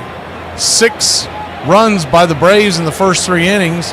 3 in the first, 1 in the second, 2 in the third. As the first pitch on the way to Swanson is a sinker off the edge. It's 0-1. Then you've got St. Louis getting 2 in the first and 3 in the third. That's where we stand. The 0-1 swing, fouls it away. It's 0-2. Ryan Krantz is in the dugout talking to Elder and Strider. It looks like he's giving them what they look so confused. I wonder if he's telling them, all right, this is what we're going to do. Everyone's going to pitch a couple innings the next few days. We don't know what the hell to do, so that's what we're going to do. AA's going to get on the horn and see if we can make a trade. All right, ready on 3. Break. The 0-2. In the dirt, 1-2. 1-2 count.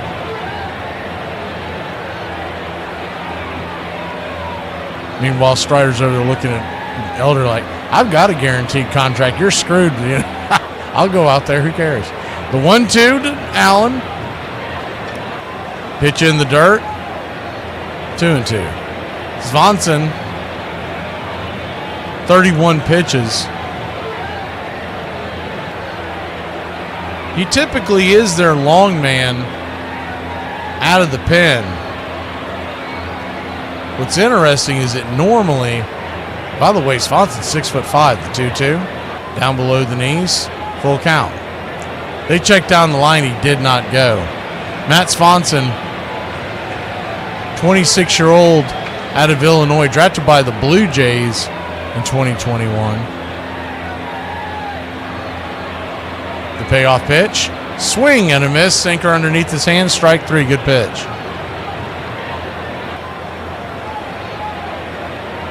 In 17 appearances, he's gone 25 innings, so he goes about that 2, 1.5, 1+ inning. And it looks like that's going to be it. It looks like Marmol is going to go out there and get him. Yep, that'll be it. So we'll take a quick break. When we come back, 2 outs. And Michael Harris II, I'm going to guess, is going to face the lefty. We'll be back in a flash. Y'all want to know who I date, who I go with? No. He's got to come in with a fastball and Gann a fastball hitter. Deep to left. There's is Ron Gant's first ever grand slam.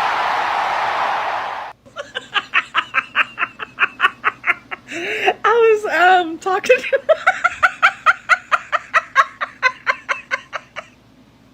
I was talking to one of my friends, and he told me that him and his new girlfriend were trying something new, so they wanted to try bees. And so, and he said, "Did you know that you're supposed to pull beads out real slow?" And I was like, "No, I didn't know that." And he was like, "Me neither. I started that girl up like a chainsaw." I'm 40. I threw my back out plugging in my phone charger the other day. I'm 40. Why are everyone's headlights so bright? I'm 40. If there's no parking, I'm not going. I'm 40. I'm gonna calculate my sugar intake relative to hours before bed. I'm 40. Why are there so many people everywhere all the time? I'm 40. I'm cranky and I'll be the first one to tell you. 2 outs, 2 strikes on Reggie, and you've got to know he's going to get the super sinker. The set, here it comes. The sinker swung on and missed. Reggie is fuming. Late in his career, Hall of Fame pitcher Gaylord Perry confessed what those who had played against him knew all too well, that he had regularly doctored the ball. Generations of major leaguers, including some of the greatest stars in the game, used some form of amphetamines to increase their focus and energy. But by the late 1980s, some baseball players had found a new way to gain an edge.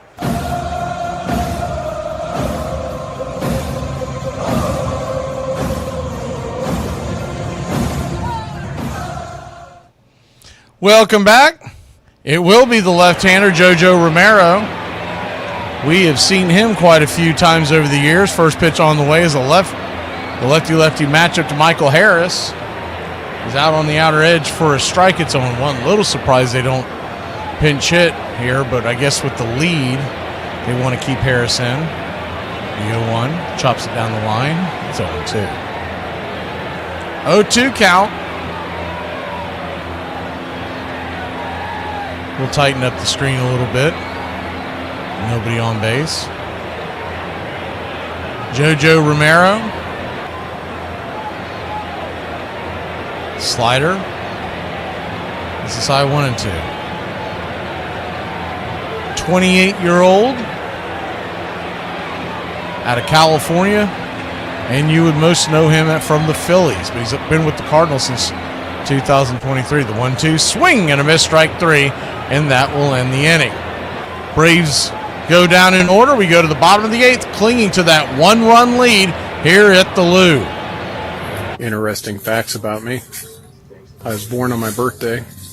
I don't tell everybody this, but I'm also naked under my clothes. Spring training, the precursor to the regular season. Here's the history of spring training. The first baseball team to host spring training outside of their home field was the New York Mutuals when they traveled to New Orleans in 1869. Aside from New Orleans, teams would also train in Washington, D.C., Georgia, and Cape May in New Jersey. Originally, not all teams participated in spring training. One manager argued that players would be more susceptible to injuries and colds when they returned to their colder home climates. The birthplace of spring training baseball could be traced back to Hot Springs, Arkansas, where the first major league teams would visit before the season started. Babe Ruth's first time playing any position other than pitcher occurred in a spring training game on St. Patrick's Day in 1918. The first time the phrase pitchers and catchers report was used was in an article in the Sporting News in 1924. After World War II, both the Brooklyn Dodgers and the New York Yankees trained outside of the United States in the Dominican Republic and Cuba. The Grapefruit League got its name after an aviator named Ruth Law was supposed to drop a baseball 500 feet out of her plane for the Brooklyn Dodgers manager Wilbert Robinson to catch, but instead used a grapefruit because she forgot the ball. Usually the team with the best record in spring training doesn't go on to win the whole thing, but it has happened. Both the 2009 Yankees and the 2018 Boston Red Sox won both the Grapefruit League and the World Series in the same year.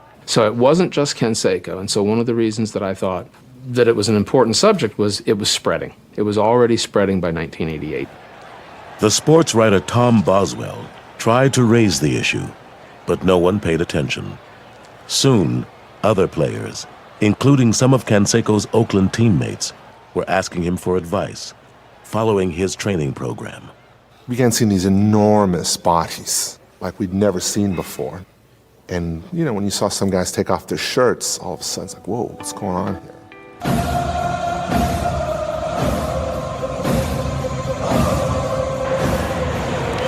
Well, it'll be up to Pierce Johnson here in the 8th inning. Jose Furman is in.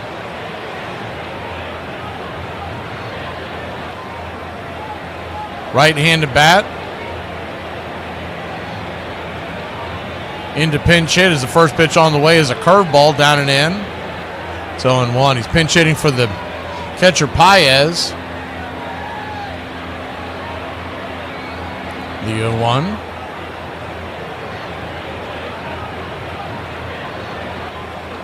Right there on the outer edge. 1-1. Furman. Just 12 at bats on the year, but he's batting 500. The 1-1. Check swing. Curveball. They're going to say he held up, I guess. 2-1. Jose Furman is from the Dominican Republic. 26-year-old. The 2-1 pitch. Swing. Belted. High, but not very deep. Drifting over, making the catch for a loud out number 1. Got around on it, but got underneath it. Looked better than it was when it first came off the bat.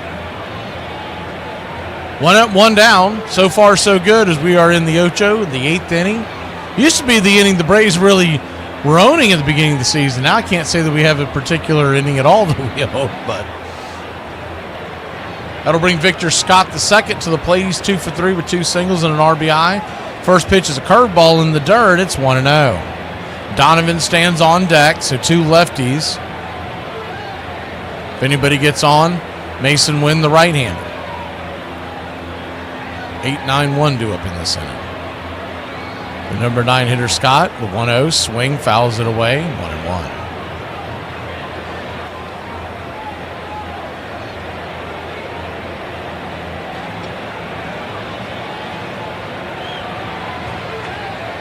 One count.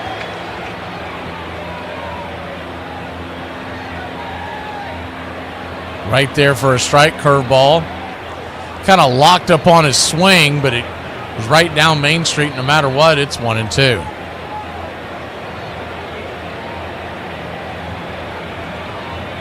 The 1-2. 88 outside wide, curveball. 2-2. Braves will have the top of the order due up in the 9th inning. Hopefully still with a 1-run lead and looking for some insurance. The 2-2. 88 curveball right there. Didn't get the call there either. Full count. So a full count to Scott. The last thing that Pierce Johnson needs to be doing is nibbling here. He's got to go after and get that out. With his speed, you don't want to walk him. The payoff. Same pitch, same spot, 3 times in a row. So 1 out walk, and the tying run hits first base, and he has got a boatload of speed.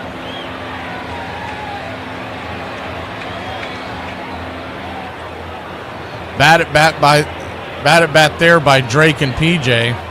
Got to be more aggressive when you get that 1-2 count, especially with a guy with no pop in his bat. Here's Brandon Johnson.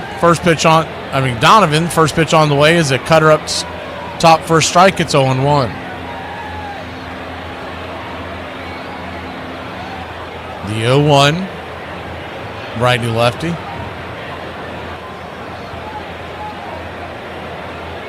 Turns and flips. Got him! What a pickoff move by PJ! Pierce Johnson turned, fired, all in one movement, and he got him. Scott wants to see if they want to check it, but man, I'll tell you what, that was by a mile. Smoke him if you got him, because he got him. He tags him on the shoulder, and then about a half second later, he finally cruises into first. That was a hell of a move.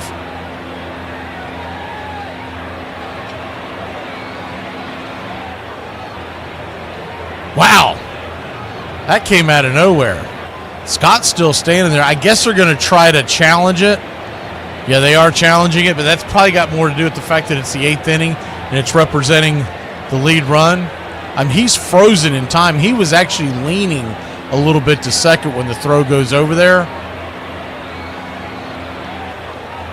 There's no way he didn't get him.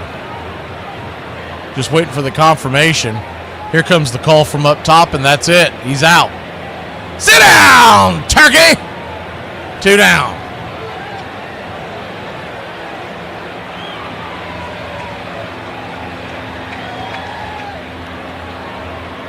Oh and 1 now to Donovan. Bases clear, 2 outs. The first pitch on the way is a bender in the dirt. Evens up the count at 1-1.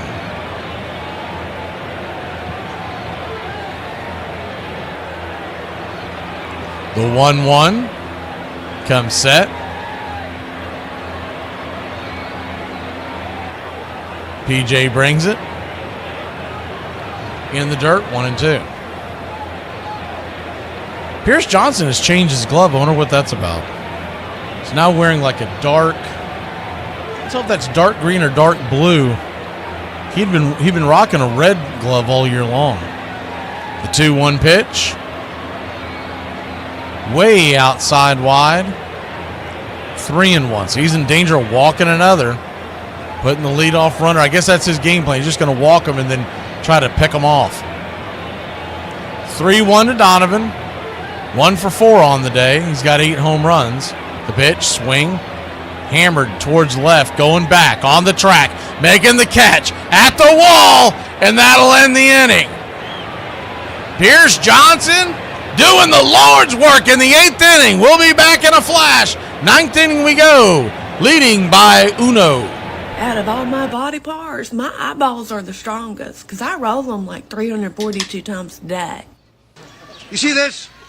He can't hit, he can't run, and he should have been born a girl. The only way he can catch a ball is if it hits him directly in the mouth.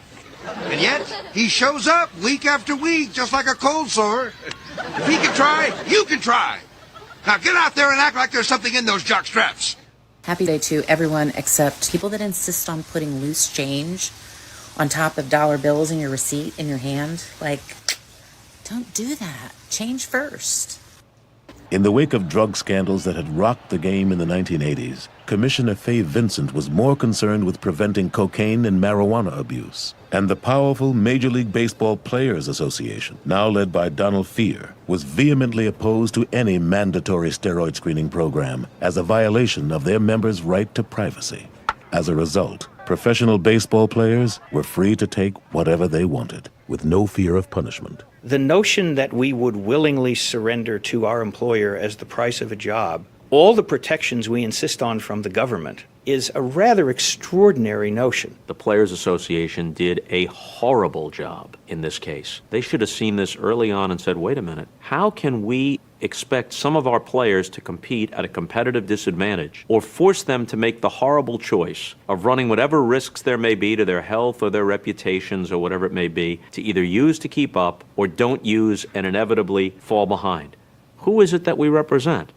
The guilty or the innocent? Braves Country Radio, your home for the classic call of Braves Country Baseball.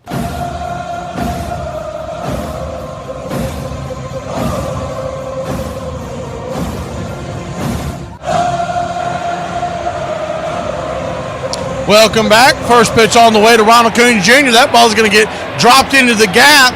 He goes shopping in the gap and heads to second. It's a leadoff double for Ronald Acuna Jr. Let's get it, Braves Country. Bravo.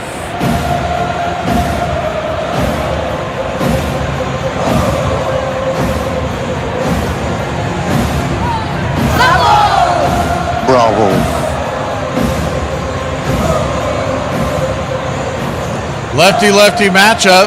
Matt Olson steps in, bangs a slider back to the backstop. It's 0-1.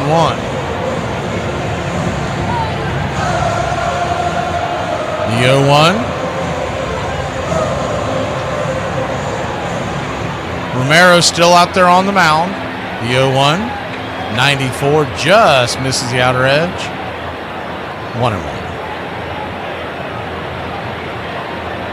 1-1 count. We'll draw back the screen in case there's a play at the plate. The 1-1 swing, pops it up. Chase one. That was a bad swing, and he knows it. Can of corn into the infield, making the easy catch is Contreras for out number 1. They get him to chase on that bender on the outer edge, and he just kind of loops it. It goes straight up the chute.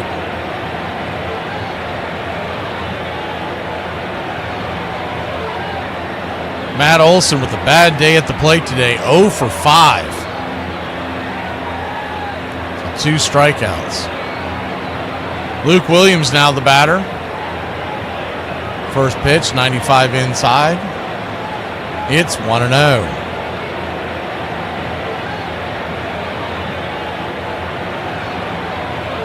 Lefty-righty matchup. 1-0. Swing and a miss. 1-1. So if you're wondering if they put him on the IL, him being Austin Riley, he would be eligible 10 days later. It's not games.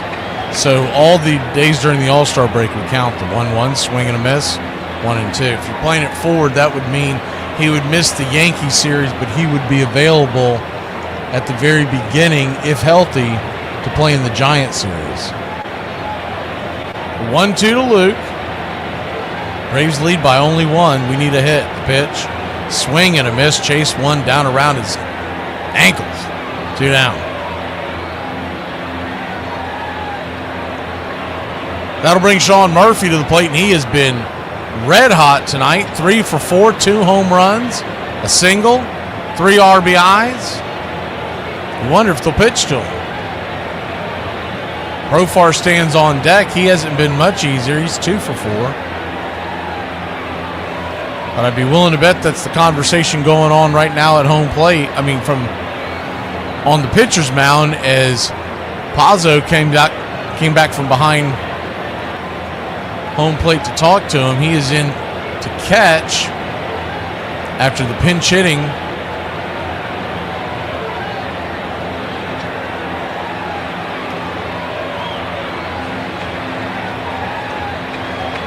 Oh, they're just buying time.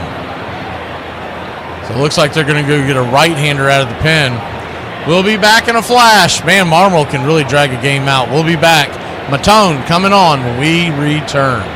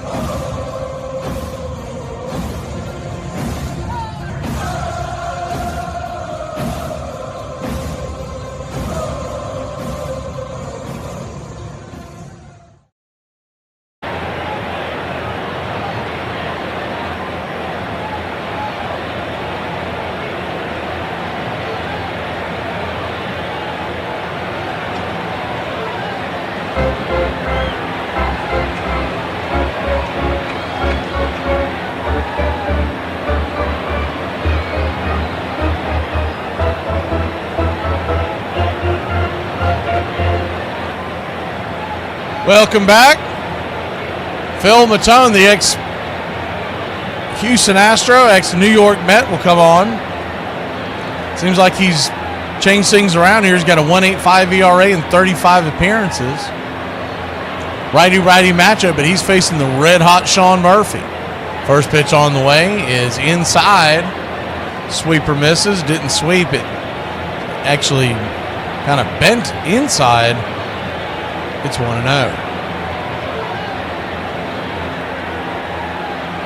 The 1-0. Swing, pops it up. That'll be another can of corn, and that'll end the inning. So a couple of bad at-bats after Ronald Acuna Jr. got the double. We'll be back in a flash.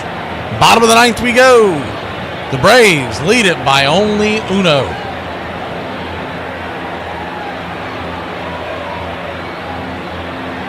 I feel like if God wanted to make me mentally stable, he would have made me mentally stable. But he didn't. So lock your doors.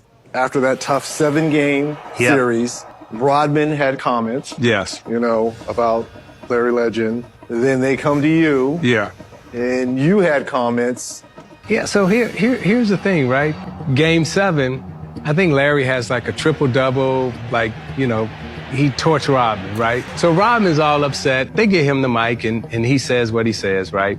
And I kind of echo it. Now, here's the beauty of it. Larry, you had my career right in the palm of your hand. Had you handled that press conference different, you could have just like, but this is what this man said. If the statements or whatever was said doesn't bother me, I don't think it should bother any of us. But I just feel sorry for Isaiah because, you know, just walking in this room and seeing everybody, it must have touched a lot of people. But if Isaiah tells me that it was a joking matter, I think we should leave it at that. Come on, we've been in them locker rooms, taking yeah. tough losses. You know, competition sometimes brings the best out of you and the worst. Isaiah was a great basketball player. He had a big career ahead of him. But damage his career by saying something I didn't mean.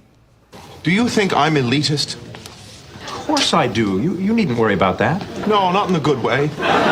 Ever since the players had formed their union in 1966, tensions with the owners had steadily escalated. There had been a strike or a lockout every time they had to negotiate a new contract. Basically what? They're arguing over how to spend our money, right? You know, I mean, I'm a baseball fan. I like to see them play ball, but, you know, I have no sympathy for either party. None. The fact that it shut down and stayed shut down was devastating. I can remember being in New York in the fall and being on the 7 train and going past Shea Stadium. It looked like a graveyard to me. I can remember just thinking they should be playing right now and just being so angry to the point where like there were tears in my eyes.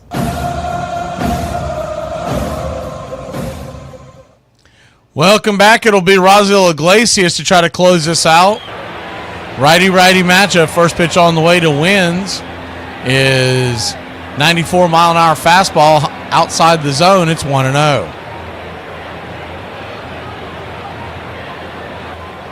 The 1-0. 95. Misses. Ball 2, 2-0. So a 2-0 count. Iglesias comes set. Up top for a strike sinker. 2-1.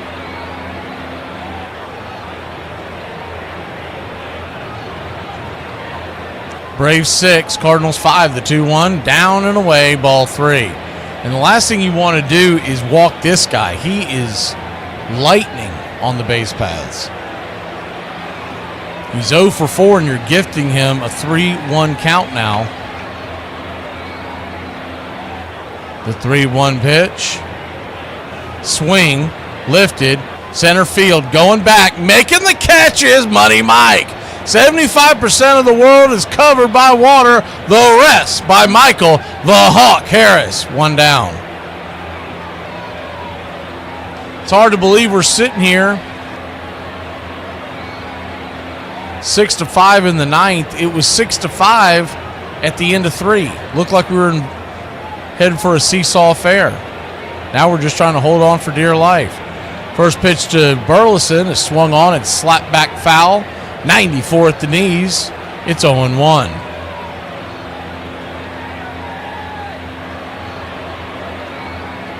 The 0-1. Not only would you like to see Iglesias, is the 0-1 pitch, 95 inside, misses 1-1. Like to get him back to form and pitching well to help the Braves, but if they fall out completely out of the wild card race and become sellers at the deadline, he could be a good trade piece. The 1-1 swing rattles it back foul.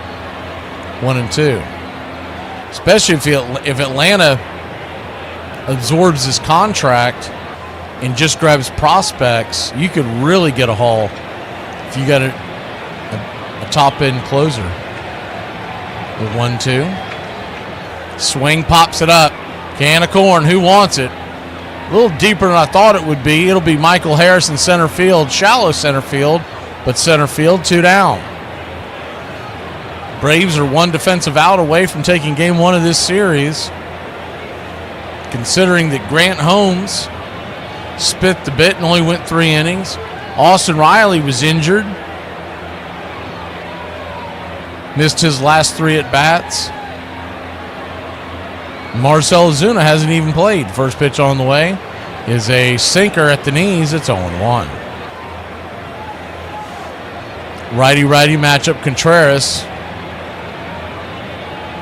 12 home runs on the year. The 0-1 outside wide. 1-1. Yeah, Contreras and the Newt Bar.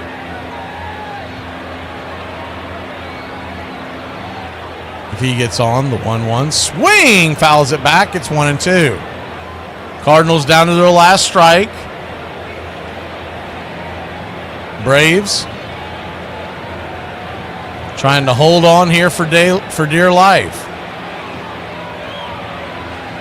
Infield back into the left. The 1-2. Change up right there at the knees and didn't get the call. Man, that would have been a beauty. It's 2-2. The 2-2. Iglesias. Time is called. Step out of the box.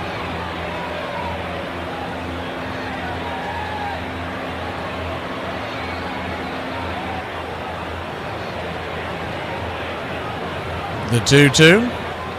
Swing and a miss. Strike 3.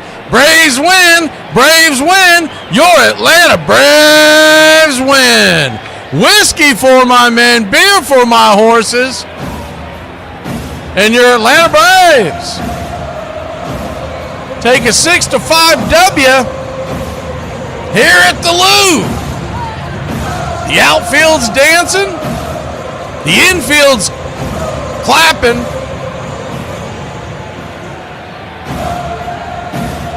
And all of y'all can go enjoy your Friday night. Player of the game ball, I think that's got to go to Sean Murphy. My guy had 3 for 5, 2 home runs, 3 RBIs, 2 runs scored.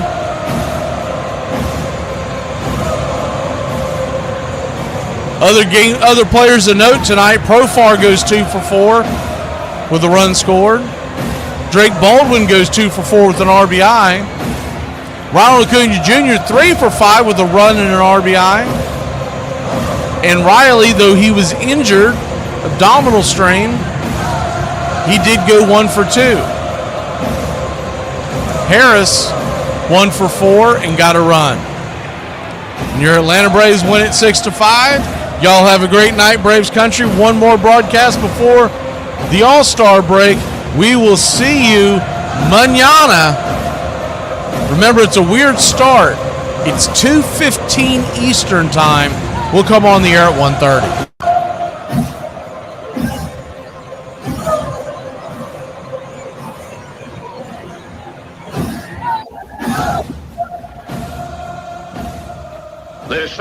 There's something kind of about a kid that's never played baseball. It is the American game. That's just what it is. And actually, I can feel like I'm 15 when I'm talking baseball. I'm watching baseball. This is it. It does this. It can do this to any. It brings you back